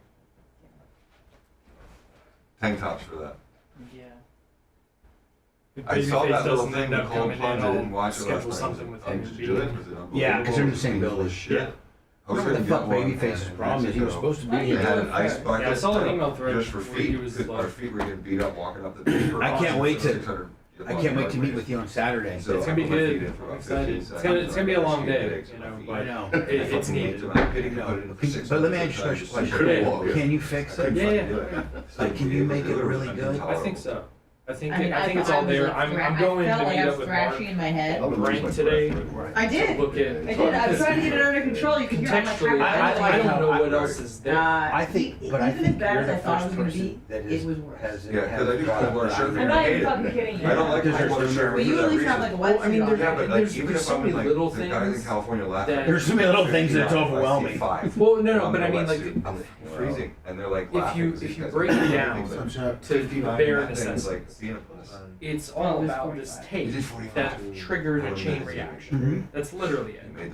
So the tape is the through He line. set the goal. He's like, I have a 95%. My friend, I mean, and all the did a casualties class, and it was insane. He's and all lawsuits and all the other ice- bullshit, just, you know. It's Yeah, an but awesome it's little just facility. it's tying it together in a simple Everyone there way. is like, you know, Because it's all real there. It's chill, just like into it health, felt all like that bullshit. It's right up my alley. taking darts So and throwing it at we the did board. You class don't know with what's like at that. stake I instead of need just precise. Like It looks like I'm this getting thing, burst, like the way Right, that very it's good. like. I'm It- I gotta It's watch very, it right now, because it's very I unfocused. think I have that same Very, reaction. very Yeah, unfocused. Actually, It's he very. water. But My it's son shot. does But it. it's He hard loves to it. tell that. He does cold Like He from does it Brent's Jesuit perspective, when he was it is playing hard lacrosse and had to a edit thing that he loved it. this stuff and make Danny it. said I Derek know. makes sense. every So single I, practice. That's why I they're giving, recommend. they're giving you access to everything. Yeah. You know, Like the you Kevin don't Hart just- thing. Have you ever seen Yeah. Cold as Balls? So I'm Kevin gonna look Hart at everything. on YouTube. He does a thing where But he you does can ice cold fix it. plunges Oh yeah, and it's he interviews all people. there. It's It's all the fuck cold that. balls. and Worst he's case, like, I might he's need putting the you thing- do one more. It's almost like I a can do hot as wing many. one. There's some Yeah, parts yeah. that Eating you hot that's wings and missing. doing it, they're just You another know, way to make just- you uncomfortable. Oh, I can do all you want. Yeah. All, and We you were know talking about Jeff where I'm at right here. And that's it. I know I think it's that. He did the Wim Hof thing. Yeah. Okay. It'll be So you there. can- I was you breathing can like hang- Wim Hof. He was in my head. I'm Yeah, I excited. have Yeah. a buddy, a surfer in Costa that has one in his backyard. He does it every day. It's become Brian said he's on his way on it. There's some people do it longer than 10 Who? minutes. Is that what you're Brian. saying? Oh, good. like 8, 10. We got a lot to do. Let's go. To all the FTEs out there, he salutes you. He salutes you. Loving it. And hopes you don't get herpes from a lot lizard. Something's wrong with me. Bubba the Love Sponge. Bubba.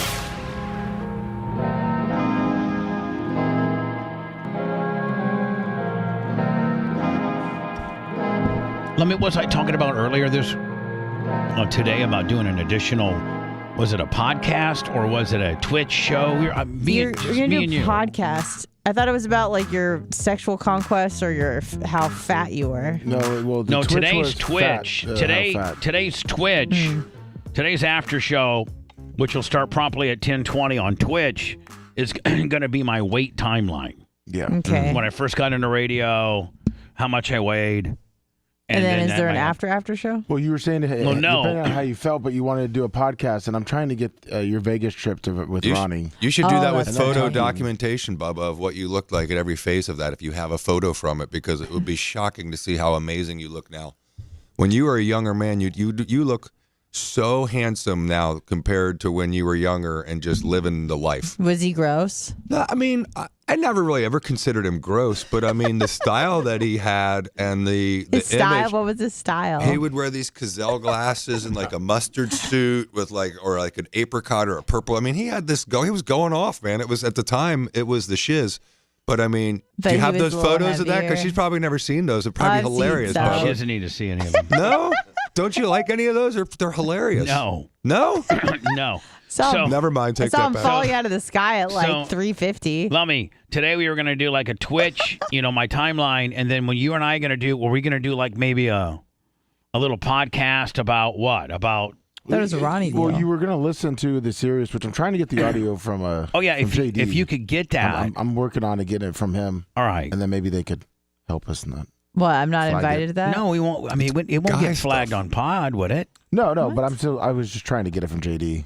The All unwatermarked one, so we can run it. Yeah, all the audio that they've talked about from Ronnie, the whole like lead up and everything. Oh, well, maybe we need a day Yeah, that's what he said. He's going to try to get that all for me today. All right. Well, when you get that, then we'll just do a podcast right after. Yeah, we'll do a podcast breaking Why it is it down. only for guys? Why can't I come? Because I don't know. I don't feel comfortable around you a lot. Yeah, but you work with me every day for like 6 hours. I know, but like can't you're, handle like, that extra 30 minutes. You really accentuate my fat assness, and I like I don't. But you're not a fat ass anymore. I know, but she really likes me being fat. Like she likes that. I prefer it. But you know that she And I don't likes like watching fat people eat. That's her I like understand. weird I like watching fetish. anyone eat. And showing pictures of me at my fatness, at my fattest, she's gonna just start laughing and I giggling. thought that was the Twitch show. I thought the after show was the Ronnie deal. The show on Twitch today is going to be a time. I don't know if I have pictures of when I, was in Terre Haute, Grand Rapids, San Antonio, Chicago. That would take me a long time to And find. Jay is the last person to talk about getting pictures to people. So yeah, Jay's the worst. So anyway, that look. That's the look I was trying to give earlier, Bob. I just gave it to him. You need to worry about this, Jay, because they're saying that people that spend a lot of time in the ocean, like you, of anybody that I know, you spend the most time in salt water. For sure. Times 10. For sure. And they're saying that there's this bacteria now. Complete BS. Oh God. Scientists say climate change may be to blame for an increase in the cases of people infected by flesh-eating bacteria in Philadelphia. Amoebas. A new study found that at least 5 men have been infected by the bacteria after being exposed to water or uncooked crabs from Delaware Bay since 2017. Now, hold on now. So my first med mal case was this: necrotizing fasciitis, flesh-eating bacteria. Yep, I know everything about this, and this is complete BS. This has nothing to do with climate change. Let's break this down and then break BS. because you know a lot about this disease because you've tried this. Yes, I have. Hold on. Before 2017, the same researchers only saw 1 case of the bacteria. So you got a case of bad crabs in Delaware Bay. Big deal. Researchers say I had crabs rising in water 86. temperatures could make it easier I did have crabs in 86. for the bacteria to thrive. So, Jay, what are they? They're taking like 5 instances. And since 2017, over 6 years, and making it a news story about And that's nothing. There's no news story there. Flesh-eating bacteria. Look at the bottom third. You always say don't believe the bottom third of the television. Flesh-eating bacteria rise could be due to a climate change. Wrong. Period. There's no rise anyway. 5 cases. Mel, how did you have a lawsuit about this? So it's a great dad story too. My dad was one of those guys around the hospital smoking Joe, and so he's outside smoking a cigarette, and one of the girls that he used to do as a scrub tech had a really bad injury, and she was smoking a cigarette still, and she asked the story, and he said, "What are you, an effing idiot? Call my effing son." And so that's how I got my first med mal case. But hold on now. What was her symptoms? I'll tell you this. So she had no names her mentioned. elbow. No, she bumped her elbow on a sliding glass door. Okay. And she had a little tiny mark on it. And over about a 12-hour period, it got from a little red mark to really, really swollen, markedly swollen. Like this doesn't, if you fell on your elbow and you're 80 years old and you get a big, giant, swollen elbow, okay, that makes sense. Just tiny bump against your elbow doesn't make sense to have a ginormous, swollen, red, hot elbow. At a young age. Right. So she's like maybe 35 at the time. Right. They do an x-ray. The x-ray shows free air, which means you have an infection going on. And so the doctor sent her home, and 13 hours later, she appeared back. They diagnosed the necrotizing fasciitis, and she had Pseudomonas staphylococcus.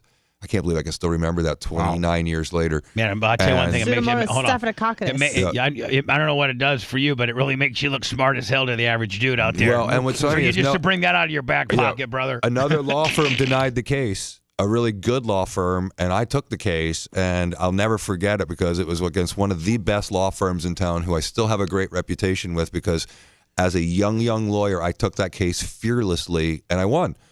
So you got when you say you won, you got a jury or for them to settle or yes, for you and it was my first saying that they had misdiagnosed and that they were the culprit of this, and so you my first 7-figure case when I was a young kid. I was like 27 years old, 3 years as a lawyer, and I had to go all over the nation, take expert depositions, and then get one of the hardest ass lawyers in this town to pay me the money, and it was not easy. And how long? That one took about 4 years. Yeah, people don't realize, man. And Lawsuits about take- $86,000. People back don't then. realize what was mine 5 years and yours was 5 years. 5 years and Oh my $500,000. goodness. My most expensive was the motorcycle one. It cost me $286 over 5 years. Really? My longest one was 10 years. And yours was probably my most intense as far as the number of hearings, the number of losses, and the length of trial. That was my longest trial, almost a full 3 weeks. It was 2.5 weeks. What can you explain why it's not the global warming or whatever? Because it's someone's susceptibility to a normal bacteria that you or I could handle.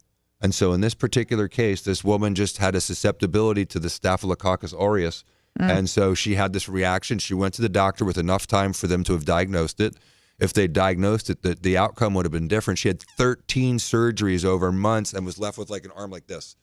Oh, it no. was, it was a horrible case. How was her arm? It was like a Bob lobster? Bob Dold. Oh, really? Oh, wow. So It was she had like- like cement arm. Yeah, and it had been filleted from her wrist to her elbow on both the front and the back. So these gnarly scars and scarring contractures, and so it was really brutal. And I remember I went up against the biggest, baddest lawyers in town, and slowly but surely I knocked them down. Wow. And it all started up with Joe With out there flesh-eating bacteria. burning a red out back. And believe this, if they could, exactly, and believe it, if the defense could have said global warming back then, they would have. They would But have. it wasn't global warming then, and it's not global warming now. The defense goes, clearly our clients are not to blame here, ladies and gentlemen. She swam in Tampa Bay last week, and it's up a point That's right. That doesn't mean that they're not liable, because even if she came in with it, they said she was fine. I'm just Right, they saying, missed Anna, it. that if they could have used that as a defense back then, they'll use.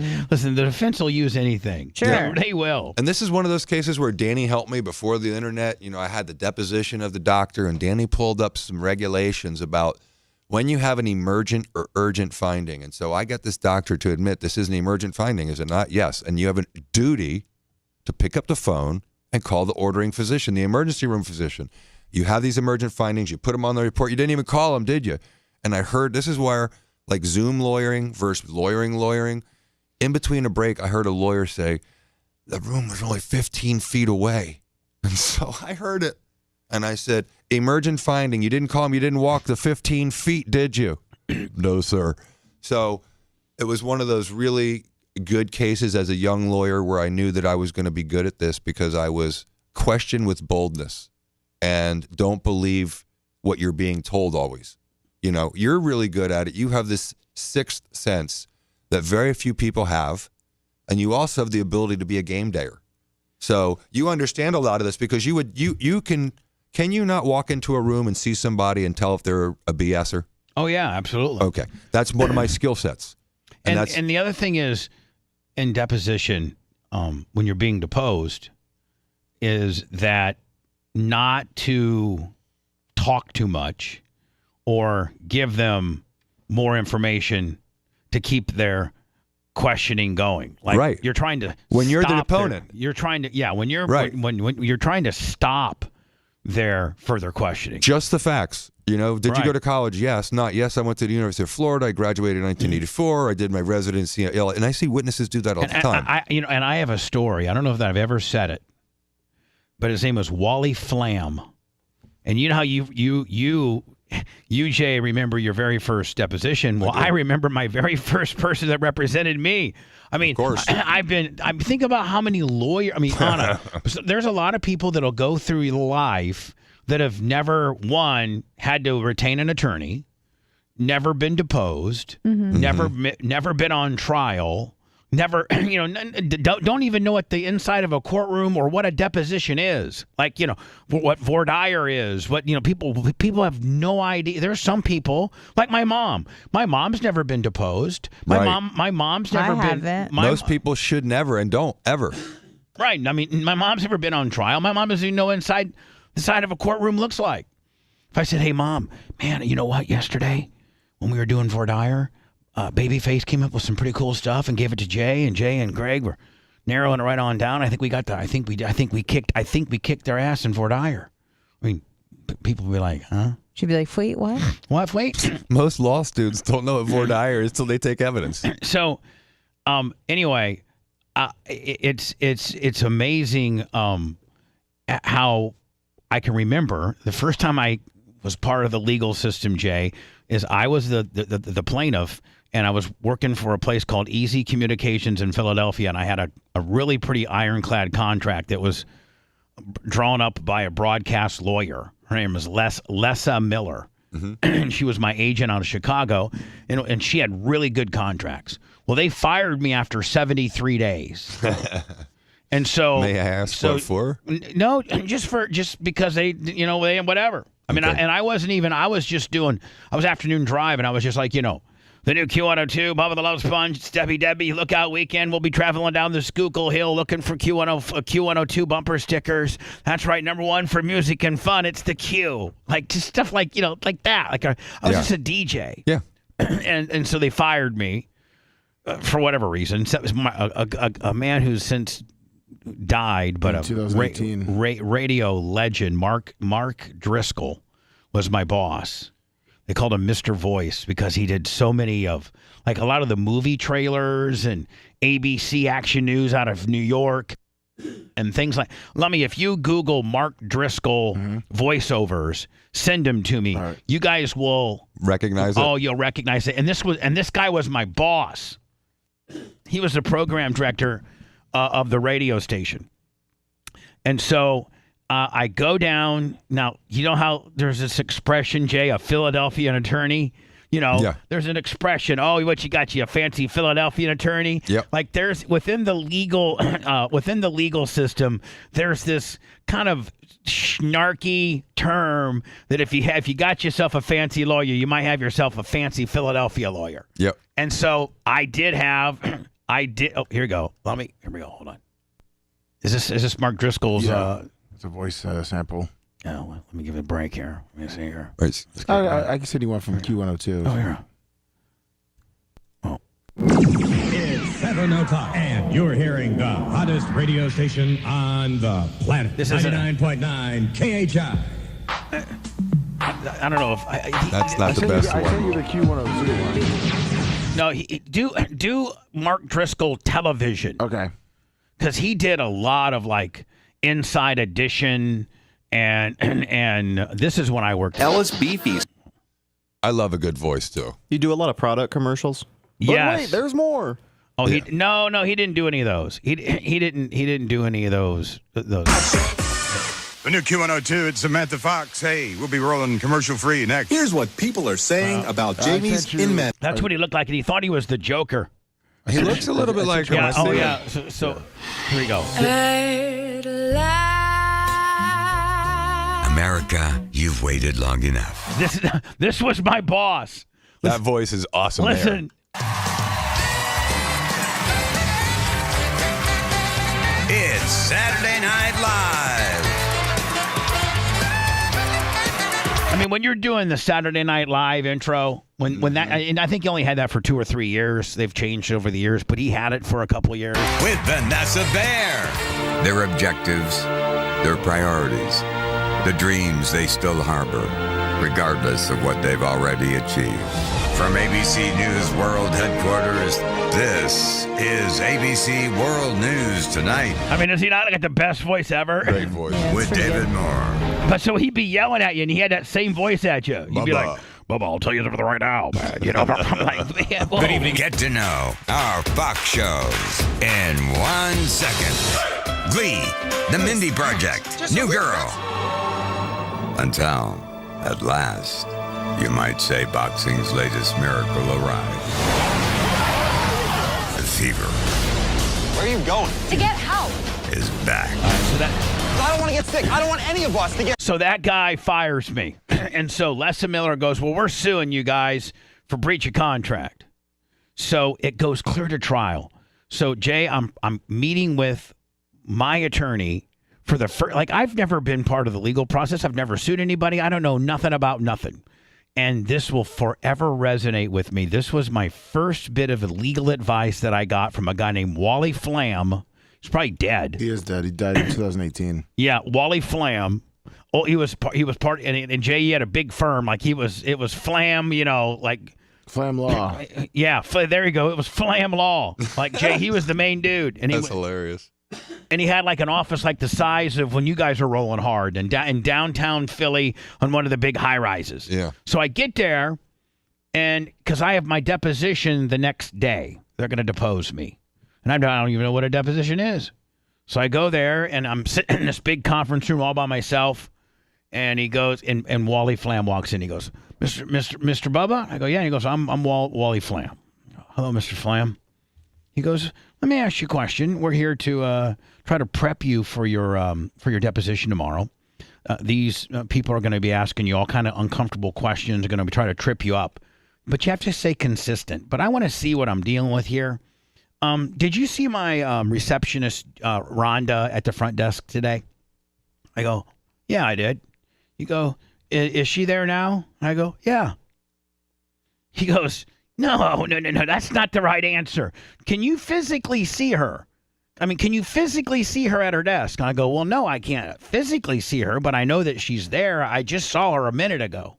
She walked me back here. So I'm thinking that she exactly. The answer is no.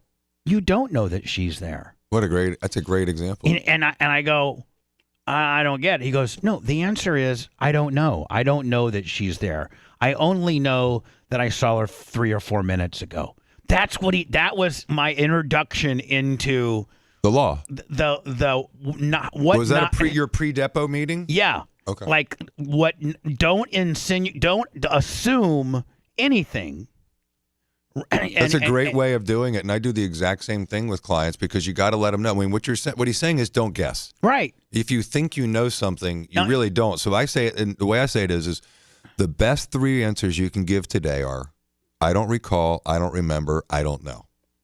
And unless that doesn't you do. mean, and what I say is, and that doesn't mean to be evasive, but that means if you don't know with precision exactly what the question is, do not guess and do not speculate. And so he said to me, now, if this conference room was positioned so that you could see the front desk and you could see Rhonda, the answer would be yes, she's right there. Right. But otherwise, the answer is I don't know. And it's not I don't know. I saw her when I walked in. She was in when I walked, because that's what a lot of witnesses do is they volunteer too much. No, the answer is I don't know. That's exactly right. Is that not? And I'll never, Jay. I may use it. Yeah, it's brilliant. It's brilliant. It's so brilliant.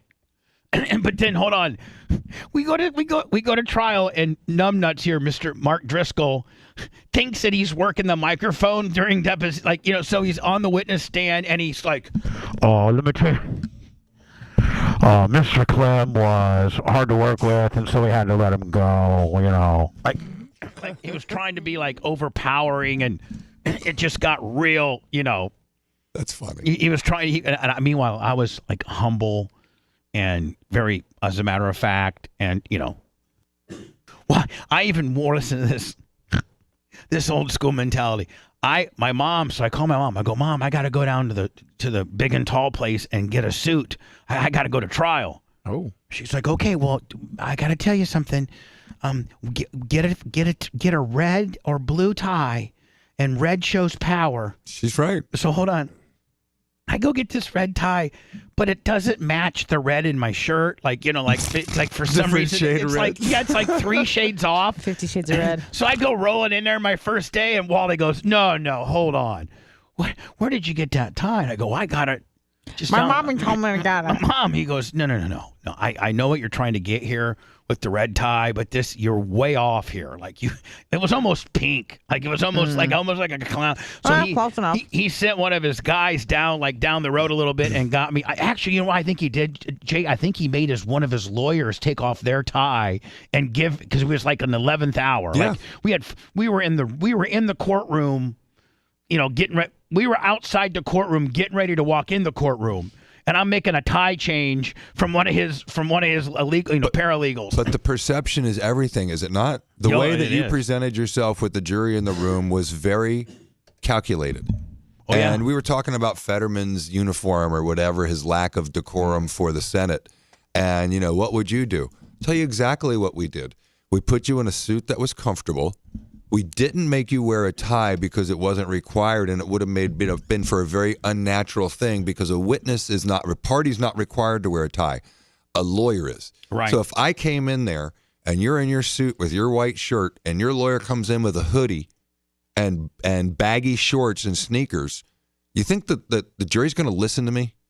Well, I think it's disrespectful to the whole judicial system. Here's the Senate who helps make law. Right. You are the lawmakers. You're the law keepers. You're the law, administrators, so to speak. That's right. And our whole court system is predicated upon things that you establish. That's right. And you see how much respect I have for the court and the judges. Even when I'm getting my ass handed to me, I am, yes, sir. Yes, sir. Thank you, sir. And I go there with the correct decorum and formality and respect for that court, no matter whether I believe what the judge is saying or don't believe what the judge is saying. If I know it's wrong, I've got to take it like a professional a barrister, so to speak, from way back in common law. We have a decorum that we hold ourselves. And you always hear me say that. I hold myself to a higher decorum. What Fetterman has done is he's reduced the decorum to such a low standard that it has zero self-respect. We're talking about, he's just coming up with depression. The first thing you're supposed to do when you get done breaking up with the girlfriends, get out of your damn sweatsuit phase. Everyone goes through that damn sweatsuit phase. Get out of it. You're going to use my Wally Flam analogy, are you not? I am. And you got to call it the Wally Flam. You got to call it the Wally Flam. I won't. So he lives in infamy. Wally Flam. Technique. I will do it because I'll ask whether Guanine. I'll ask about Guanine. It's literally. Right. I'll have them come up to my office and I'll say, "Is Guanine down there?" Now, if they're in the side conference room and they can see Guanine, then the answer would be she's right. She's right there because you do have your main conference room. You can see the front receptionist girl. But from your office, you cannot. You'd have to walk past her, go up the spiral stairs, and then be in my office. And just like you're saying, someone would absolutely say, "Yeah, I just saw her." Well, that's not the right answer. It's called the Wally Flam. The Wally Flam. I'm going to Wally Flam everybody from now on. It takes a lot of energy to be this stupid. Bubba the Love Sponge.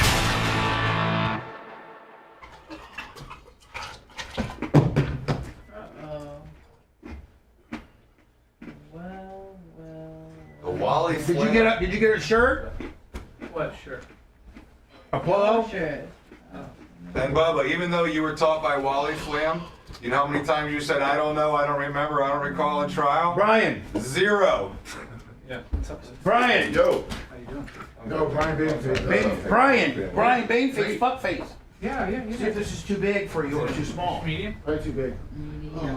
See, he does. No, those are not. They're not labeled correctly. Well, then just go upstairs real fast and because Eric.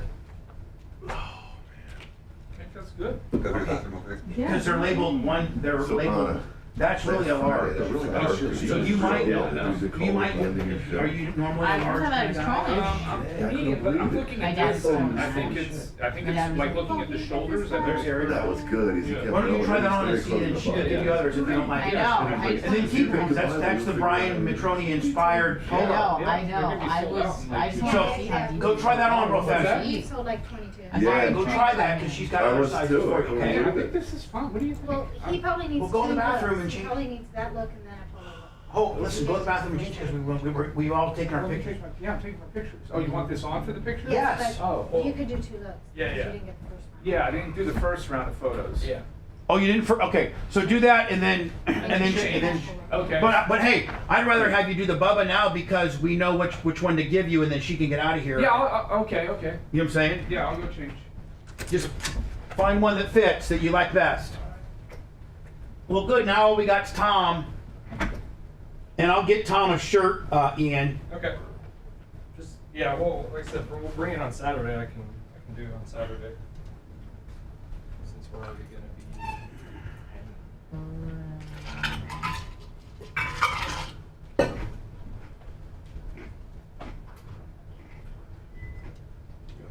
Yeah. I don't know who these people are.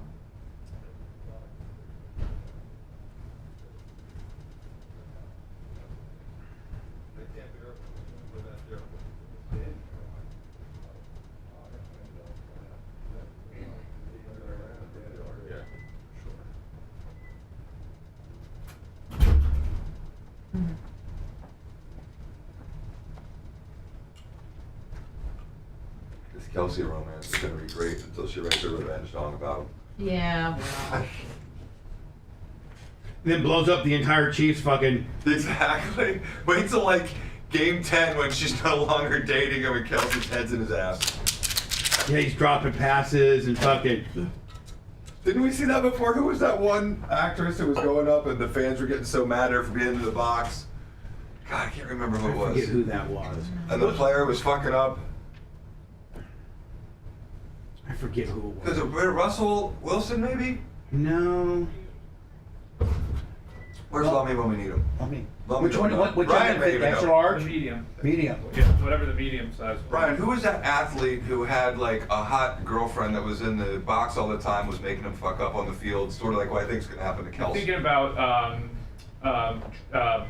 Pat Mahomes, right? No, I know that was a distraction too, but Yeah. no, I'm talking about, it was like maybe 5 years ago, and it was like a really famous, it may have been like a Britney Spears quality actress who, or entertainer. I don't remember. You can't remember it either. I know, right? I don't doubt you, but yeah. Don't you think? Do you remember that too, Bubba? I'm not Yeah, just I making just that can't, up. I just can't remember who it was. I don't think there's ever been anything on this level though. Like she's Tony Romo. Tony Romo. Oh yeah. That was who it was. And it was what's her face, the blonde chick. Jessica Simpson. Jessica Simpson. Yeah. Remember they would go up in arms. But that was that was on That's Jessica's scary. down. That was on Jessica's down slope. Yeah. You Tony know, Romo. I mean, Taylor Swift is arguably the most famous person in the world right now. There's no doubt. So you know that was Jessica Simpson after divorce, after kids. You know, I think. Yeah. She was still. I mean, she was still pretty. It was probably 10 years ago, maybe. Now, Yeah. I think about it. But fucking Taylor Swift's the biggest star in the world. Coming to your game. Yeah. I wonder if your boys at practice rib you about it or. Oh, of course they do. They're fucking. They're doing every little Taylor Swift song to him in practice in the locker room. They're fucking with him. Oh yeah, you know they are. Team too. If I was the opposing team, I'd be riding them. Oh, there's go. Shake it off. Shake it off. That's what they're all fucking with. He him shook about. off that injury though. He did. He's a stud. Although I don't really like his commercials that much. I don't think he's that funny. Like he doesn't have the comedic time. He doesn't have the comedic timing of like Peyton Manning. Really funny.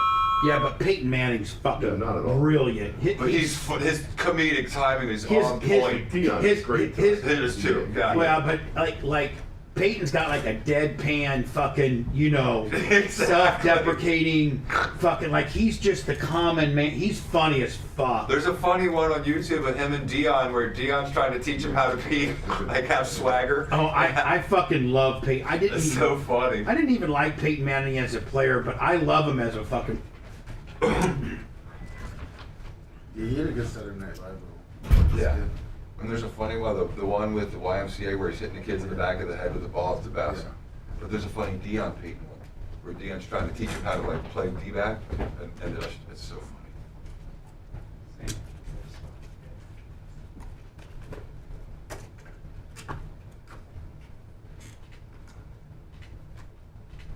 Thanks, Chad.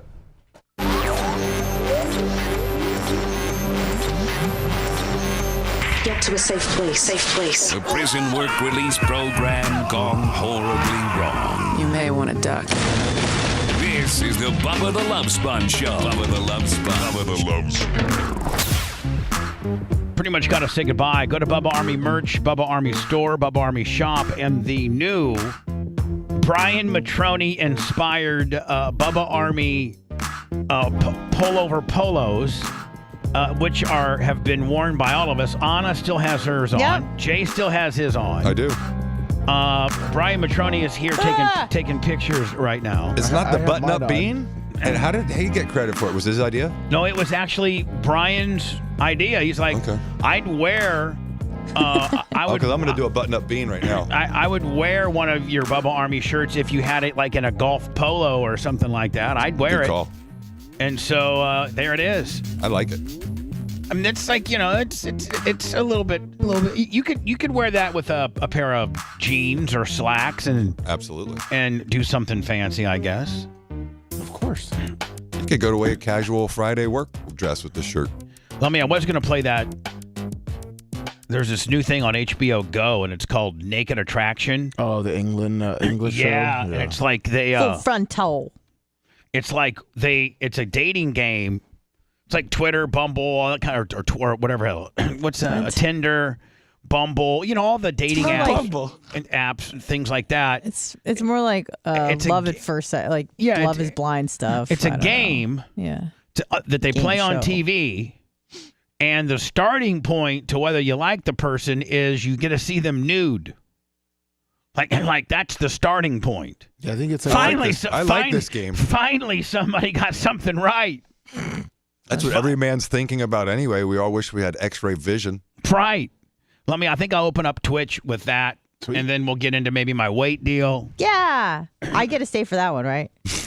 I didn't know which one you were kicking me off of. It was kind of we're not vague. doing that today. The other one. Okay. Which one? The Ronnie one, because we're trying to get the audio. But then he said he didn't want me to be around for the weight one. Yeah, So I don't like. I mean, gonna laugh at him. Well, I'm going to be here. Listen, you're not talking about sports, so I can participate. Well, you don't. Not really. I'm not. If I say you're not, Well, you're not welcomed. Please, puppy dog face. I mean, I feel uncomfortable talking about my weight because you find it so funny. I won't laugh too hard. What if I laughed about your imperfections? You do all the time, and I have to just deal with it. You make a very good point. Yeah. I'll tell you a show I'd like to see: Peyton Manning, Shaquille O'Neal, and Charles Barkley. I'd like to see them break stuff down.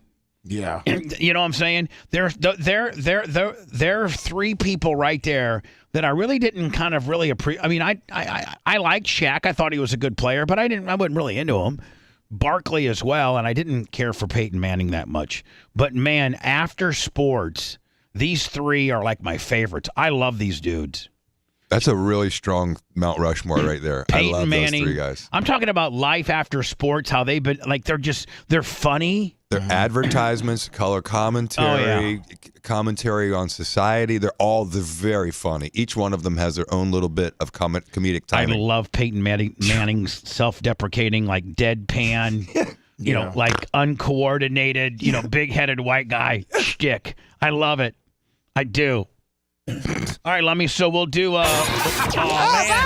Thanks for letting me finish. We'll be on Twitch to the Bubba the Love Sponge Show, starring at 10:20, twitch.tv/the Bubba Army. Co-host Dr. Dan Diaco Esquire of Council. Co-host J. Diaco Esquire, the Spitting Cobra of Council. Rhett, the Filthy Ginger video editor. Yeah, back here wiring up. It's Mini Macho. The BRN agent, Thomas Buttoned Up B. And for everything else, go to thebubbaarmy.com. Now, time for the legal disclaimer. Exactly. The Bubba the Love Sponge Show is intended solely for the enjoyment of our listening audience. Any rebroadcast, retransmission, or other use of this show without express written consent of the Bubba Radio Network is prohibited. We must dissuade him of this delusion. Until next time, always remember. I'll repeat hello.